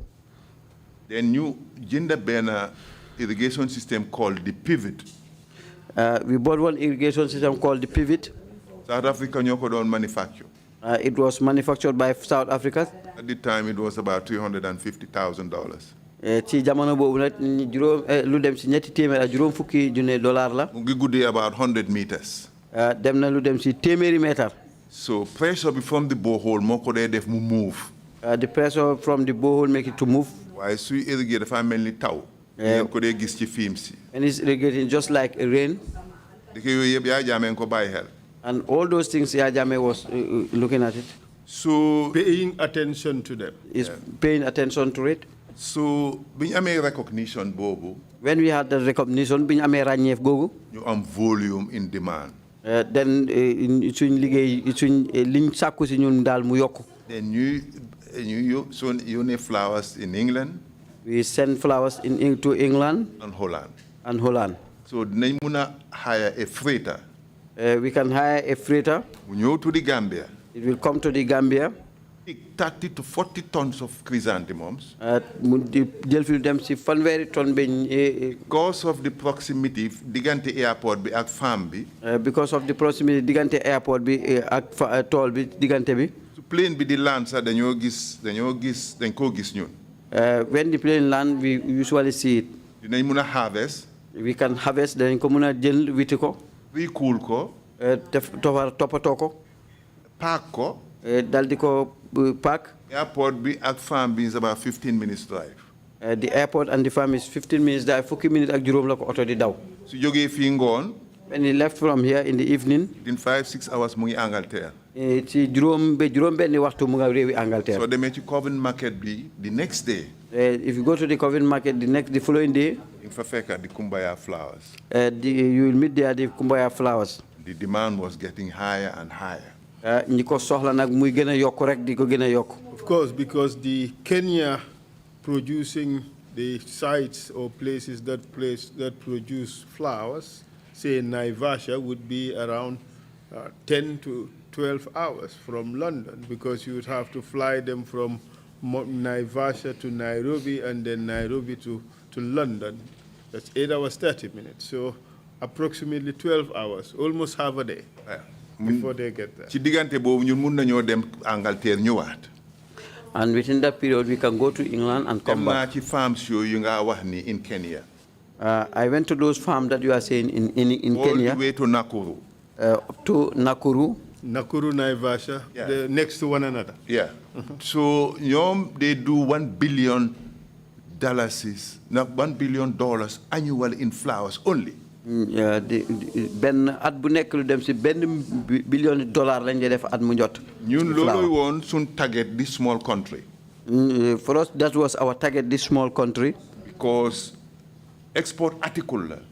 Because it was an export article. And the demand was high. Te ñi ko aajo bari won na lool. West Africa fini yep the French countries even French former colonies like Senegal, Ivory Coast, they dan jënd ci flowers from the Gambia. All those West African French colonies, they usually come to Gambia and buy flowers. Because before the Makumbaya farm, you send flowers all the way to France. Because of Makumbaya farm, we send flower France. So you do this supply the Senegalese market. Foofu nak ci lañ commencé nak di jox ci marché Senegalese market. Comme que Sénégal yi ñom dañ xariñ. Because the Senegalese have experience. You do ñom di jël flowers yi suñ leen supply ñom ñu ko jaayé ji Ivory Coast. When we supply them, they take it to Ivory Coast. So you them secure market fofu. We went and secure market at that place. Project bi do the international recognition. And the project bi ñu koy commencé di ragné ci aduna bi. Mu nekkon a showcase for the entire country. Nek nak lo xamné ni réew mi yépp ñuko am woné. Ay bu Sa Dawda di am gan. Anywhere Sa Dawda is receiving a guest. Either finance or president's office nañu call. Either ben president office president bi wala finance dañu call. President of the Islamic Development Bank visited the farm. President Islamic Development Bank dem na némé ko ci place bi. Former Prime Minister of Turkey, his brother, ñëwoon na fi seeti farm bi. Nekkoon Prime Minister bu Turkey rakam momi ñëwoon na seet place bi. EU delegates always ñu ci farm bi. EU delegates they were always at the farm.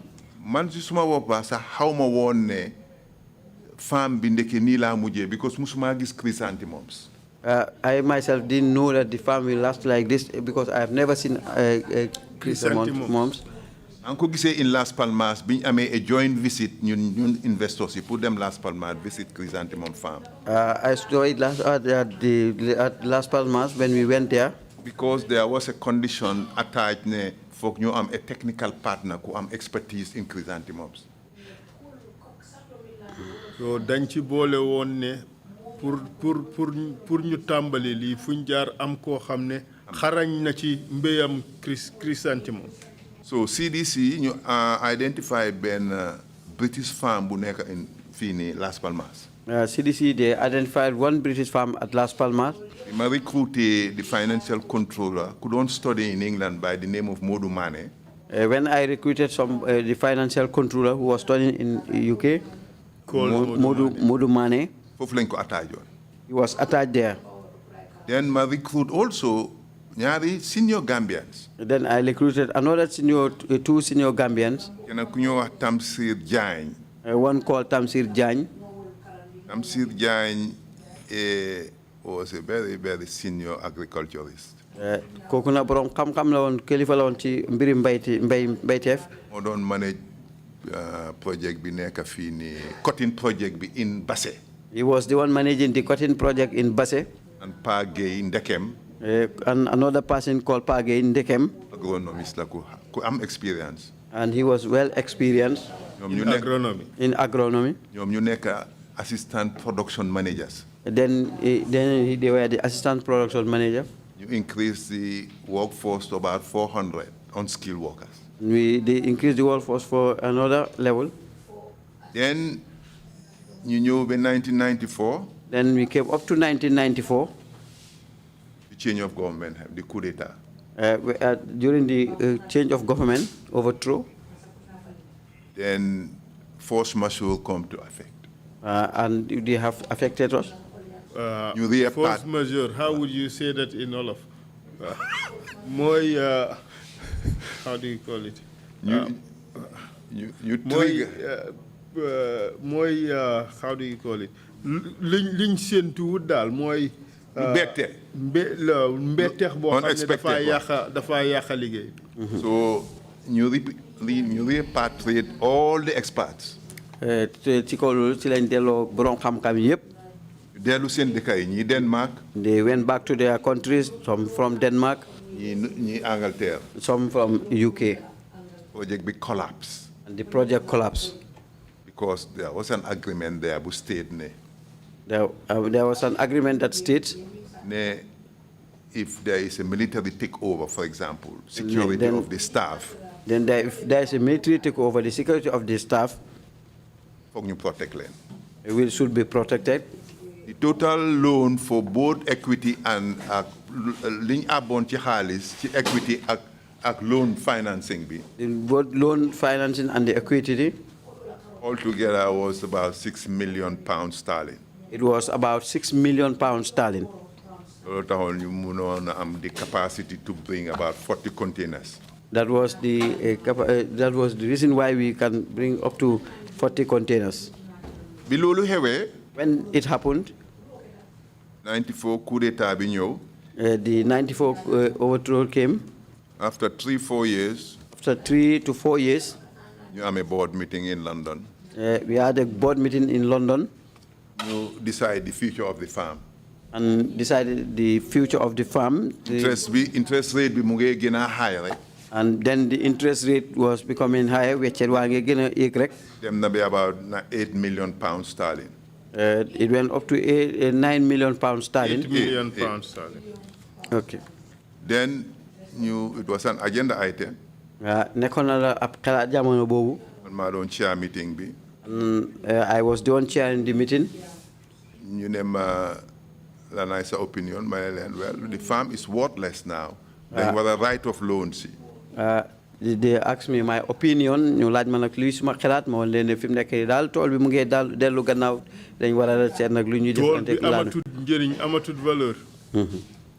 Then ñom ñep ñu agree ci. They all agreed on it. You right of loans. The right of the loans. Then mu des nak sen shareholding structure bi. Then it's left with their shareholding structure. Moy ku ci nek lang fa mom nañ ko téralé. Ñu ko téralé sen ku ne momé fam. So ñu jaay ma sen shares yi. They sold me their shares. After negotiations. After the negotiation. Biñ paré. When they were done. You return because biñ dañ assign on land bi paré register ko at the Ministry of Justice. We assigned the land and it was registered at the Ministry of Justice. You delowat ma land bi. And they returned the land back to me. CDC and IFC hired Mariam Dentin. CDC hired Mariam Dentin. Mu complete negotiations yooyu. And she completed the negotiation. Why initially CDC and IFC ñom ñi leen kile Aida Dramé mo leen doon represent bi ñoo set up company. Initially Aida Dramé represented them when the company was being set up. Man Ousmane Silla moo ma doon represent. I was represented by Usman Silla. Bi loolu passé. When those things were all done. 1979. 1979, sorry. 1999. Silama, then the Minister of Agriculture contact. Then I was contacted by the Minister of Agriculture. Late Fanseni Dumbuya. Late Fanseni Dumbuya. He asked whether if I can go to his office. Madam. I went. Then he said, he asked me whether we were selling our pivot. What is the pivot? The irrigation system. My machine immigration BB. The one Yaya Jammeh had his eyes on.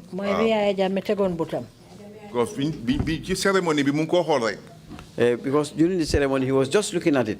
So Maneko, no, it's not for sale. Maneko did it, Jayuinko. Because at the time I'm on a British company bo hamne den bugona ñew def potato onions. Then there was another British company who came here to make potato produce onions. Onions by soble. Ñu doon waxtaan man ak ñoom. We were discussing. Why finalize it? But we didn't finalize it. Actually Amadou Samba lañ mitoon. Actually they met with Amadou Samba. A friend of mine. Who is my friend. Mu refer leen mu ne moom amul that kind of land. And he referred them because he didn't have that kind of land. You negotiate. They negotiated. Mary Samba. Mary Samba. Represent that British company. And represented that British company. Man Awa Sise Sabali represent me. And I was represented by Awa Sise Sabali. So being finally all the transactions. When we finalized all the transactions. I turned to the Honorable Minister and it's not for sale. Then Honorable Minister that was the first telephone call. That was the first telephone call. Second one be about 2 months after. The second one about 2 months he called and told me with all the equipment. Whether you are not going to sell the whole farm with all the equipment. And I told him no. That's where the problem started. Did you eventually produce onions? Yes. Yes. But nonetheless, the problems remained. Let's take a break now, and when we return, you will tell us all about the problem. Thank you. Fine. We will break for 45 minutes. Is that all right? That is fine. That is fine, Mr. Chair. Yes. We'll come back at 3 o'clock. All right. Thank you very much. I think that should be okay. Meeting is adjourned. Thank you so much.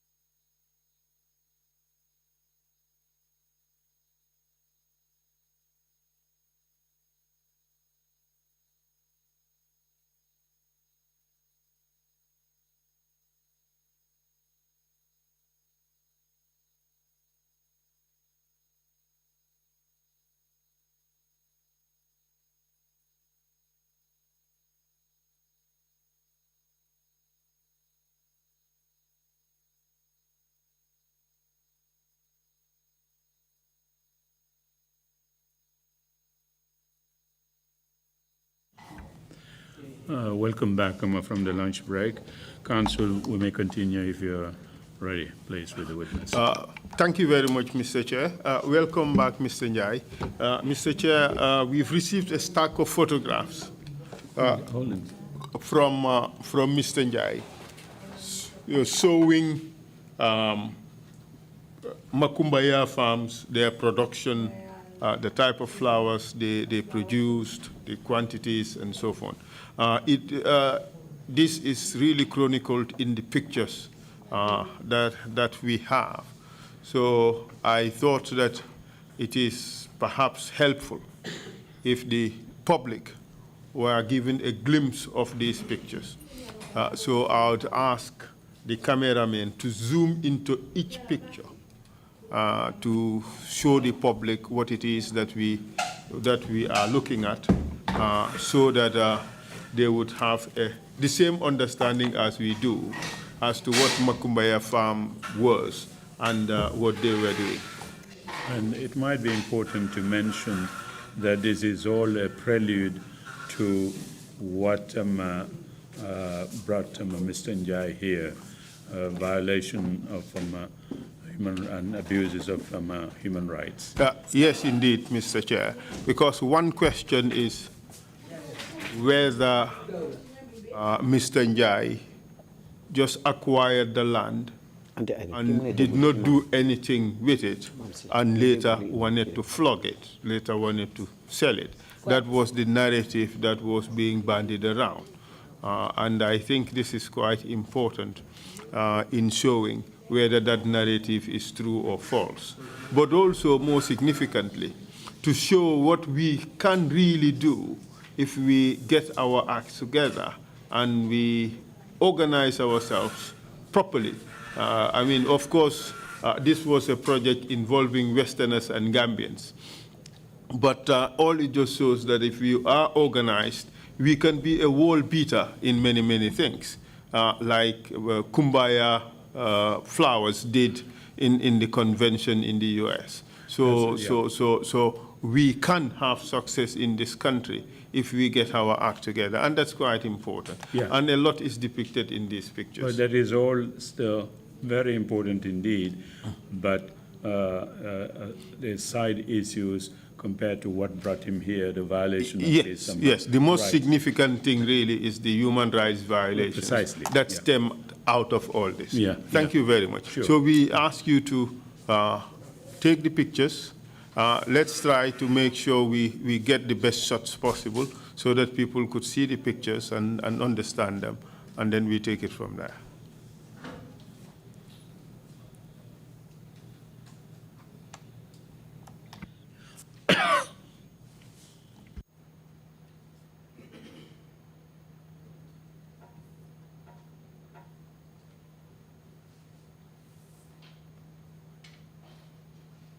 I am not sure okay, yes, this is better.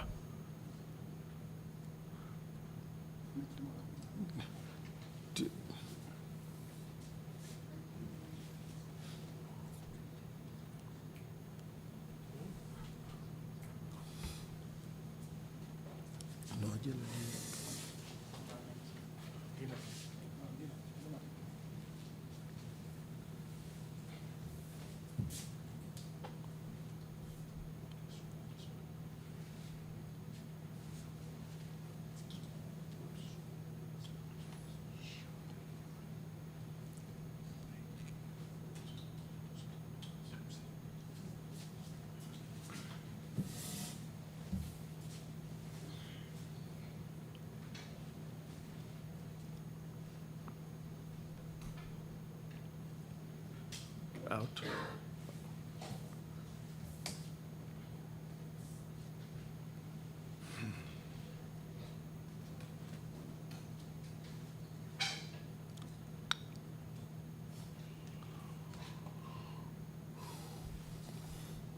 Out.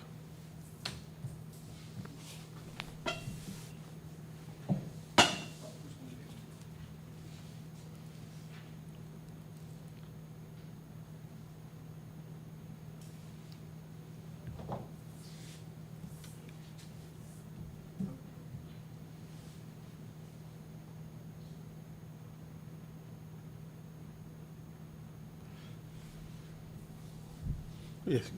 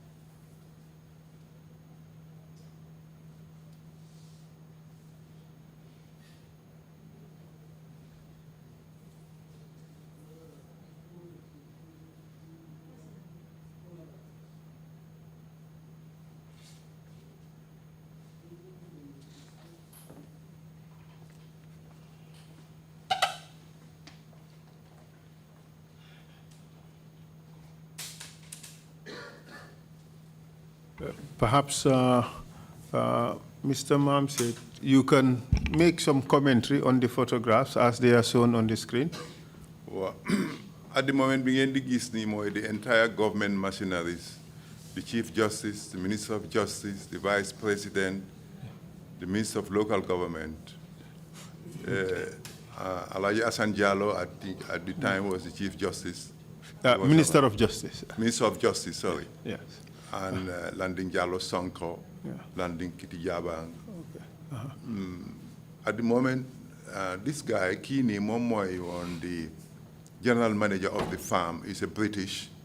Momo don't do his speech and man Marco don't translate all. Yes. Next.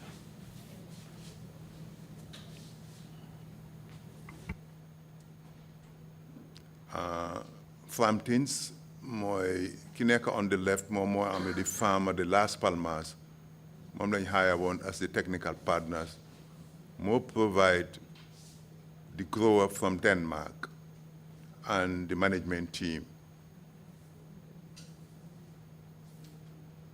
More than prepare more stock bidan joge from England, unrooted, late live fish, ak family am ñoo tok ni.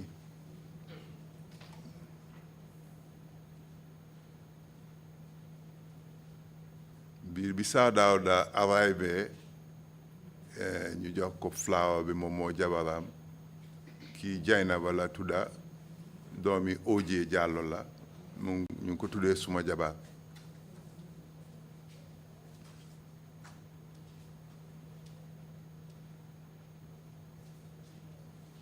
The production manager bi Axel Pedersen moo nekk in the middle ci picture bi ci kanam yaa jàmmee moo nekk moo doon push crowd bi pour ñu mun a dugal.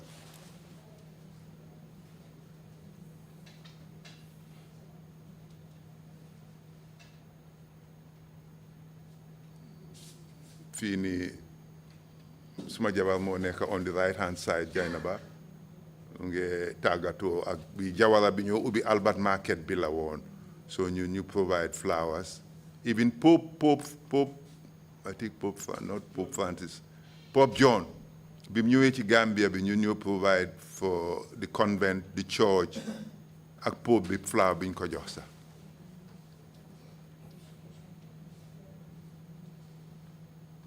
bi saa daaw da di prepare speech am bi moo read speech am bi.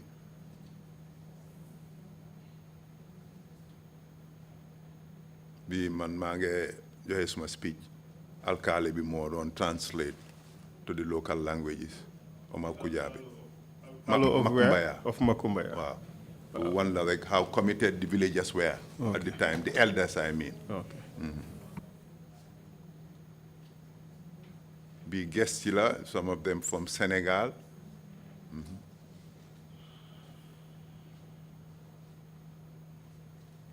Some of the diplomatic corps, the British High Commissioner, the American Ambassador, USAID, Kini Chongan la, Kenen Ki Sisohola, and then I think Sarian, who was the Director General of Customs.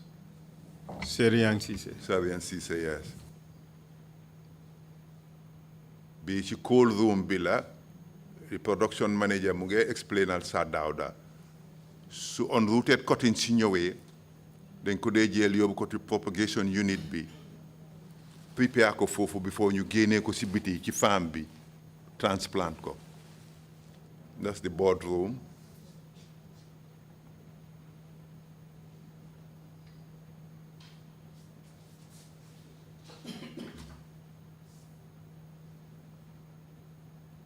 I think we comment on now on this one. Okay, thank you very much. Thank you very much.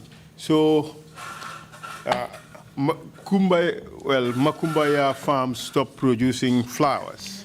Léegi nag tool ba ca Makumbaya nag ci lañ dal di daggal nag flower yi nga xam ne moom lañ daan génne. Because of the force majeure that arose as a result of the coup d'etat, now of 1994. Dicté dellu gannaaw bi nga xam ne moo ci am nag gannaaw coup d'etat bi nga xam ne moo amoon 1994.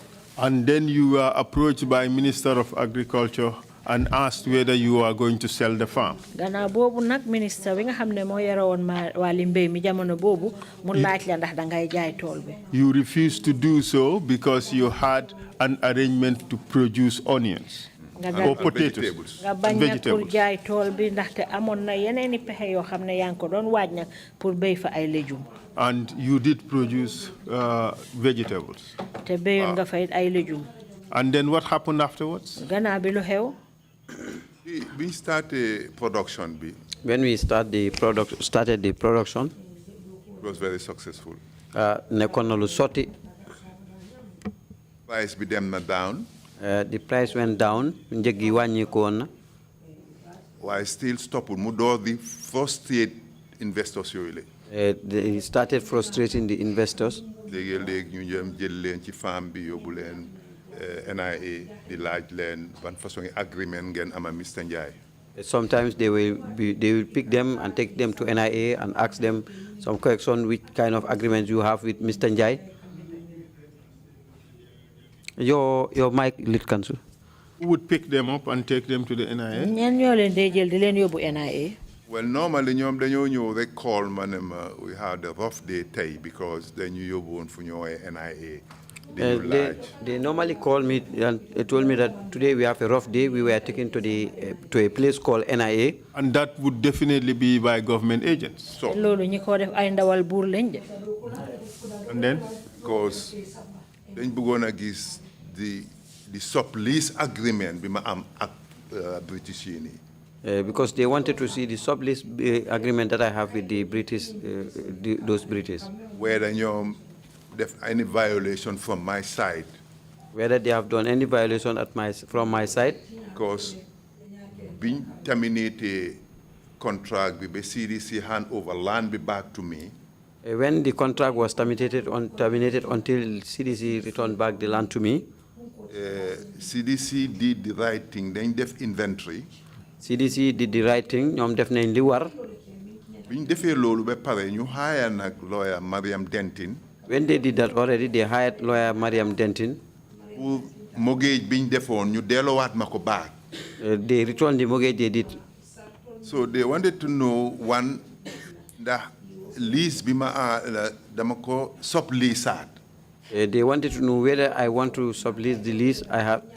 They wanted also pour hamda liñ declare ne mom la ma ñoñu doon fay ci rent dégala. They wanted to know also that to declare what they declared that what they were paying on rent for me is true. At the end, you frustrated them. At the end, they were frustrated. Go and come. They said that it's not voted. After 3 years of the contract, they have to leave the country. After 3 years of the contract, they left this country. And that was frustration emanating from where? Government. State security agents. Yes. The NIA. Yes. President's office. President in charge of everything.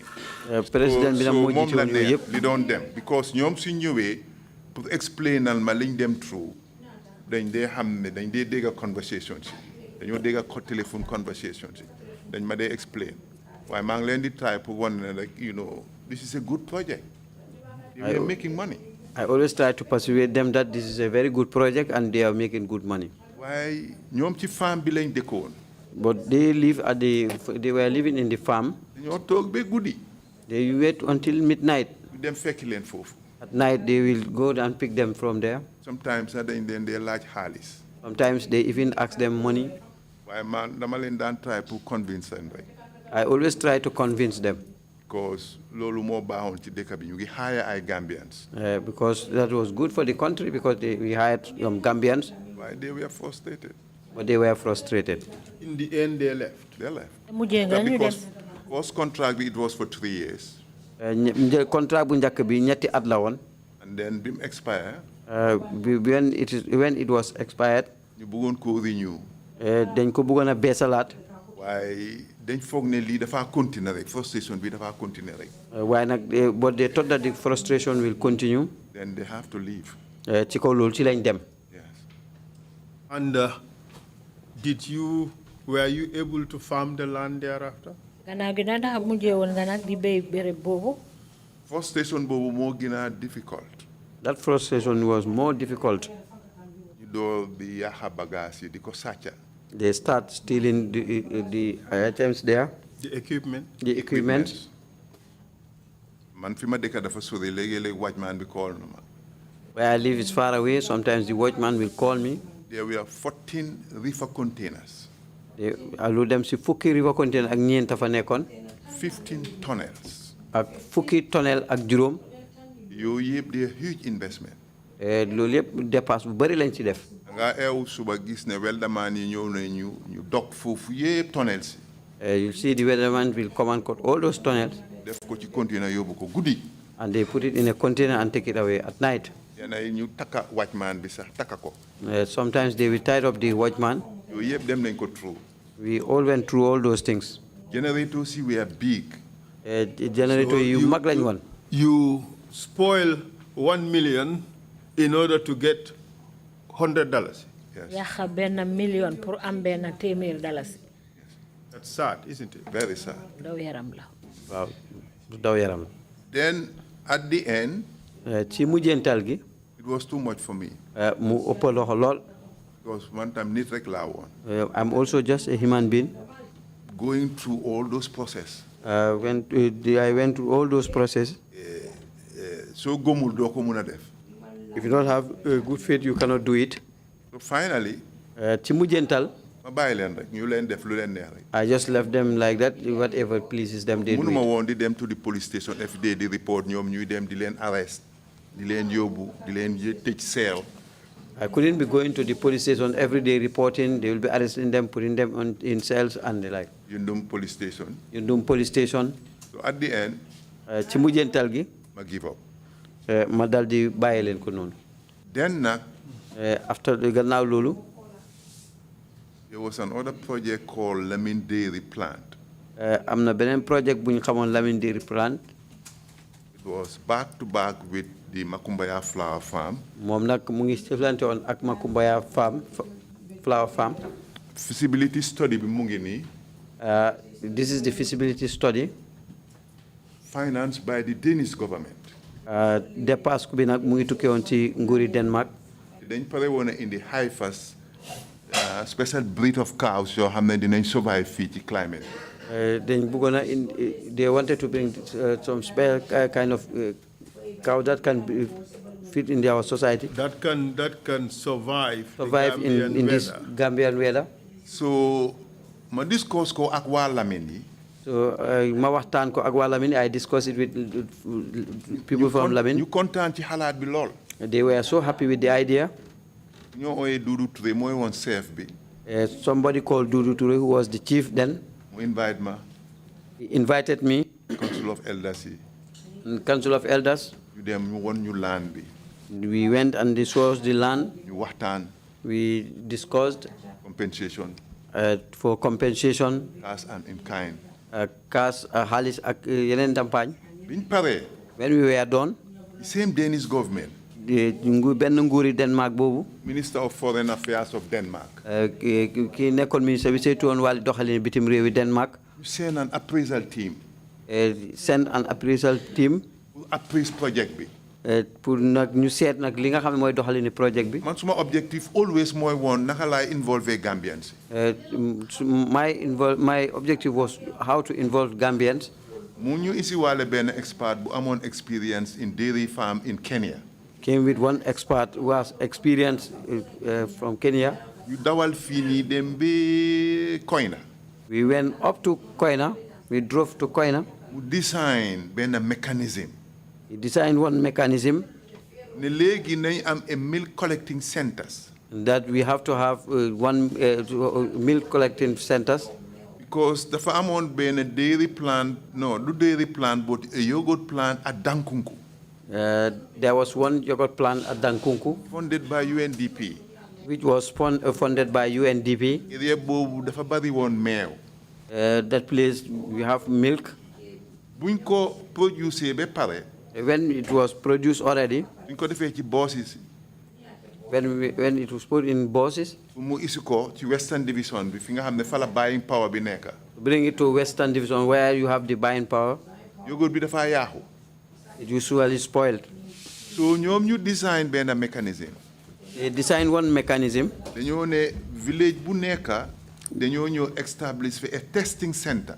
Every village will establish a testing center. Then build a house. They will build a house, then tabax fofu nek. Then a generator. Then there will be a generator. And a lab. And a lab. Farmers will supply with cans. The farmers will be supplied with cans. Aluminium cans. Baykat yi dañ leen jox ay can. Defee ñu dañ ko jox alkali yi. It will be given to the alkali. ñoom dinañ xam farmers yépp. They will know all the farmers. Ko defee ñooñu dañoo isi seen meew mi fresh. They will bring their milk fresh. Test ko.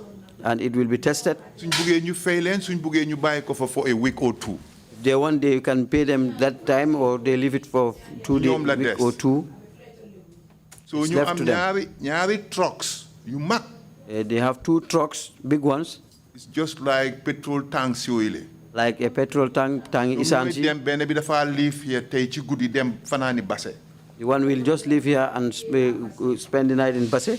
Muy ñëw su ñëwee ba Georgetown mu jaar foofu collect milk bi su ñëwee ba Bansang mu collect di ñëw. It will be collecting from Bansang, from Georgetown, Bansang up to here. Ba nga xam ne su ñëwee dafa ñëw ci plant bi in Lamine. When it will come to the plant in Lamine. Mu discharge. And will discharge. Then beneen bi dem up country moom itam. The other one will go up countries. Then bii moom dina dem ci Western Division boori Gunjur foofu mooy woon the main catchment area. The other one will go to Gunjur, where it was the main catchment for Flagena Bari. Boobu tam we have the same investors. We have the same investors. The ñeneen ñi yëngu ci mbir moom ñoo ñu ngi fa. Supported by government. Taxaw ko nag di nguur gi. Land bi was leased. ñu dal di lease place bi. Boobu itam at the end of the day funds were provided. That also funds were provided. Joxe woon nañ ci ay koppar. Take it off the ground. Mu jëw nag continuer. Ko time bi ñoo finalize deal boobu sila the same coup d'etat happen. The time the deal will be finalized, that is time there was a taking over. Coup d'etat bi deprive na this government or this country. That overthrow deprived this country xañ na réew mi. Kenn xamul naka la toll. Kenn xamul ni loolu toll. Foo ko natta rek passé. You can't quantify it. You can't quantify how much it is. Amount of losses. So, ma acquire land in the normal due process. Dama jot nag suuf yooyu ci anam gi nga xam ne noonu la jaadoo noonu la waree. Based on the traditional way. Moo xam na ci yooni aada. Ma dem waxtaan ak kilifa yi. I spoke with the Council of Elders. Li yeneen foreigners yi di def rek. Like the other foreigners used to do. So bi lii yëpp failee. When all these things failed. Ma ne okay. And I said, apply for a change of use. ma ne waaw léegi ma wecci nag beneen doxalin boo xam ne noonu lañ koy jëriñooyee. Change of use. ma binda nguur gi laaj leen pour ñu dooleel ma pour suuf si li ma ko doon soxlee ma ñu wecci ko. Njëriñ gi ma liñ ko doon soxlee ñu wecci ko. Change of use bi. ci wecceeku boobu. loolu kenn rek moo ko mun a joxe policy la. It's sarta la it's only one person who can give it out. mooy lease bi ak leesoo bi the minister. The lease and the leasoo ki ko lease ak ki ko war a lease. mooy ki joxe lease bi ak kam ko jox. loolu mooy loi land act bi. That's the law for the land act. ma apply ma bindu. ñu refer ko to Birkama. It was referred to Birkama. Physical planning office there. At the physical planning office. ñu ñëw inspect land bi. They came and inspected the land. Confirm ne lima fa def yëpp mu ngi fa. And they confirmed that all what I said is there. You recommend to the physical planning Banjul. And they recommended to the physical planning in Banjul. We recommend to the minister. And they also recommended back to the minister. Ne sarta yi ma wara def yëpp def naa ko. All the principles, I have done it. All the things that I needed to do I have done it. Minister bi approve ko. And it was approved by the minister. Bindama. And wrote to me. So am na yoo xam ne da nga war a fay change of use fee. Léegi dafa am nag loo xam ne da nga ko war a fay ci beneen njëriñ boobu nga xam ne moo war a jëfewaat foofu. Si laa dem approach social security and housing finance. That's the time I went and approached the social security and finance. Ma meet the MD then. I met with the MD ma gisante borom kër gi jamono boobu. Ma am a positive meeting ak moom. Ma am waxtaan bu yéwén ak moom. Mu ne ma binda. He told me that you have to write to me. Forward all the documentation. Then you forward all the documentation nga àggale kayit yëpp yi nga xam ne moo ci làmboo. What did you want to do with social security?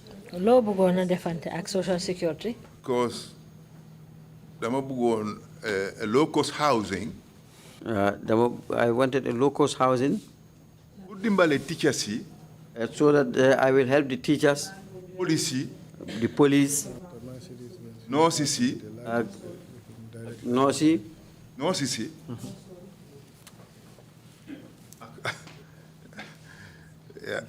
Ak military personnel si. And the military personnel.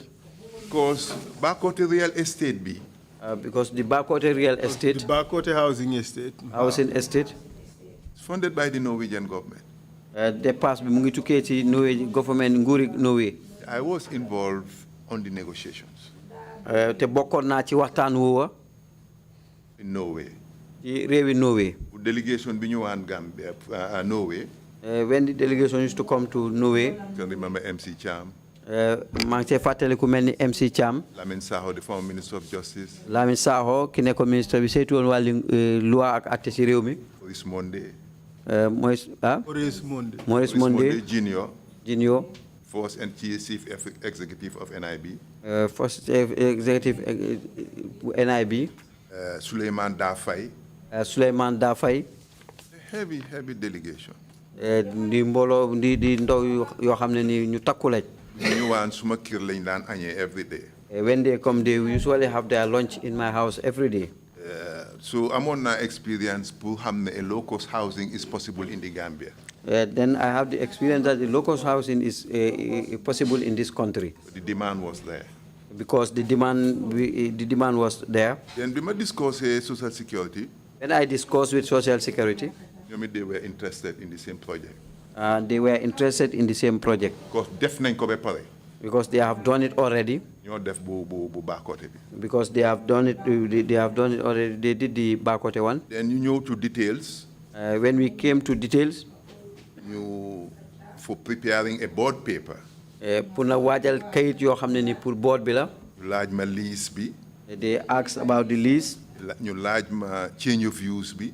They asked about the change of use. Documents yi ma laaj yëpp ma providal leen ko. I provided all the documents being asked for. You submit to send lawyer.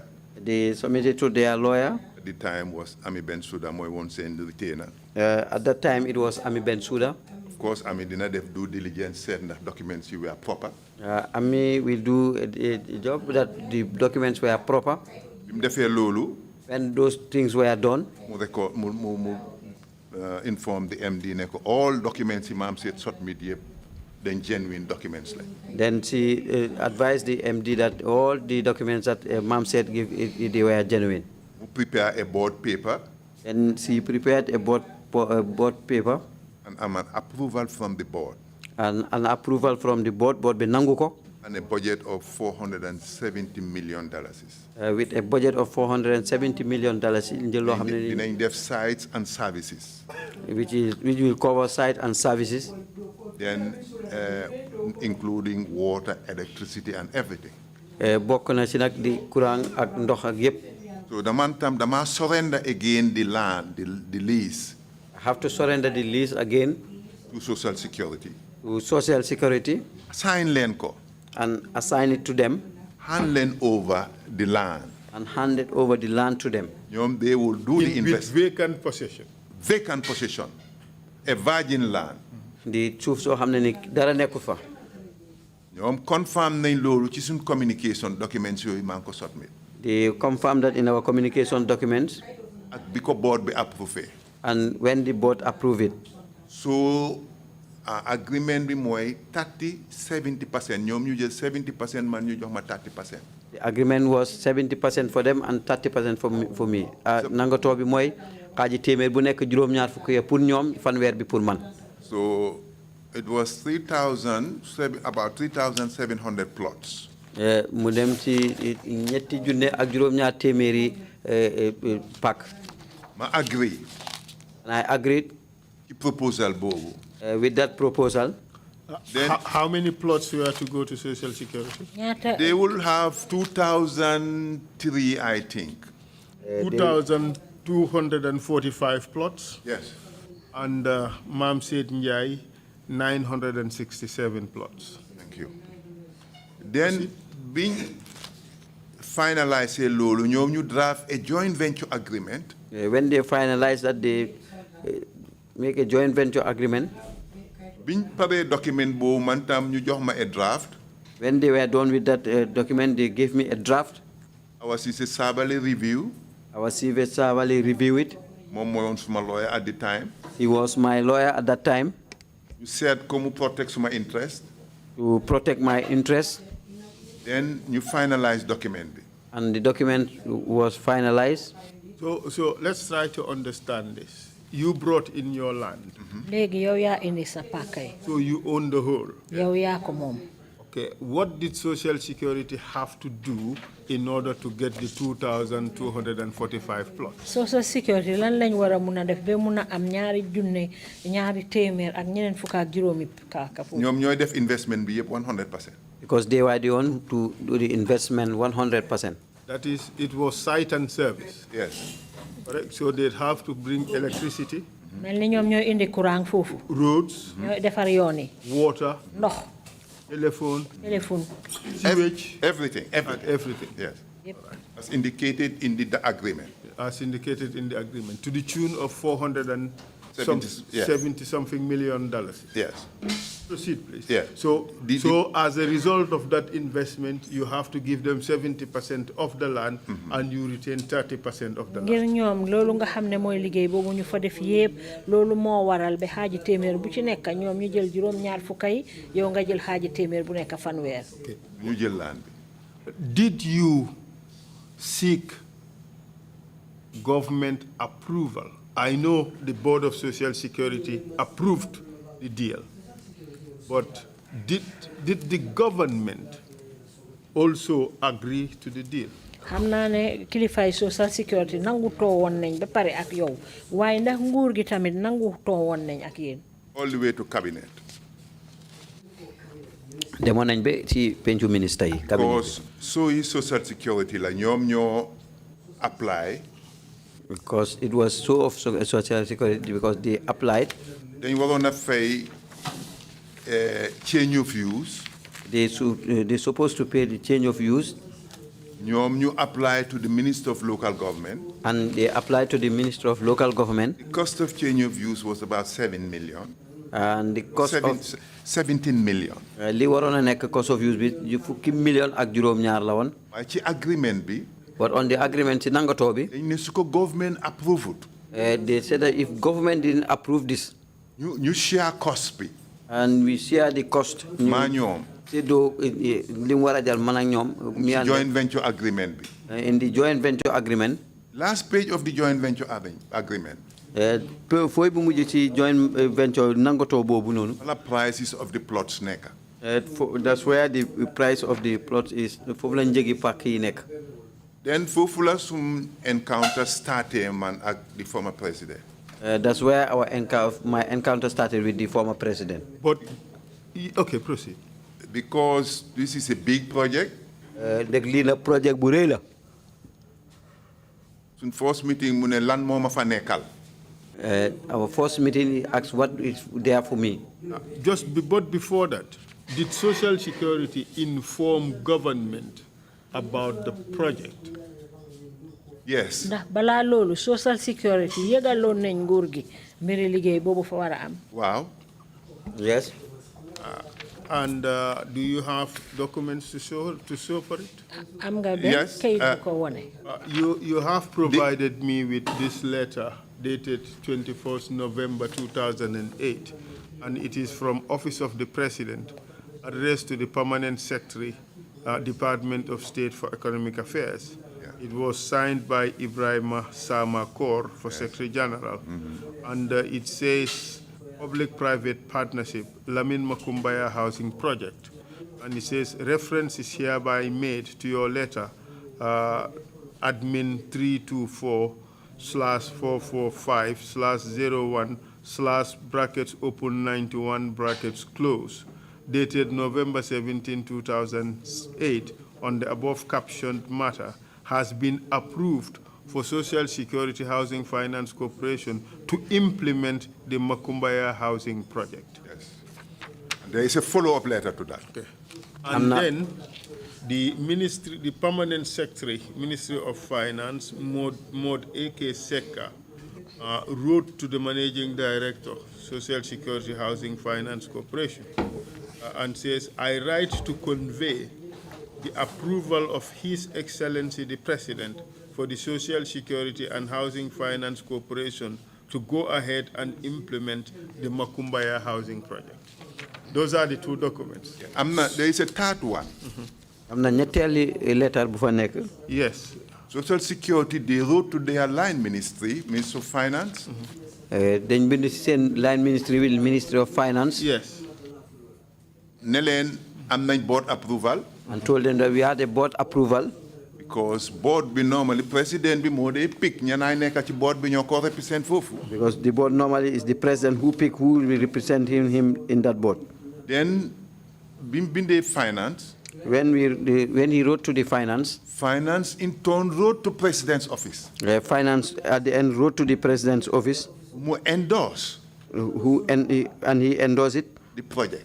The project itself. And those are the two letters. Those are the two letters. Showing government approval. Letter of finance being yone office of the president. Could you produce that?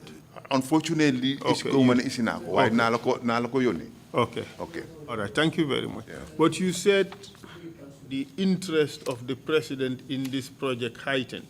Yeah. It was not gratis. So you said you had a meeting with the president. Obviously, laaj na ma lan moko fa nekkal. Yes, obviously he asked what is there for him.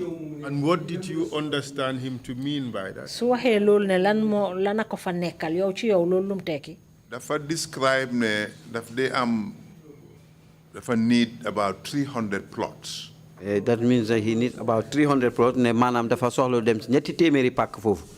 Yo xamne su footballers yi démé be am ndam. That when the footballers came with a victory, there is something that he will give it to them. Party militants. And some party militants, so that means the lolu da for gain a man 700 plots. And that means that should come from my 700 plots. 967. 967. Plot ak lu tek. Did he ask you directly to give him 300 plots? Yes. Yes. Wow. Did he tell you what was the basis of his demand? Because to support the project B, I understand the project will move. Because if he didn't support the project will not move. So the project will do letter you move them. This is why those letters went. It is not normal, following the approval of His Excellency to go ahead and implement. Then you're in the office of the President. This is why they said the approval of the office of the President to go ahead. More your instruction be. More, he himself give the instruction. Okay. Let's try to understand this, the sequence of things. The Social Security, they are board approved, correct? Social Security sen kilifaya nanguto nañ. They wrote to finance asking for clearance. Ñu binda finance tam pour mu jox leen yoon. In the meantime, you had a meeting with the president. Betay ci digante bi nak nga am meeting daje ak president bi. The letter be demé from finance. When the letter went from finance, That was the first meeting. that was my first meeting with him. That's my life directly. What is in there for me? And he asked me directly, what is there in for me? Lan mo daf ma laaj just like ne ma lan mo fa ma fa nekkal. Answer this question directly. Was he asking for a bribe, or was he asking for something he was entitled to? Li mo laajte noonu ndax yow ci yow dukku la woon pour moom wala daf doon laajte loo xam ne daf ko yelloo. Or was he trying to seize a part of the land for himself, whether you agreed or not? Wala ndax daf doon bugga nangu yenn ci pàkk yooyu moo xam ànd nga ci wala ànduloo ci. Bribe laa ko gisee. I saw it as a bribe. Because suma laajee loolu. Because if he asked me that, suma reaction mooy woon man awma lu ma fayee suma legal fees yi. my reaction was that I didn't have anything to pay for my legal fees. Ne waaye dinañ ko mun a monetize. But we can monetize it. What did you understand that to mean? How could you monetize it? Loolu ci yow lum tekki ne dinañ ko soppal def ko koppal. Ne nañ jaay 300 plus ci Social Security. He said that we have to sell the 300 plus to Social Security. But Social Security already had their share of 2,245. Why Social Security? ñoom am nañ seen wàll ba pare ñaari. Boobu su la waxee dara defuloo ko rek mu daaxala. That he was the president. That time, if he asks you to do something, you don't do it, he will just fire you. So, transaction boobu. On that transaction, the retainer lawyer. The retainer lawyer, Ami Bensouda xamul si dara. Ami Bensouda didn't know anything about it. Suma lawyer xamul si dara. My lawyer didn't know anything about it. Dañ ko dégg rek. They just had it. Both of them reacted. And they all reacted. But it was very difficult to explain. Why jafe on na pour leral. Your mic. Make us understand why the lawyers were not even aware, and why was it difficult for you? Lan moo tax de lawyer yi xamal leen lan moo doon dox ak lan moo taxoon mu jafe pour yow.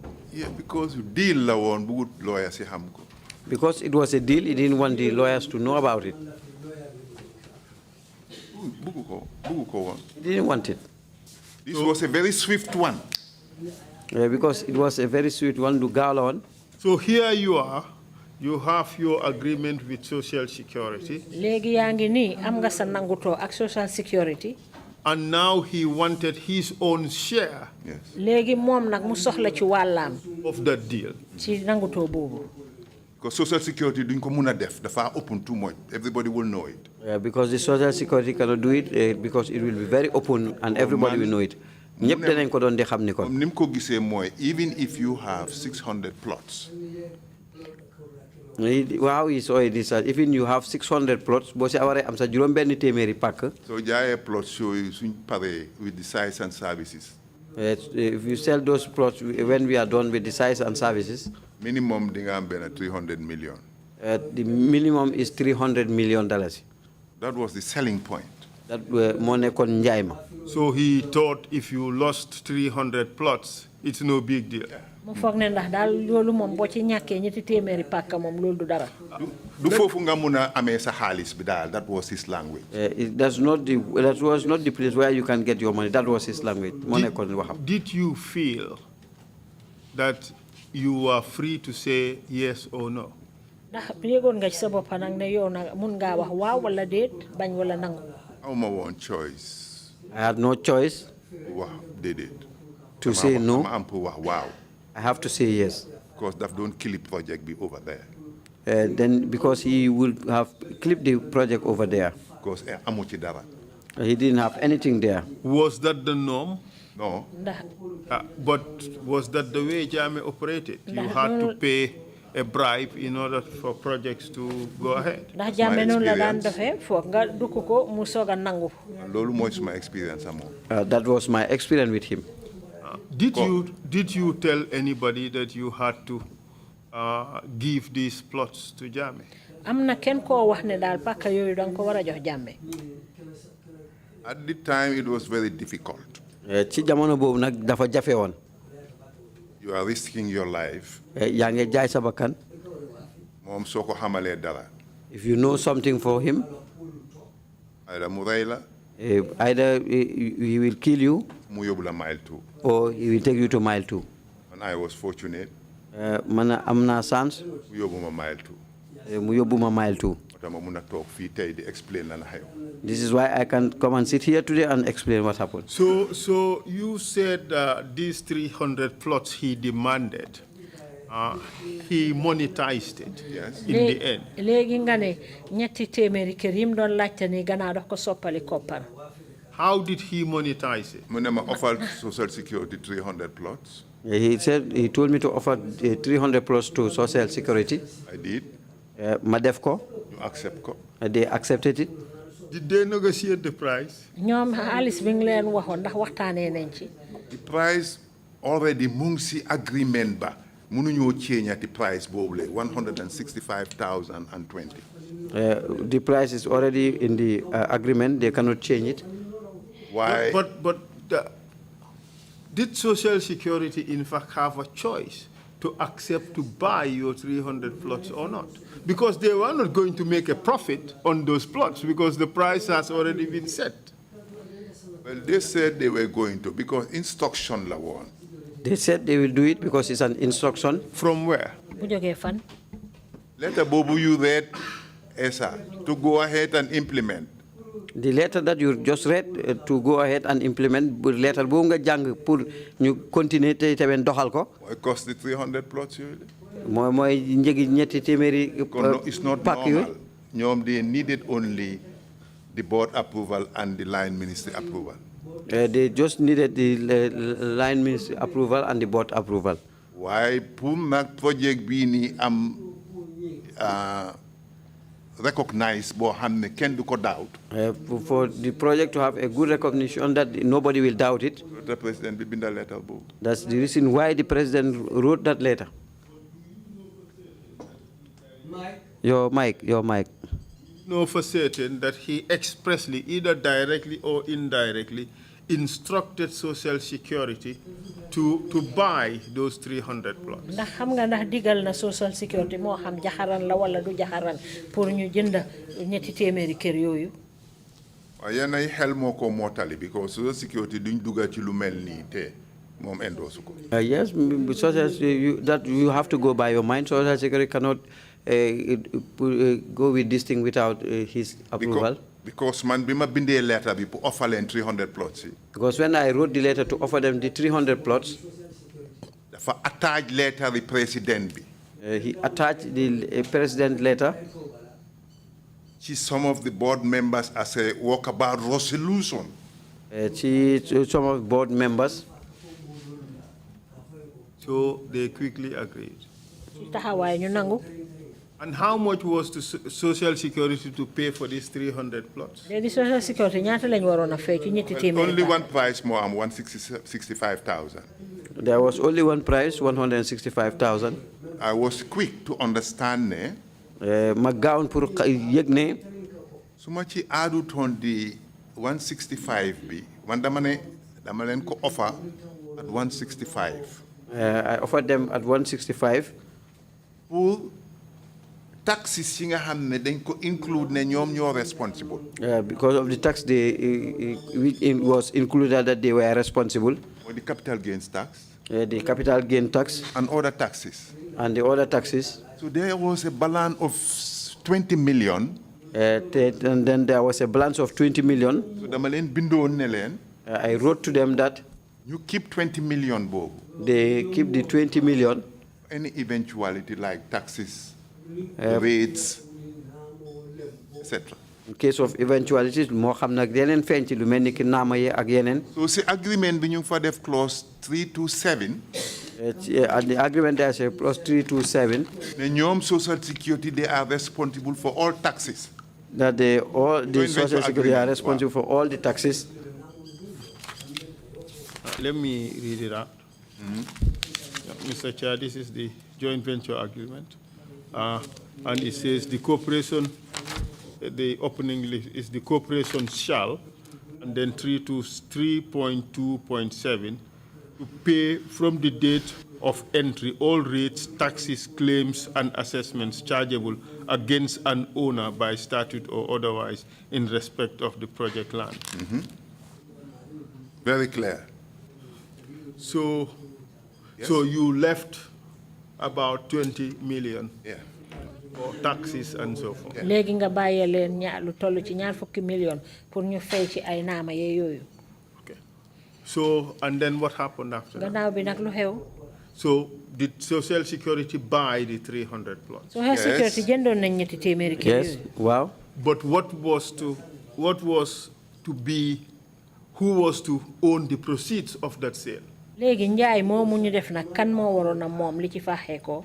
President Jammeh. It's supposed to be President Jammeh. But there was a letter here domiciling the sale to Trust Bank. Yes. Waaye am na kay bu fi bind ne pay mi Trust Bank lañ ko jox. Lolu was part of the deal because so ko yónnee Trust Bank, any other bank, mu ne by force foofu lañ ko def. Dafa instruct Social Security ñoom ci boppam ñu de agree on that. Dafa jox ndigal Social Security ne nuñ ko fay feneen lu mooy si banque bu ñu xamee Trust Bank. Who did that? Ku ko def. Kenn rek moo mun a def instruction boobu mooy President Jammeh. There's only one person who can do that instruction, which is President Jammeh. Okay. Social Security tontu. Then Social Security responded. Man tam ma bindat bank bi. Then I wrote to the bank. Wan leen ne xaalis bi foofu lañ ko domicile. Then this money should be domiciled there. I have here the letter from Social Security accepting the domiciliation of the payment to Social Security. It was signed by Tumbulke Danso on 16 February 2009. Yes. All right. So this money was to be paid into your account. Yes. Léegi xaalis bi yow ci sa compte lañ ko waroon a fay. At Trust Bank. Yes. Trust Bank. How was it paid? Naka lañ ko fa fayee? Checks. By one or two installments. Two installments. Ci ñaari xaaj lañ ko fayee. Of how much each? Bu ci nekk ñaata? 15 million each. Bu ci nekk fukki million ak juróom. First one we went on very well. Benn bu njëkk bi demoon na dem bu yomb. What do you mean by went on very well? Explain the process. Loo tekki ne dem na ni mu war a demee. Suñ ko fayee ba pare man maa responsible pour kii ko collect si. When it's paid, I'm responsible for the person who should collect it.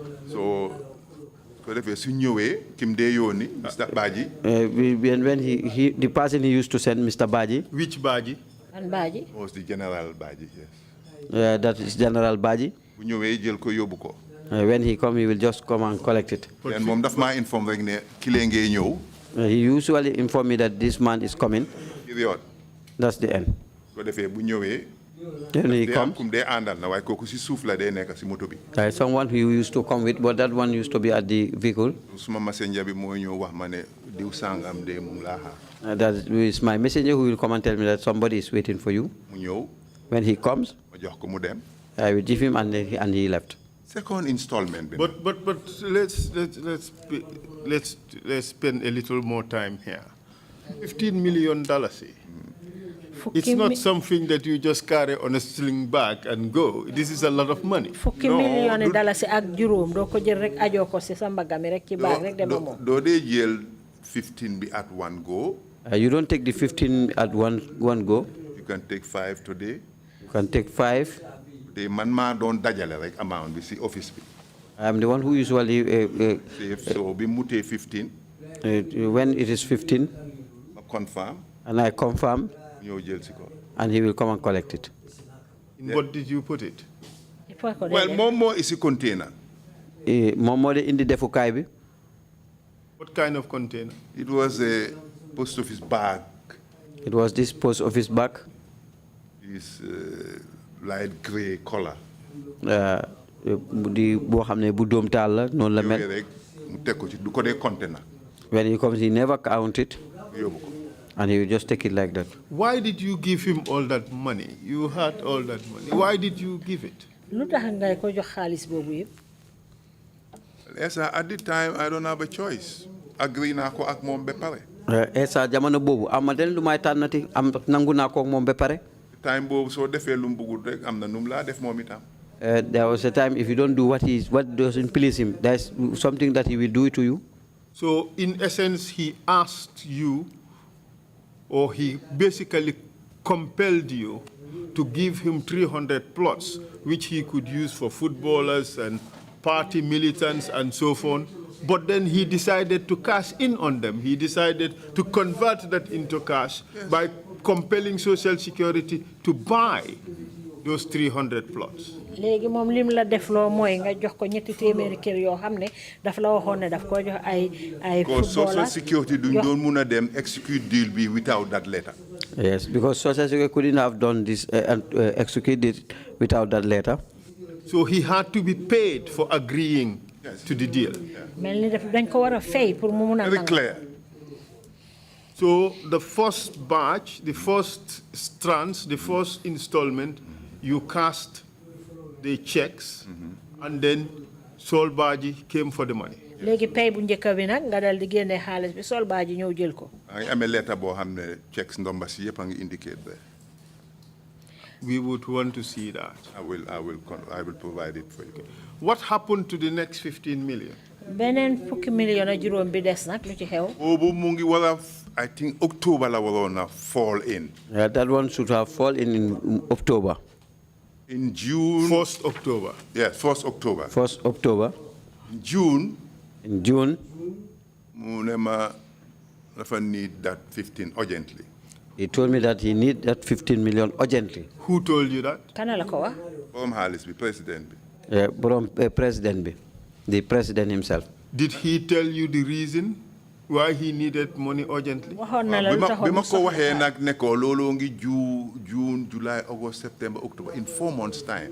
When I told him that that one is due in 4 months time, Munema, you can discount it because you have the agreement already. he told me that you can discount it because you have the agreement already. Ndax mun nga ko wañi because am nga nangoto we pare. Dedet mun nga ko jaay ci njëg lu gëna yomba. Mun nga ko jaay ci njëg lu gëna yomba ndax am nga nangoto we pare. But did he tell you why he needed the money urgently? Waxon na lu tax mu soxla xaaliss bi ci taxaway. He mentioned wife am bi dafa warona travel. He meant dafa waxon nak ne soxnaam dafa warona tukki. So daf ko need before that time. He needed it before that time. So ma binda bank bi yónnee na la letter bi. I wrote to the bank. That's the letter I sent you. You have it? Yes. Yes. This is from Mam Seth Njai, dated 23rd June 2009, addressed to the Managing Director, Trust Bank Gambia Limited.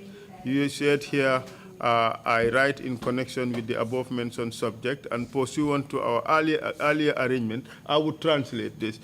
Pursuant to our earlier arrangement whereby your esteemed bank was able to provide a discounted facility to me in respect of the sale of 300 plots to the Social Security and Housing Finance Corporation.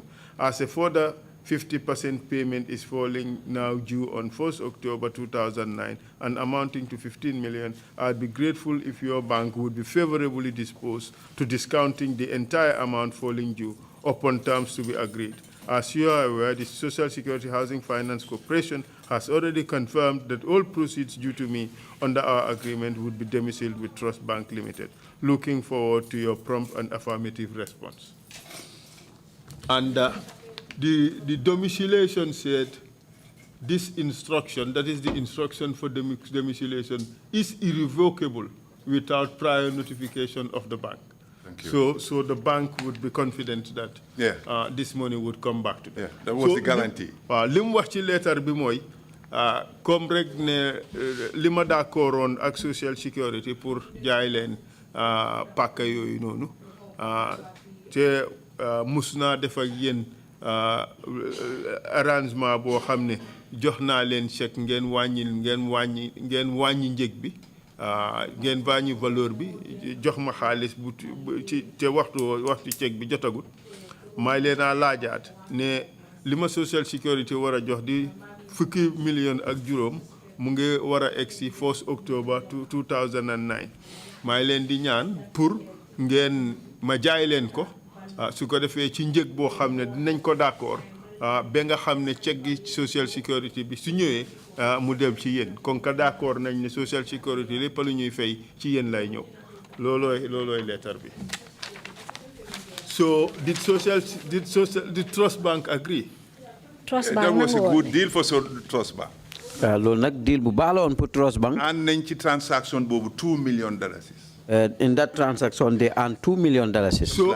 So the 15 million check that was due in 4 months was discounted and paid immediately to the value of $13 million. fukki million ak juróom bi nga xam ne ñu ngi ko waroon a fay ñeenti weer ci kanam loolu comme que da ngeen ko soxla léegi ñoom wàññi nañ ci ba am ci $2 million ñu dal di leen fay fukki million ak ñettay. Did Jammeh agree to that deal? Jammeh nangu woon na ci loolu.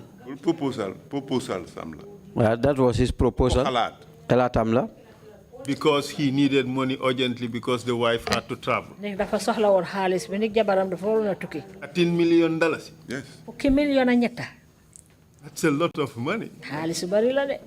That's a lot of shopping money. xaalis bari la bu moo war a dem rek jaay. Wow.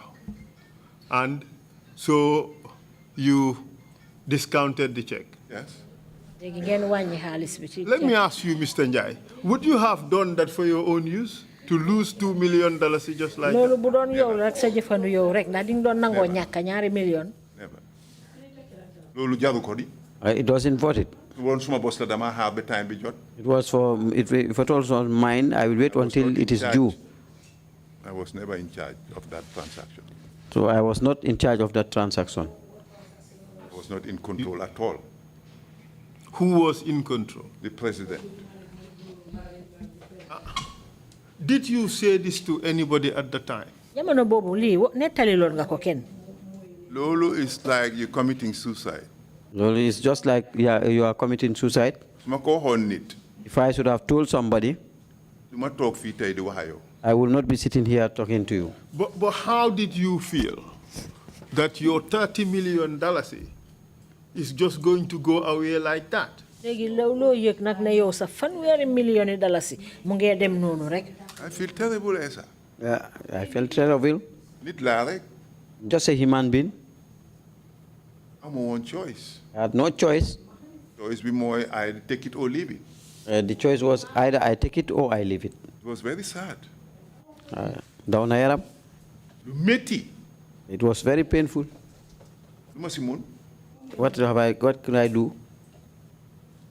And so the transaction went ahead. Transaction went ahead. And then soon after there were problems. Because then Social Security jail nañ suma land be pare assign nañ leen ko be pare register nañ ko. Because then the Social Security has already taken my land, it was assigned to them, and it was already registered. So man jeexal naa si land. I am finished with this land. And you delivered vacant possession. Well, letter bi nga read bi board approval mu ngi ko ci indicate. Yes. Then the project was supposed to be completed ñaari at. The project supposed to be completed in 2 years. First year bi defuñ dara. The first year we did nothing. Ko daxana MD ba. Because the NB was sacked and brought a new one. He was not keen to start project.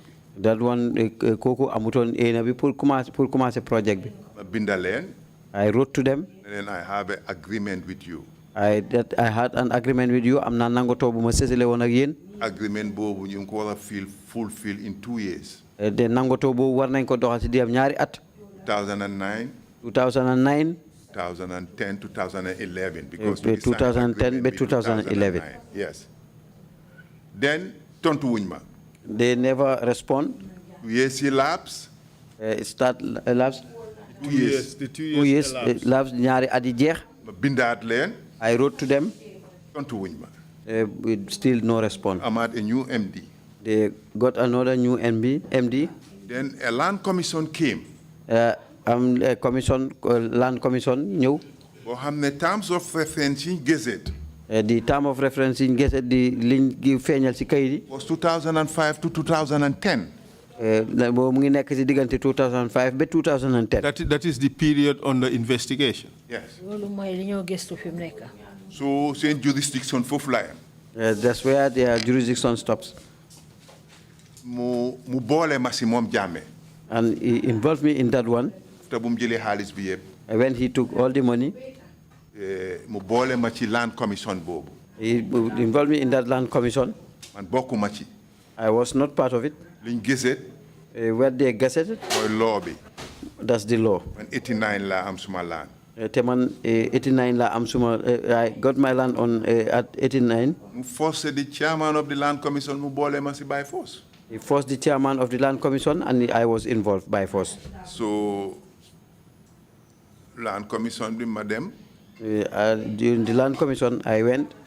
You invite some of the villagers, the youths there. They invited some of the youths there. Can you earlier demon court, yobuma court man a government. Because those people earlier they took me to court with government. Government position paper bi mung fofu. The government position paper is there. You ne dañ ma yobu court man ma kini man ma government.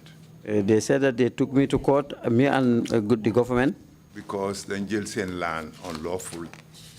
Because they said that they took their land unlawfully. So land commission be used lolu. So the land commission used that for land commission be na ñu sukkandeku ci lolu. Dem ci land commission bi. He went to the land commission. Land commission bi jël land bi from me. The land commission took the land from me. Ne nañ ko delloo villagers. That it should be returned to the villagers. At the time, Antuman Gay, lawyer Antuman Gay. At that time, lawyer Antuman Gay. Don't act on my behalf. Was acting on my behalf. My mom said, "Name them to the appeal court." And he told me that mom said, "Let's go to the appeal court." Law jurisdiction first. Any law, the jurisdiction first. You them to appeal court be. We went to the appeal court. You lose fufutam. We lost there also. Because at that time. More control judiciary. He was in control of the judiciary. Whatever pleases him, that's what they will do. If I jail a case list be. You take the case list. And put it on his table. Go hamne amna interest is a case be. Anybody he has interested in his case. Instruction. He will just give instruction. That's how the judiciary used to work. When we lost at the appeal court, my lawyer, Antuman Gay, mom said, "Name them to the Supreme Court." He told me that mom said, "Let's go to the Supreme Court." Because there is no truth in this. Them to the Supreme Court. We went to the Supreme Court. 2018. In 2018, Supreme Court be there the Supreme Court returned all my lands. Then there is an error there. Where there is an error. You mentioned judgment bobu. They mentioned in that judgment. Then you want to consult villagers for change of use. They should have consulted the villagers for the change of use. Lolu do act be. And that was not the act. Lolu do policy be. That was not the policy. Ñom lolu du won sen role. That was not their role. ñu jël decision bobu. So for them to take that decision. Judgment bi nak kiko bindon is a foreigner, I think Sierra Leonean. The person who wrote the judgment was not a Gambian but a Sierra Leonean. You applied for a review. We applied for a review pour ñu sétat ko. But it was unfortunately accepting ko because of technical reasons. Waaye na nanguñu ko nek leneen lo xamne daal lalu na ci. Ko period bi nga wara review. Because the period that you should review waxtu wi nga wara sétat dafa lapse on because calculation ni public holiday biñ defoon. Dafa passé woon ndax public holiday yi nga xam ne moom lañ compté woon. So looloo tax Supreme Court bi review wuñ ko. That was the reason why the Supreme Court didn't review it. Waaye man suma lease bi. But myself, my lease. Lim ma wax ci lease bi conditions yi ñu fa binda. The conditions written to that. Dafa ne soo buggee change of use, it is only the honorable minister. What is it state that it was, if you need a change of use, it's only the Honorable Minister. But up till today, Honorable Minister Bimode issue change of use. Until today, the Honorable Minister is the one responsible to issue change of use. You ignore Lolu. And they ignore that one. You've buy new tangam lulu. 2019. Atum 2019. After the Social Security defaulted 10 years. When Social Security defaulted for 10 years. You bind them a letter. They wrote a letter to me. Nema mununyo continue project bi. They said that we cannot continue the project. Because change of use bi awmako. Because I didn't have the change of use. After busen lawyer bi Ami Bensouda. When their lawyer Ami Bensouda confirmed the change of use bi ma Ami one was correct. Confirmed that the change of use that I was holding is correct. After Minister of Local Government binder Social Security. When Minister of Local Government wrote to Social Security. Waive lend 17 million bi. And waived the 70 million. Because of the merit of the project. Because of the merit of the project, mo njeriñi project bi. The majority letter be from Social Security. When I received the letter from Social Security, discuss ko ak suma solicitor. I discussed it with my solicitor. Waxtaan ko ak suma solicitor bi. Social Security was demanding the 30 million. Social Security were demanding the 30 million. ñoom ñu ngi doon xeñtu beneen fanweeri million boobu. Ma fay ko to Social Security. So that I will pay it back to Social Security. My lawyer drafted a letter. My lawyer drafted a letter. Sign ko. And signed it. Fine. And he told them fine. My client is willing to pay that 30 million. My client is willing to pay the 30 million. Suma client bi de ene na pour fay fanweeri million boobu. Why nañ dem fañ starté? But let's go back to where we started. He daf leen jox a virgin land. He gave you a virgin land, suuf bu defu dara la leen jox. Unencumbered. Unencumbered. You accept ko. ñu nangu ko. Bindama. And they wrote to me. Demarcate ko. And demarcate it. Then you abandon land. And they abandoned the land. You am encroachers. And dafa am ñu ci dugga. Nit ñi di ñëw foofu rek di sampa. People came there, start constructing. ñoom Social Security bàyyi leen rek ñuy sampa. The Social Security just left them to continue land bi mu ngi construction. under their jurisdiction. Because that land is under their jurisdiction, mu ngi ci seen ron. Ba foofu fees. Until that place is full. Munatuñoo implement project bi. They couldn't have implemented the project. You are back to man. And they came back to me. Dinaa leen te ñu ngi amee lease bi. And they have the lease. ñu ngi amee assignment bi. They have the assignment. Registered at the AG chambers. ñu bind ko nag register ko ci AG chamber bi. léegi ñu ne nag mën naa leen fay. And they said that I should pay them. Joint venture agreement bi. The joint venture agreement. For one, if there is any dispute. It states that if there is any dispute, fekkee am na benn werante bu ci am. ñu dem arbitration. ñu dem ci fi ñuy àttee. ñoom ñu yóbbu ma court. They took me to the court. ñu dem court. We went to court. So it be ruled to my favor. And ñu ki àttekat bi dogal ci suma boor. ne yéen a d'accord on lii. And told them that you agreed on this. kenn forcé wu leen. And nobody forced you people. ñaari mature business public and private ñoo tase. Two mature business, public and private, met together. ngeen d'accord ci conditions yi. And you agreed on these conditions. Go back to arbitration. You have to go back to arbitration. ngeen delluwaat fi ñu bañ. They refused. ñu appeal ñu mu ngi ci appeal court bi right now as I'm here. They appealed and it is at the appeal court. But all that is interesting and all that is for the courts. Unfortunately, this commission cannot sit in litigation over those issues. That's not the purpose. Yes, but then, in the meantime, you were prosecuted. I went to court. You charged me for economic crime. Madam court, ñu tuumaal ma ne dama yàq koppar. Refusing to pay capital gains tax. Ne dama bañ a fay naa ma ci li nga xam ne loolu laay jot. Then bi ma ko jotee. When I receive it. You discuss ko ñu dem court. We discussed it. We went to court. dañ ma njëkk a arrest. I was first arrested. yóbbu ma Kairaba police station. I was taken to Kairaba police station. 2 months. 2 months. Allowuñ ma gis lawyer.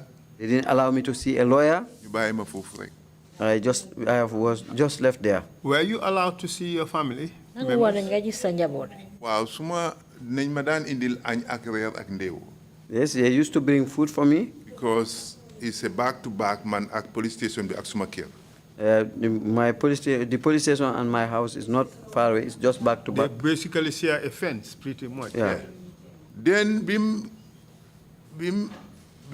afterwards mu ne nañ ma génnee foofu yóbbu ma remind.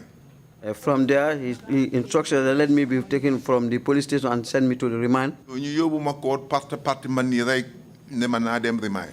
They took me to court. Just at the end, they put me to remand. For economic crime. On economic crime. Ma nekk foofu. I was there. Did you inform them that as per the agreement, Social Security was responsible for paying the tax? Ndax waxoon nga leen ne ci nangutoo bi day Social Security ñoo waroon a fay naa loolu ñëw na later ci inform naa leen because dañ oo dañ jox Social Security MD bi agreement bi mu read ko. They gave the Social Security MD to read it. Mu confirm ne jot na xaalis bi. He confirmed that he has received the money. Waaye dañ ko daaxa before moom mu execute payments yooyu le. But he was sacked before he executed those payments. So money bank for still as we talk. xaalis bi mu ngi fa ba waxtu yi ñoo waxee nii. The money is there. Ñëwee ci court bi. When we came to the court. Judge bi laaj ko. The judge asked him. Kon ko mu read agreement bi.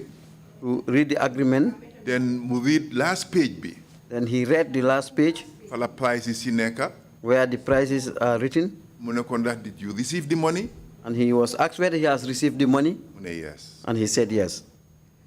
And then mu ne ko lu tax fayuloo ko mu ne ko dañ ma daaxa before ma finalize payment. He was asked why you didn't pay it. He said that I was sacked before I finalized the payment. Mr. Njai, the obligation to pay as at that time, on who was it at the time?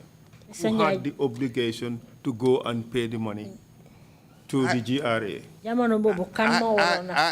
It is my responsibility as sale bi ci man la jaar. So it's my responsibility la nekk. It was my responsibility because the sales passed through me. But it was a clandestine deal. Lii ak nangoto buñ toxaloon toppatoon rek la.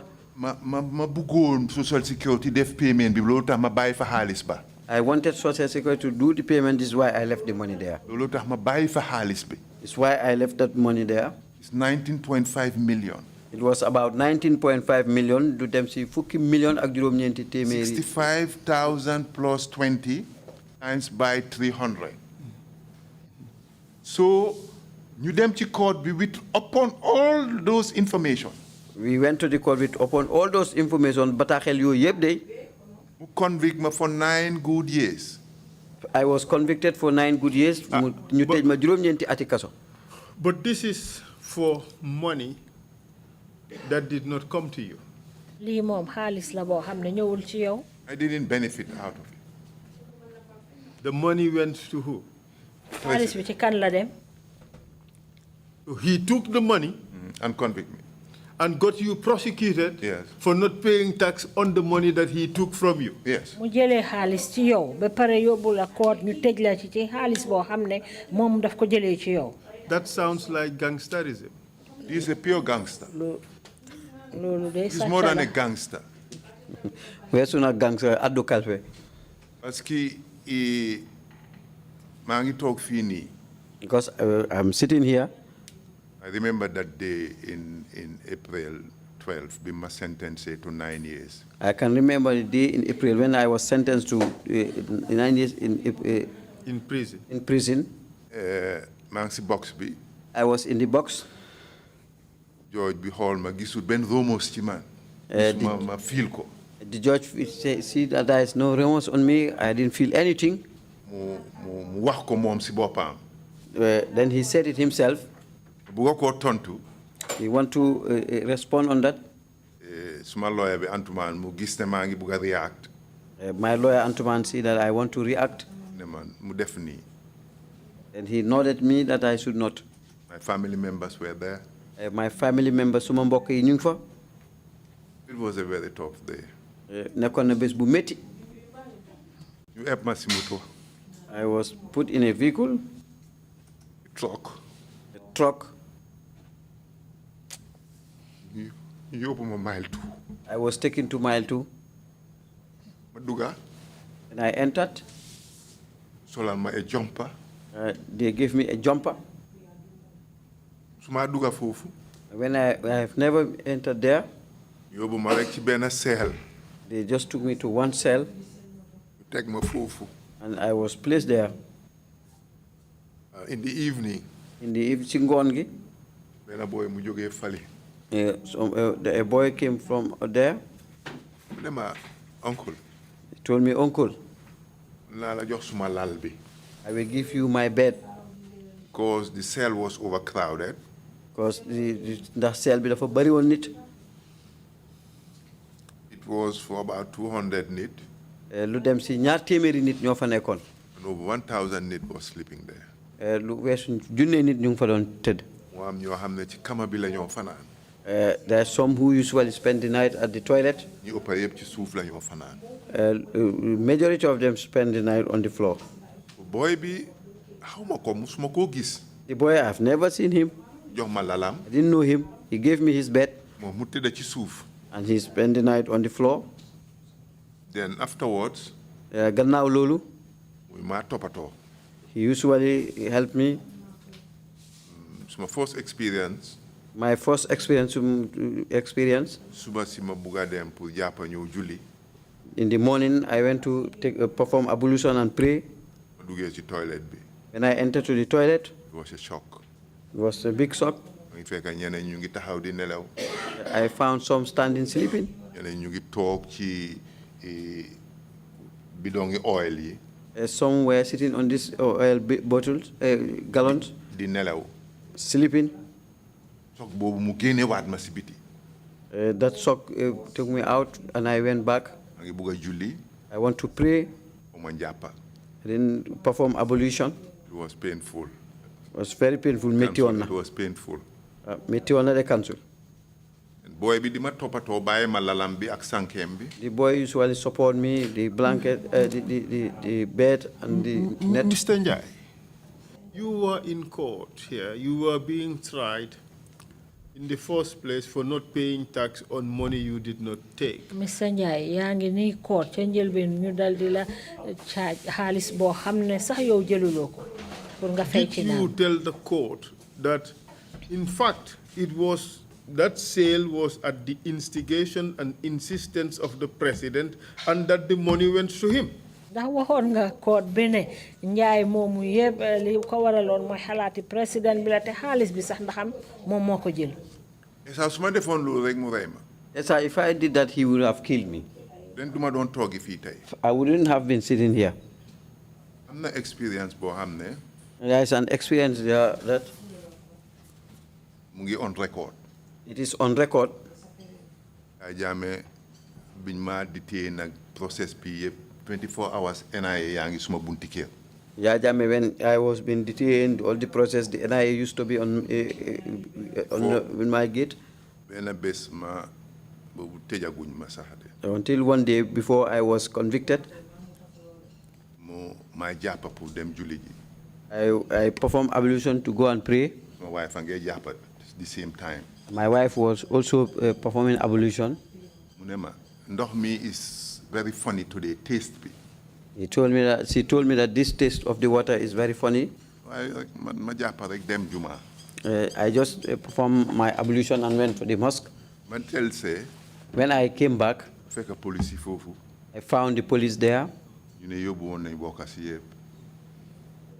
Yóbbu woon nañ workers ci police station bi. They said that they took the workers at the police station. Because dañ ubbi tank bi. Because they opened the tank. Mu am luñ fa fekk. They found something there. Yàlla moo ñu dimbale loolu yàggut. It's only God who saved us. That didn't spend a long time there. What was it that was found there? ñu stop tank, ñu empty tank bi. Lan lañ gisoon ci biir tank bi. Fekk fa benn mbuus. They found there one nylon bag. Mu ngi am ay powder. Xamuñ There lan was ban some façon powder la or poison la or whatever. You don't know whether it was poison or.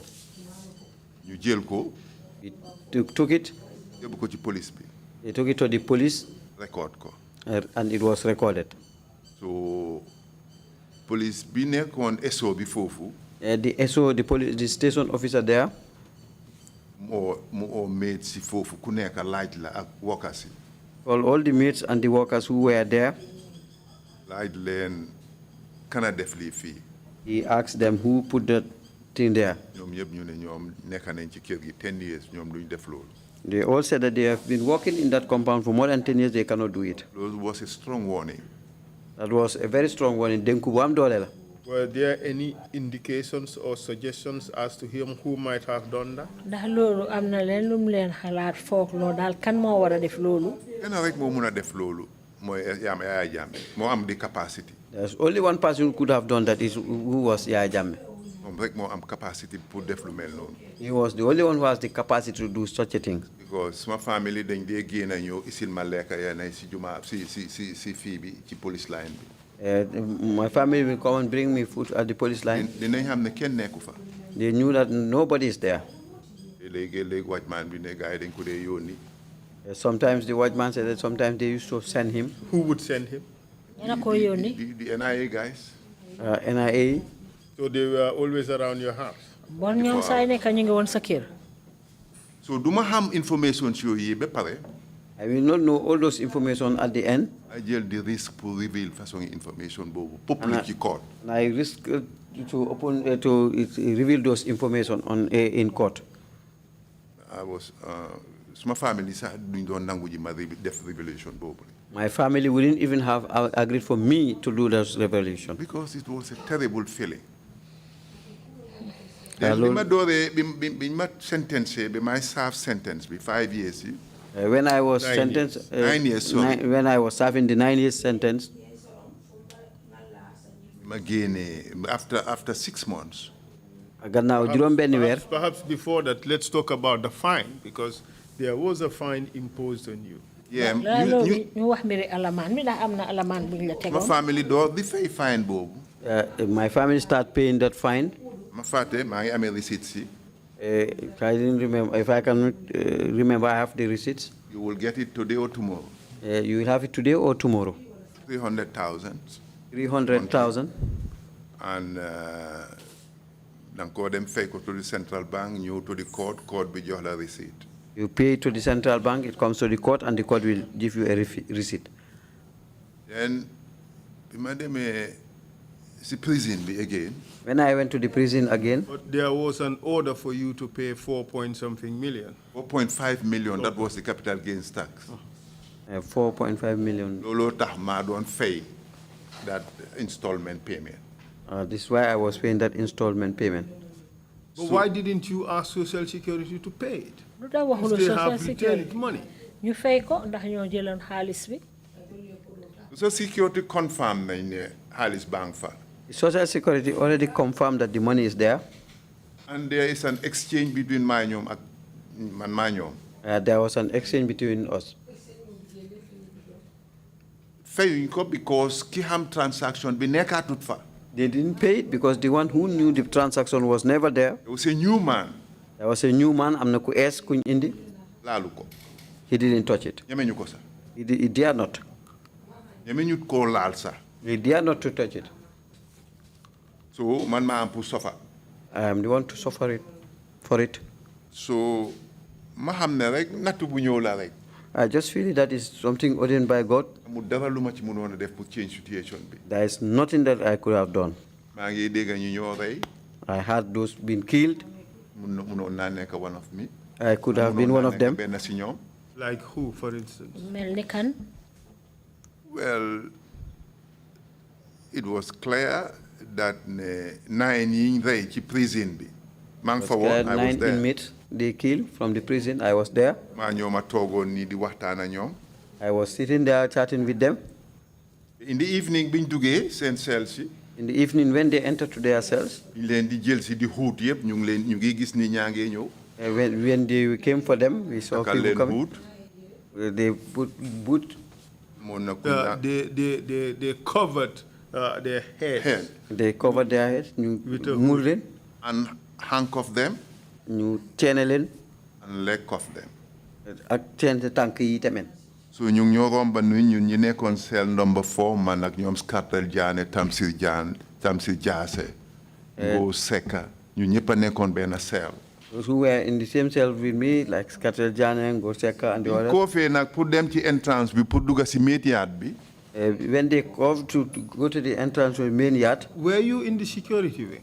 I was taken to the security wing afterwards. Security wing bi lañ ma mujjé yobbu. For what? For capital gains tax, for economic crime. Security wing? Yes, I was in the security wing, sir. I want to security wing bi. For 5 good months. Juróom weer. Ben yoon lañ allow my family mu ñew after 3 months pour ma gis leen. They allowed my family members to see me once after 3 months. That was the most difficult part. Loolu na mooy boor bi gënoon a métti. Because my daughter then. Because suma doom bu jigéen bi jamono boobu. Aisha. We and yaayam. He was with her mother. Magam Mohammed. And the elder brother Mohammed. And Hadin Jai, a family friend, Hadin Jai da Costa. Hadin Jai da Costa ko xamne ni xariti kër gi la. You They came. Te buñ la sentencé for 3 months gisuloo sa family. If you are sentenced for 3 months and you don't see your family. First time you am permission pour ñew. The first time they came, they have the permission to come and see you. They saw me only for 20 minutes. Lu tollo ñaar fukki minutes rek lañ ma gis. God been a time jot na. And the guard said that the time is up. Then suma doom bi. Then my daughter. Mu clem ma, mu téye ma. He hugged me. Ne moom duma bàyyi foofu. He will not leave me there. Yuhu. He screamed. Gaa yi ñëw génne loxoom bi. They came and pulled her out. With joy. She was crying. Ñibbi bàyyi ma fa. And she left home and left me there. And mu affect ñoom ñaar ñëpp. Kenn ki was the head boy at Marina. The other one was the head boy at Marina, Mohammed. He was a good student. He was a xale bu baax la woon. Mu affect jàngam bi. It's affected his learning, education. Affect Aisha. And affected Aisha. Affect my family. Affected all my family. Because it is not duga bi waaye sooy génna. It was not when you are entering, but when you are leaving. Baggage bi nga génnaale moo gën a tough duga bi. The package that you came with, you go out with is more tough than the one you came with. The way society look at you. Naka la nit ñi di gisee. Ñeneen ñi dañ la xas. Some will insult you. Ñeneen ñi li code bi wax loolu lañ gëm. Some will believe exactly what the court say. It was painful. It was very painful. Experience naa ko. Dal na ma. Enewuma kenn mu dem through loolu.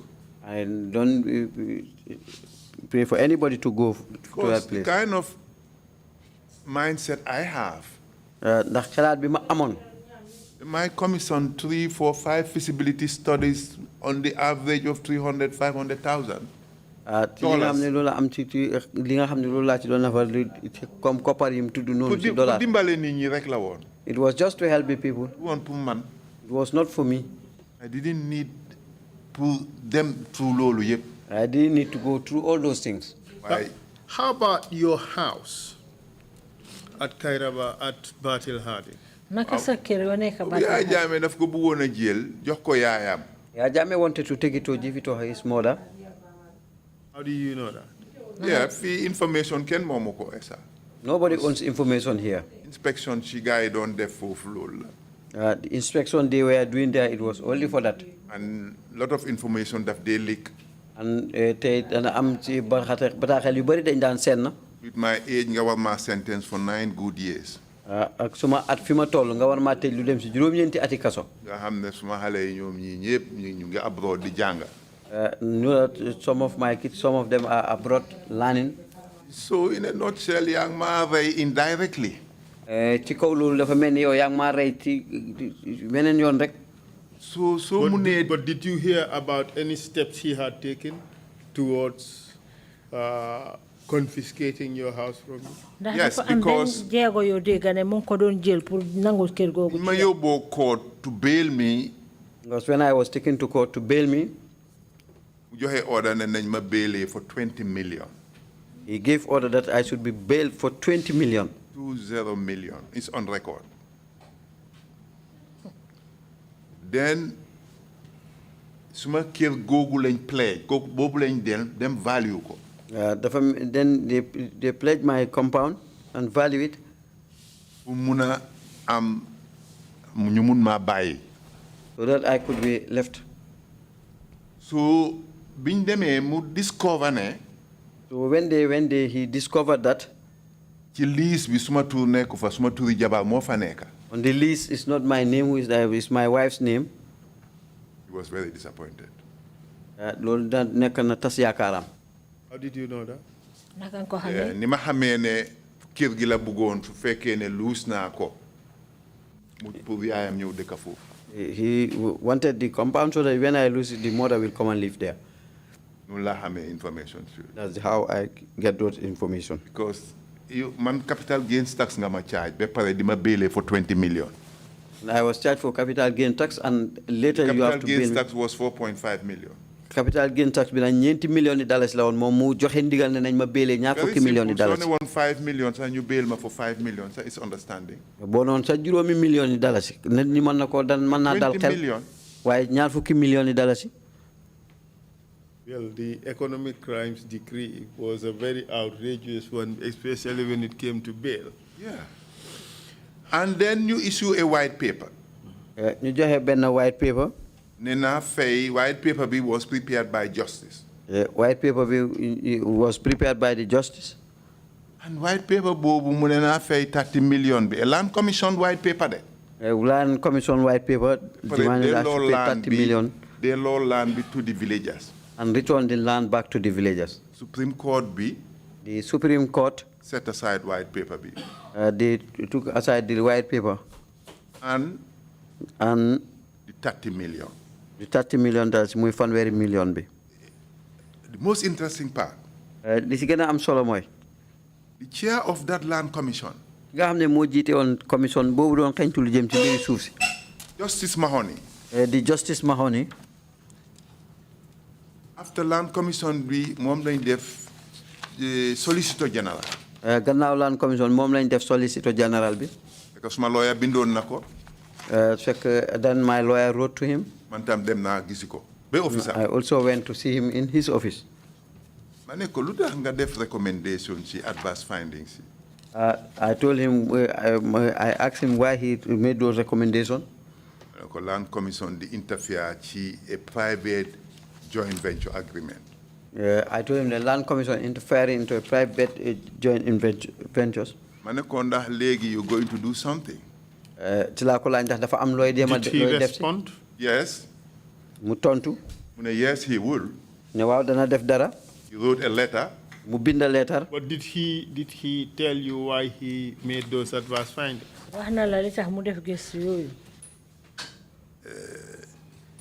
He felt bad. He felt guilty. Gis ne daal amul fa dëgg. Because if mu bindaat president bi mom the chairman of the land commission. He wrote back to the president, back to the president. So c'était le final paragraph of that letter, SR. It is in the bundle of documents, Mr. Chair. It's a letter dated 17 July 2013 from the Honorable Secretary, addressed to the Honorable Secretary General and Head of the Civil Service. It is appealed by stakeholders to reconsider the decision to revoke the lease granted to Mam Said Njai and which form the subject matter of a joint agreement between Social Security Housing Finance Corporation and Mam Said Njai. Well, the relevant operative part, Mr. Chair, is I humbly advise that there are two avenues the government may take. One is to maintain the recommendations of the Commission of the Inquiry affecting Mount Njai and Social Security Housing Finance Corporation, as confirmed by the white paper, to defend the appeal process and leave Social Security to recover their 30 million. Or to agree to allow the joint venture between Mam Said Njai and Social Security Housing Finance Corporation to continue, since Mr. Njai has already received the 30 million paid from Social Security, which appears to be difficult to recover, and furthermore, because the project previously had the blessing of His Excellency the President of the Gambia and permission from the Ministry of Local Government and Lands. Social Security Housing Finance Corporation is also interested in continuing the project, and if it is agreed that it is to continue, then consent terms will be filed in the appeal filed by Mamsed Njai, which would have the effect of reviving the project and superseding the government white paper on the recommendations of the commissions of inquiry into land allocation in the Gambia. I look forward to His Excellency the President's reaction to this proposal and also His Excellency of my highest consideration and appreciation. Incredible. What is strange is that this recommendation was not considered by the Commission. Well, if it he was the chair. And he saw all the documents that he is referring to. Because he was under pressure.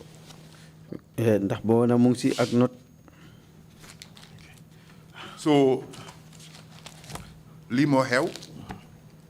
This is what happened. And then Social Security tam. And then the Social Security also. Ma jox len souf mu yaxu ci sen loxo. I gave them land and it's all in their hands. Well, the interest of the Commission perhaps is about your trial. Yes. And conviction. And the 30 million taken away. By the President. Lilen itel dal moy liñ la yobbu atela tej la ak fanweri million yi nga xamne President bi jël nako ci sa loxo. How did it feel to you being in that prison? Naka la mel ci yow ba nga nekké mile 2 ci kasso bobu? Esa li nekk fofu. Esa what is there lit council? I didn't pray for anybody to enter that prison. Are you doing anything about it?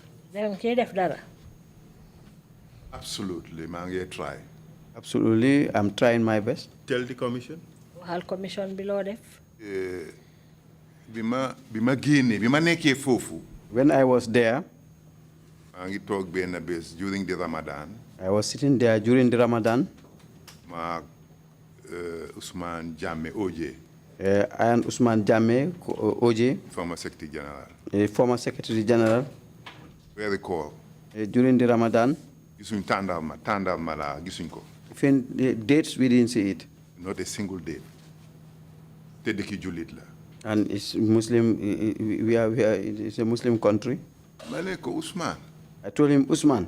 This is very serious there. I told him this is very serious. I told him that whenever I'm out of this place, I will make sure that there will be changes. He asked how.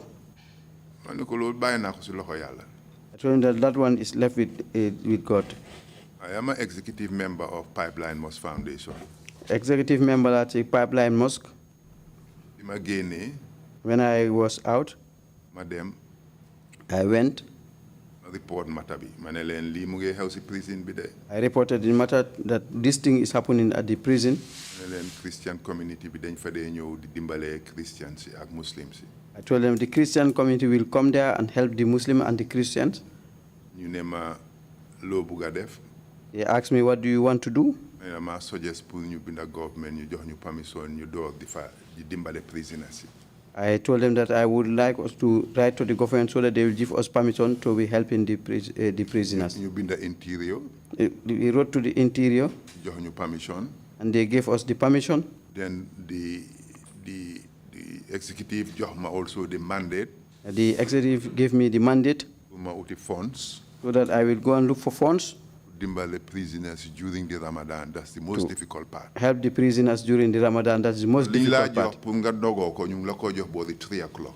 What you have been given to break your fast will be given to you around 3. Rice and meat. So by the time tangay bi ci sel bi, by the time ndogu di jot, by the time it's time to break your fast, heat bi yaxana lekka bobu. Because of the heat in the prison has spoiled the food. Di nga gis ne nit dina o fofu be gudi du am ndogu. Some will keep fast up till night. They will not have something to eat. So you def a budget for mile 2 alone. So they made a budget for Mile 2 alone. We were managed to have about 300,000-400,000. We were managed to $400,000. You provided with milk. We provided with milk, meew, dates, and tandarma. With all that to breakfast. First year. The first year. And then second year. The second year at B. You make a bigger campaign. You def benen campaign bu gëna reuy. We raise $1 million. Pour dal di joxe $1 million. Then you boole ci Janjambure. Then we include Janjambure and Joshua. So you start a program bo xamne. We started a program. Very called the whole Ramadan. We will be helping them. Every year.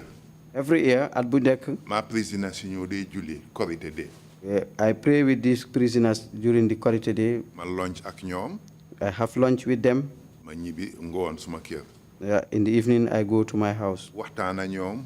I chat with them. Wan leen rek ne am nañu care of seen will be in there. Show them that there is somebody who is care about your being there. Has this program ever stopped during the period that elapsed since you left prison? No.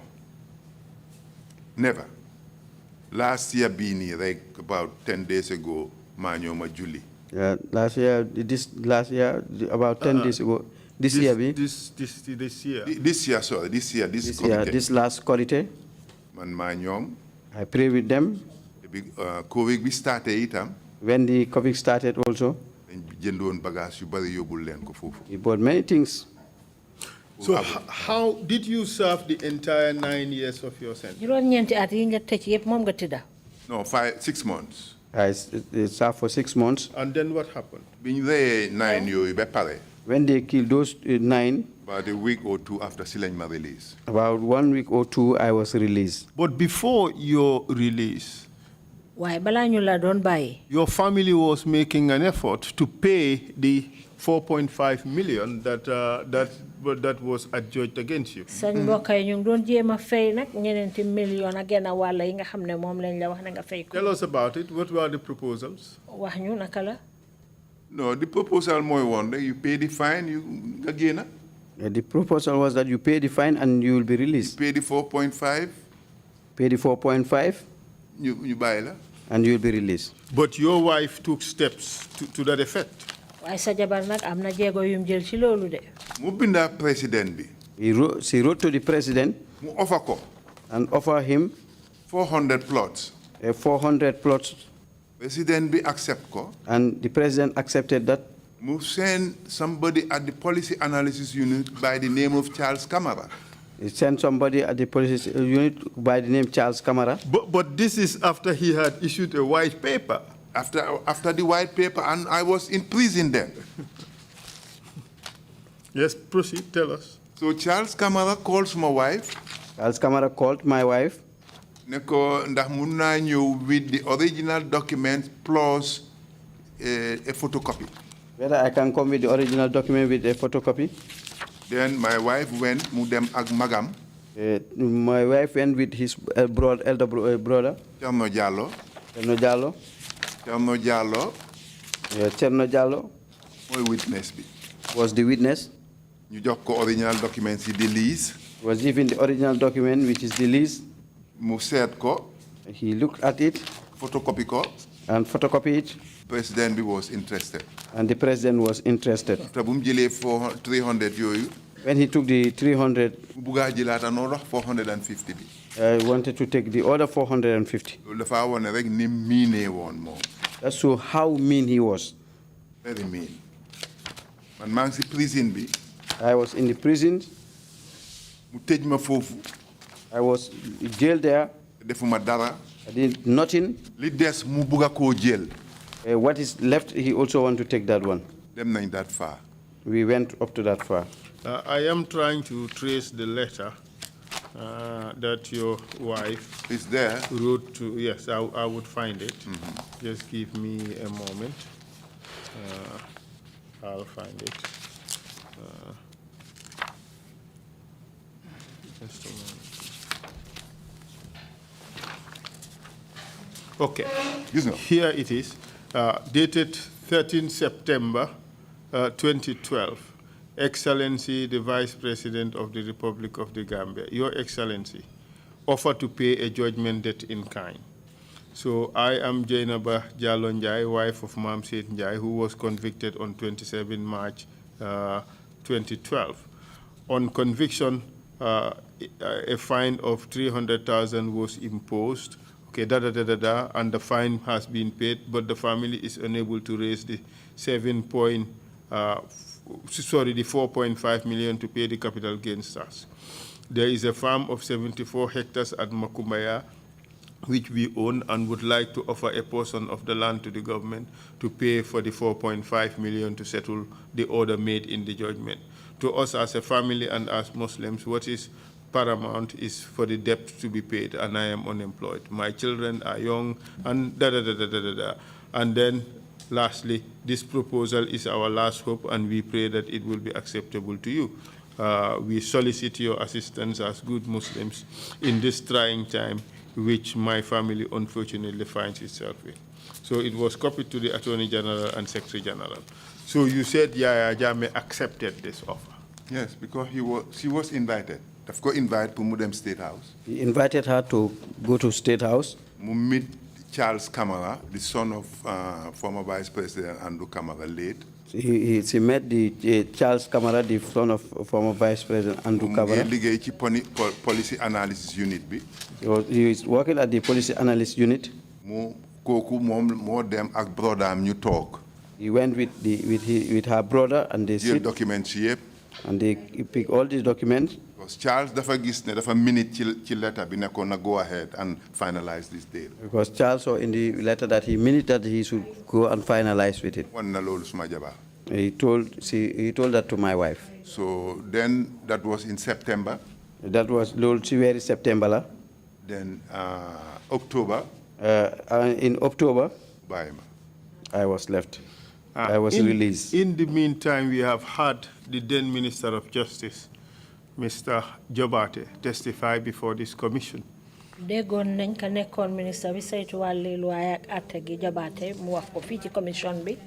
That at around that time he impressed upon the president that you should be released because you had not done anything wrong. On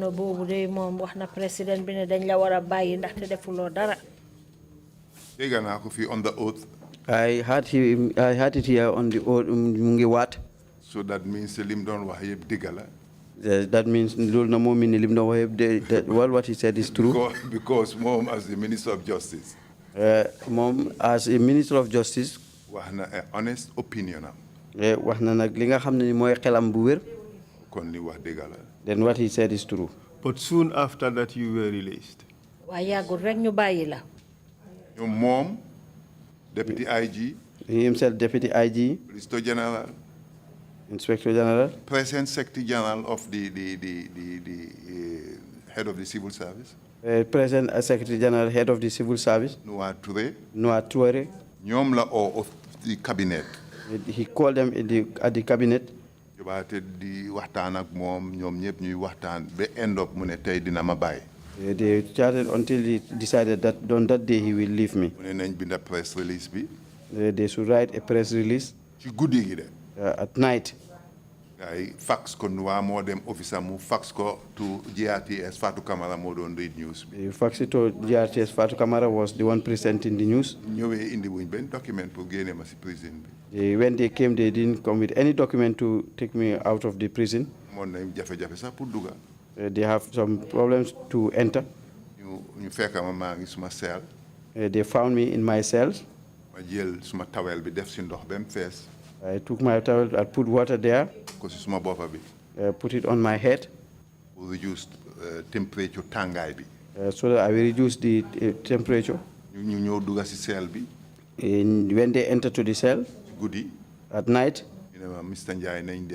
they told me that Mr. Njai, let's go. I told them I will not go. I refuse. Mabany. Refuse again. Mabanyat. And supervisor be andona ñom. The supervisor who came with them. Mr. Njai, you are going home.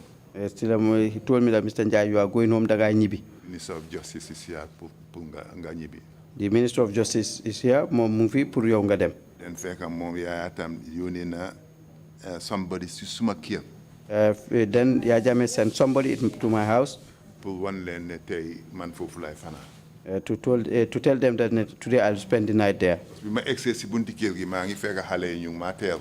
When I arrived at the compound gate, I found that these kids were waiting for me. Why did you initially refuse? Because prison boobu ñu ñëpp a dee waxtaan am na ñoo xam ne dañ leen dee jël ci guddi di leen yóbbu di leen tocco. We usually have discussion at the prison. Some people will be collected there at night and dañoo wax ne ñoom dem NIA lañ fanaan. Some will say that they spend the night at NIA. Ñeneen ñu ne Bond Road lañ leen yóbbu. Some will say that they were taken to Bond Road. So dégg naa loolu already. So I had that already. So suñ ma ooyee pour ma dem du ma nangu. So if they ask me to go out with them, I will not agree. So loolu taxoon ma refuse to go. That's the reason why I refused to go. Why do you think Yaya Jammeh released you? Lan nga foog ne moo tax Yaya Jammeh bàyyi la. Du ma wax ne conscience because amut ko. I will not say consent because he has no consent. That is a very serious allegation that he doesn't have conscience.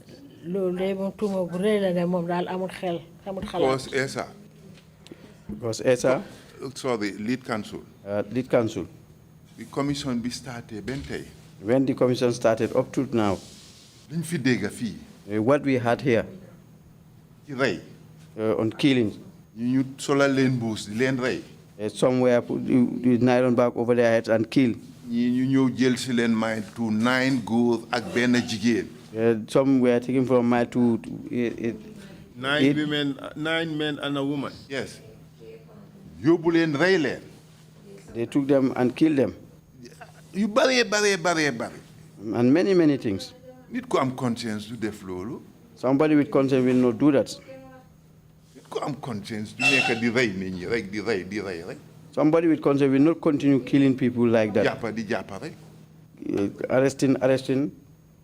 By our count, it's over 157 West African migrants, 11 November 11, and 9 death row inmates and family members, and the students 14. Yes. So the counting continues over 100. Yeah. Okay. Under normal circumstances, a normal human being. If you kill only one person, it's enough for you to it's already enough that they should tell you as that you are not a human being. Yes, God Himself. Lila don't buy muneka a toy enjoy the continue the It's what he was enjoying, that to continue killing people. That's why God said that if a person kills, that person would be killed. Yes. And the reason is he did not want that person to continue enjoying killing. Okay. And he was enjoying killing. He just killed.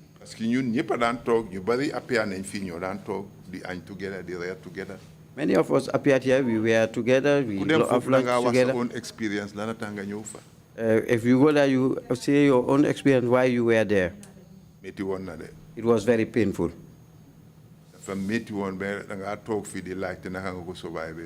You'll just be sitting down asking yourself, how do you survive it? Alhamdulillah. Alhamdulillah, thank God. We can come here. Those who knows what they knew. The true story. And they knew the true story. Mr. Njai, you are a perennial investor, always looking for an interesting project that would make huge impact in Gambia. You ventured into putting together a fertilizer factory. What happened? Yow nit ka nga xamne day saa yu nekk rek yaa ngi wuga dépasse bi réew mi loo xam ne dina yokk ko mi réew mi xalaatoon nga sax pour def factory ngir fu ñoo amee ay tos. Dafa amoon Ukrainian investors yu fi ñëwoon. There were some Ukrainian investors who came here. Who came.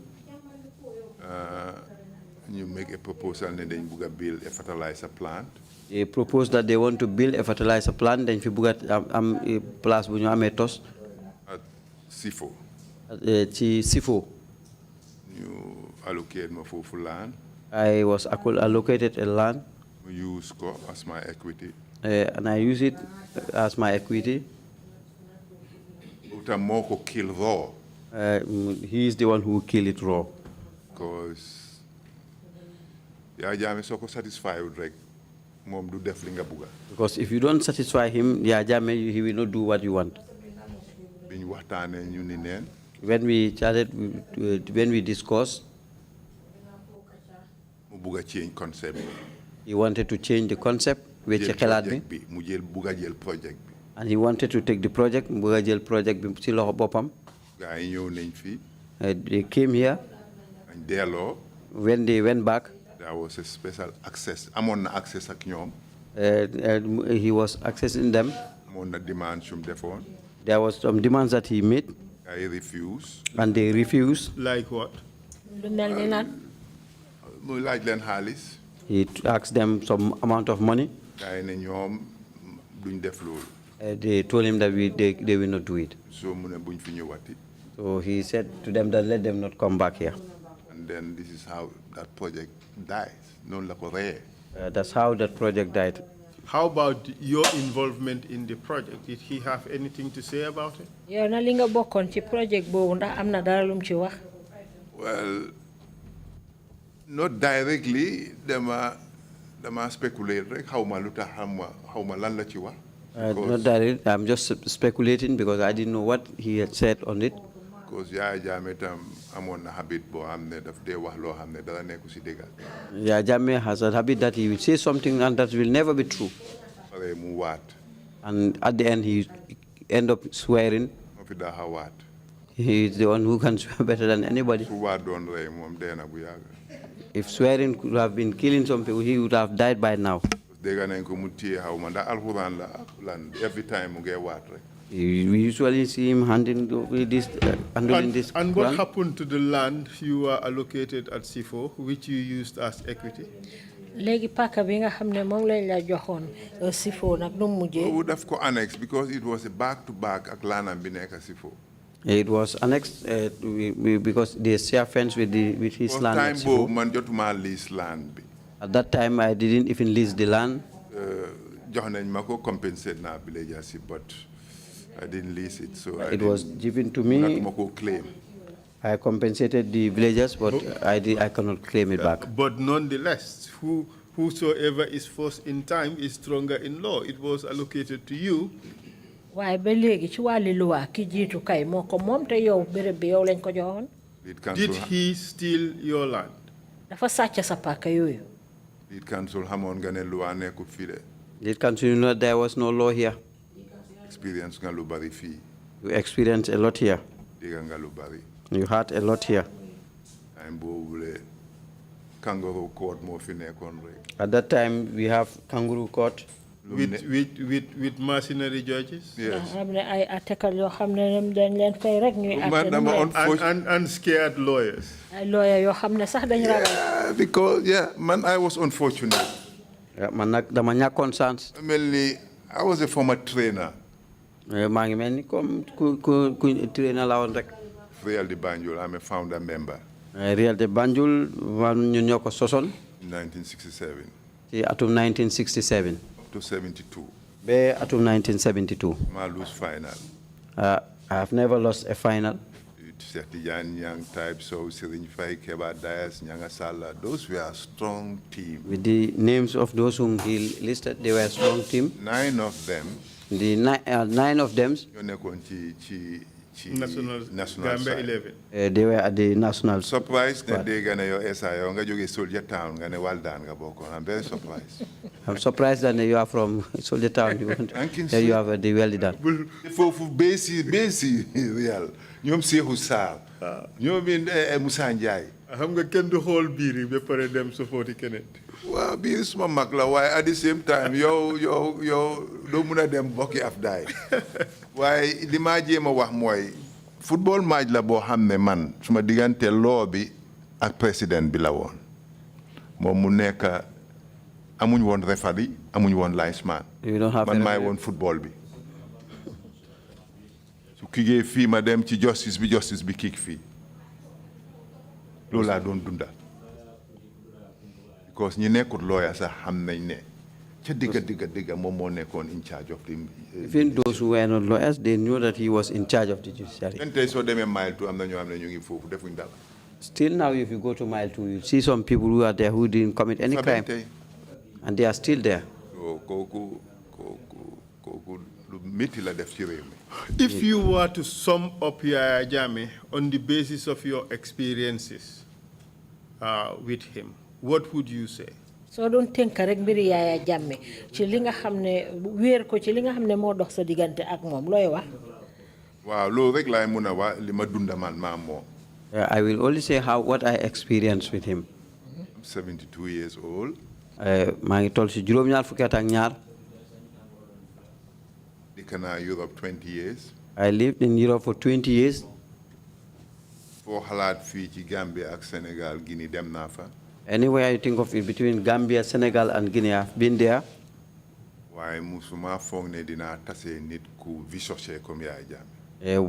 I never think that I will meet with somebody who is more vicious than like Yaya Jammeh. Yaya Jammeh power daf ko corrupt on absolute corrupt. Yaya Jammeh nag dafa nekkoon koo xam ne nii nguur daf ko geroon ba passé ger.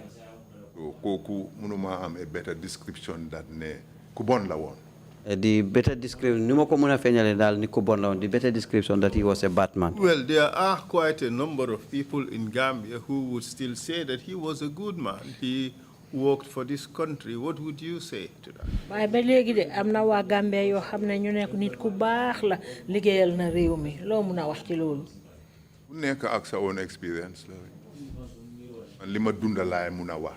Anybody with his own experience, what I experience, that's what I can see. Opinion experience. Anybody has an opinion to see what he experienced with him. But he will not do anything for gratis. No, he didn't know it. Well, doing something gratis is part of Teranga, which is our culture. Mentioning Teranga, so today, Mbiri Teranga, before I forget it, the accident of Lajola. The accident of Lajola, Battle Lajola. Madam, I'm fishing trawlers, man. I used to have some fishing trawlers. 8 vessels. Lu dem si juróom ñetti gaal. Bu nekk daf daan hire up to 27, 30 Gambians. Bu si nekk will hire up to 27 to 30 Gambians, ay doomi Gambian. Ñu dem di nappa. They go for fishing. Then I'm confederal license. We have confederal license. Napa Gambia and Senegal. To fish in Gambia and Senegal waters. Sometimes he will just arrest my vessel. Fine me. And fine me. And it was a joint venture with Chinese. And te temen nak njula mu seqon la man ak Chinese. The accident behaved. When the accident occurred, I was just going to pray for a Fajr, for early morning prayers. Captain be called. The captain called. And my wife picked the phone. And he said that there's a big accident that happened here. Then, when I came back from the prayers, telephone ring. The telephone just rang. I picked the phone. Captain was a Chinese, it was a joint venture. The captain was a Chinese because a joint venture. He told me that there is an accident. I told them to leave all what they are doing to go and assist them. Then knew them. When they went, all those who survived, they were picked by my vessel. Then a Frenchman. One Frenchman. And a Gambian. And a Gambian. The rest is Senegalese. And the rest were Senegalese. So Frenchman be the insist na len gal bi yobu Dakar. The Frenchman insisted the boat should take them, the vessel should take them to Dakar. I told them, no, let them come to the Gambia. Suba si 8 o'clock in the morning. In the morning, around 8, Madam ci Senegalese embassy bi. I went to the Senegalese embassy. Ma fekk fa ambassador Njuga Njai. I found Ambassador Njuga Njai. Wax ko accident bi. I told him the accident. Communicate further to Senegal. He communicated to Senegal. Jata, the former chief of defense staff.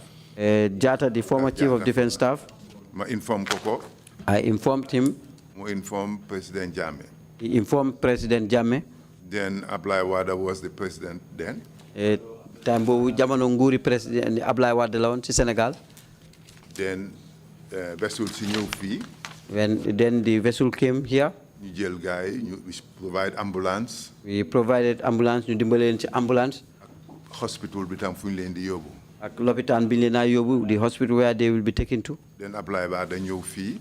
Then Ablaye Wade came here. At the time Alaji Cisse was the chief of protocol. Then Alaji Cisse was the chief of protocol. Ma tok ñu o ma ci airport bi. I said I was at the I went to the airport. Introduced me Ablaye Wade mu ngi toga President Jammeh. I was introduced to Ablaye Wade when he was sitting with President Jammeh. Mu request pour man ma dem Senegal. He requested that I should go to Senegal. Mu decorate me with this highest order. So then he decorated me with this highest order. Mu jox ma médaille bu fort bi. Mom Ablaye Wade mo def lolu. That's Ablaye Wade who did this. Before mu def ko nak. Balam ko def nak. Airport bi bima ki introduced the ambassador. When I was introduced at the airport by the ambassador,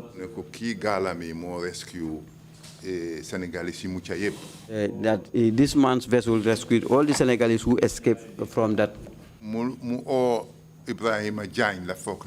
He called one Ibrahim Ajany. Was the Director General of RTS. Director General RTS.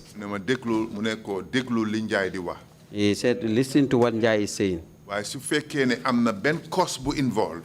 if at all there's any cost involved, the Senegalese government will compensate. The Konguri Senegal then ko jox ndampañ. So maneko lolu opana def. I told him that no, I will not do that. Because digante Senegal and Gambia benala. But because between Gambia and Senegal we are all the same. Isu hewon Senegal ñomi dinañu defal lu opali. Isu hewon Gambia then Senegal then ñu defal lu opali, they will do it the same for us. So I refuse to get any offer from them. So ma bañ nak pour jël ben ndampañ bo xamné tukki ci seen nguur. Invite ma yobuma be Senegal. He invited me to Senegal. Decorate ma fofu. And I was decorated. And later on mo invited ñu. Later, he invited us again. Involved rescue bobu. Those of who involved in that rescue. Prayer. When they were doing these prayers. You attend mom Ya Jammeh mu jox ñu plane am bi. Ya Jammeh gave us his aircraft. And about 4 ministers joined us. And about 4 ministers you and ñun. You them. When we went. You witness prayer. To witness the prayers, ñu fekkee ñaan yooyu. ñëwaat fii Gambia. And we came back to the Gambia. And Senegalese yi amuñ foofu. The Senegalese didn't stop there. bi ñu yégee ne Ya Jammeh daf ma jàppa. When they heard that Ya Jammeh arrested me. dañ dem on TV. They went on TV. dañ dem ci télé bi. ne ñi nekk ci jàngu yi. ne those who are in the churches. ak ñi nekk ci jumaa yi. And those in the mosque. Because suma role ci la Joola. Because my role in the Lejola, let them all pray for me so that I will be released by Ya Jammeh. Live on TV. Live on television. Senegal jërëjëf ñoom it ñu am teranga lañ. Then Senegalese people ñu am teranga lañ. Mr. Njai, thank you very much. Mr. Njai jërëjëf. I have no further questions. Amatuma leneen lu ma lay laaj. Hand over the witness to you, Mr. Chair. Mr. Chair, jébal naa la seede bi. Thank you very much, Council, and thank you very much, Mr. Mamsid Njai, for an extraordinary testimony this afternoon. Jërëjëf Council, jërëjëf Mamsid Njai ci seede yu am solo yi nga xam ne moom nga fi def. It's very rare to come across a very good person, quite enterprising, who would fall foul from the leader of a dictatorship. jafe na nag pour am nit ku baax ku mel ni yow di nit koo xam ne ku farlu nga ñëw daal loru ci loxo koo xam ne rek moom doxalinam yépp mbiri jaay doole la. When all you have at heart is the good and progress and development of your country and people. te fekk yow li nga am kéene ci sa xol bi yépp moo di njëm kanam ak yokkute sa réew ak nit ñi ko dëkkee. I'm sorry you encountered such a great difficulty during the regime of Jammeh. maa ngi la masaw bu baax a baax ci jafe-jafe yi nga jànkuwanteel ci jamonoy nguuru Yaaya Jammeh. That enterprising side of you, li nga xam ne yow pour dépasser réew mi rek mooy sa jubluwaay. I hope technology would help Gambia to clone you. te xam naa ne nag li nga xam ne mooy wàlli xam-xam xarala yu mujj yi dinañ dimbale réew mi pour ñu fal la. So we have more Mam Set Njais to develop this country. ñu am nag ay xam-xam xarala yoo xam ne dinañ mun a defar ay Mam Set Njaay yu ci bari yoo xam ne dinañ mun a nekk ci réew mi pour indi yokkute fii. We're sorry for you and your family for the very difficulties that you encountered. di la mastaw bu baax nag yow yaak sa njaboot ci jafe-jafe yi nga jànkuwanteel. Commissioners, if you have any questions, please indicate. Imam C, you have the floor, please.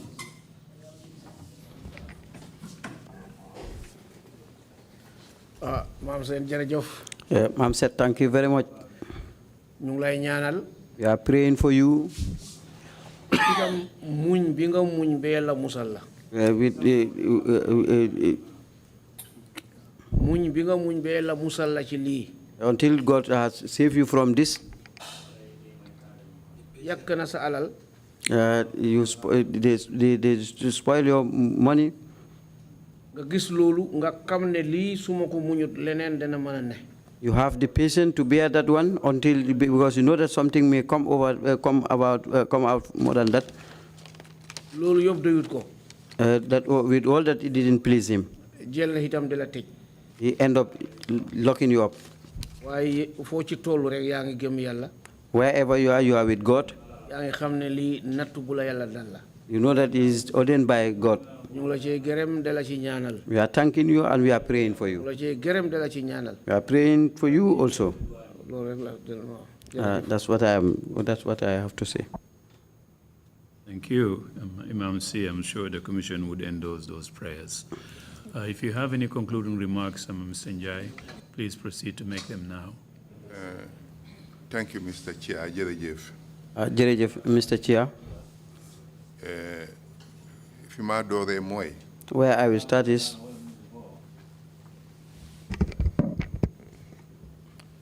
ñun Gambians dañ ko fàtte. We the Gambians we easily forget. 1981 li fi xewoon. What happened here in 1981? ñëpp ñu fekkee ko. We all witnessed that date. fàtte ko. We forgot it. In 1994. Until 1994. loolu tam ñëw xew. That thing also happened. 22 years.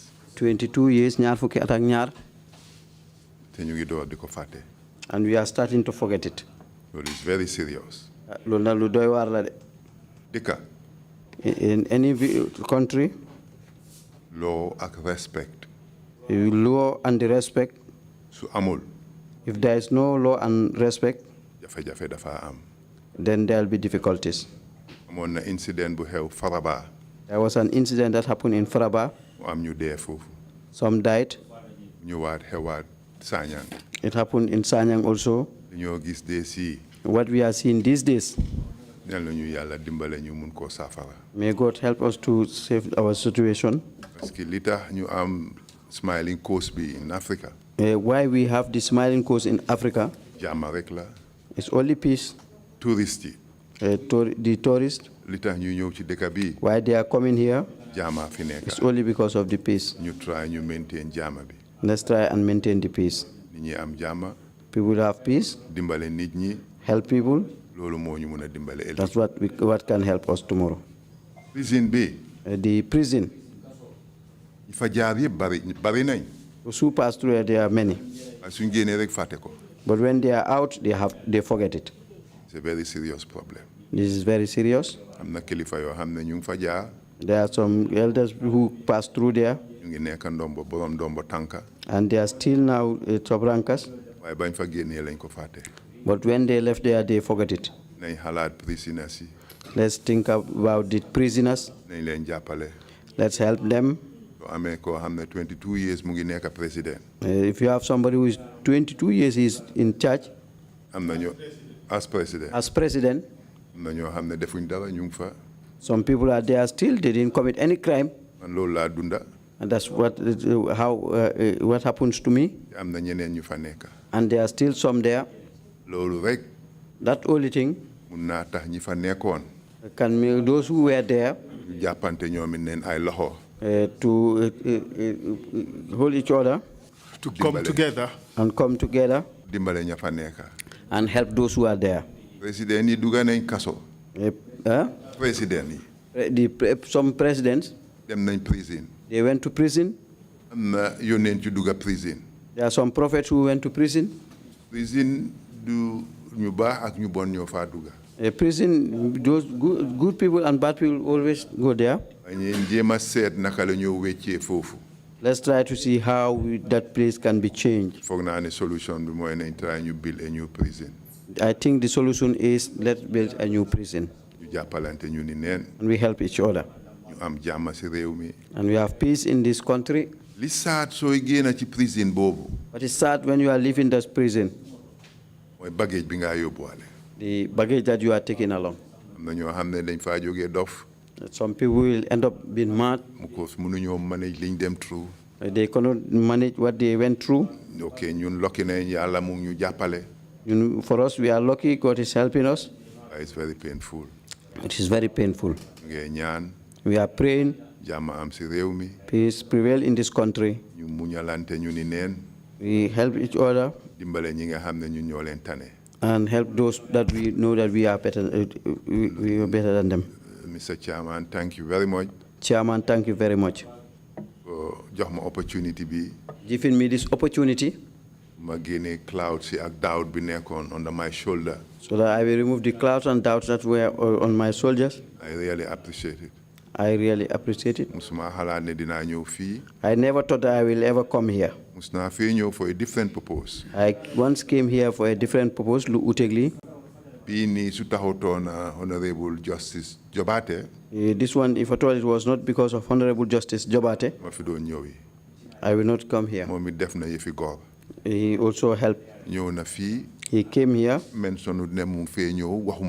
He didn't mention that he was coming here. He didn't tell me anything. But he told his truth.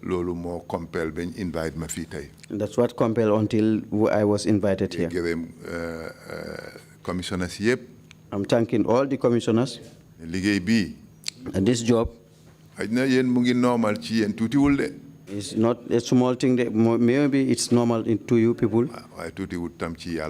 But it's not small in the eyes of God.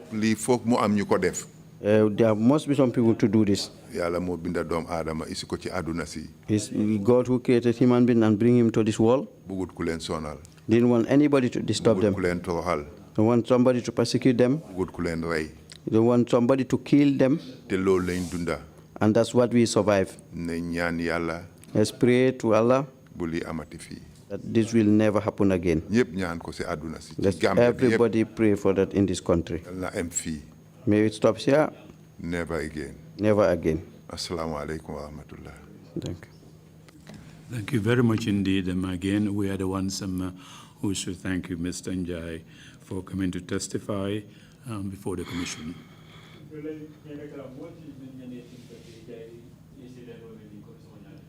maa ngi gërëm Mr. Njai pour li nga ñëw wax ci commission bi la.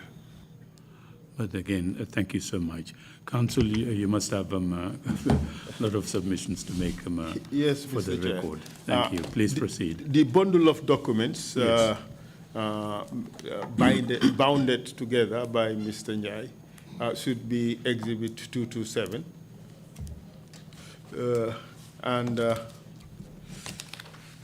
Then the letter dated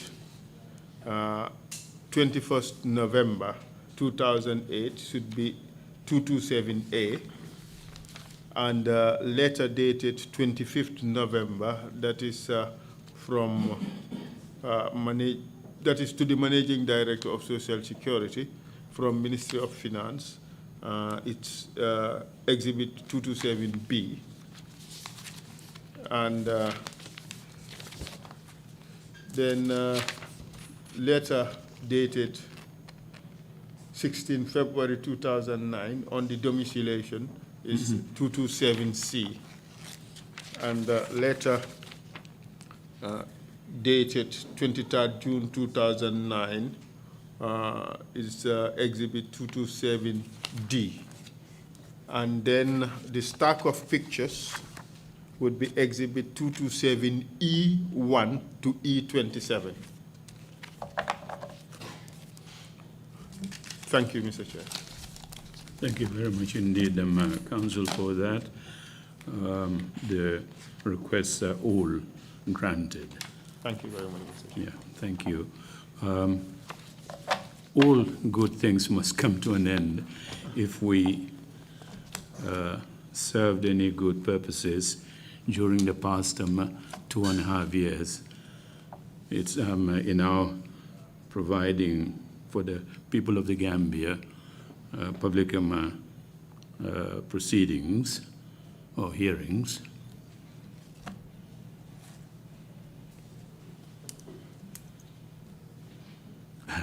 They're coming. I see them putting one there. Thanks. Should I repeat or what? Yes, please repeat. Oh, my Sorry, apologies. I thought you were listening. Anyway, I'll shorten it. We are having our last public hearing tomorrow. Tay moy suñ bés bu mujj bi nga xamé né elek moy bés bu mujj bi nga xamé né ci la ñoo def façon jotaay bu melni ako kiaman kamen folem sama kudima odi kudima bandula ko sotala sama walbe kelen si jamala si labangoti. We will hold a special closing session. Be siol kelen me alon ko sil me alon ko ye tombon I kamale. Dinañ def jotaay bo xamné nak dañ ko jaglel. We will tell you if it is going to be in the morning or in the afternoon tomorrow. Mba falale ne fabe kala sobandal la bam fabe kala tilibulol la sama. Ko defé dinañ leen wax ndax ci suba si lañ ko def wala ci ngoon gi. It depends on the availability of the witness scheduled to appear tomorrow.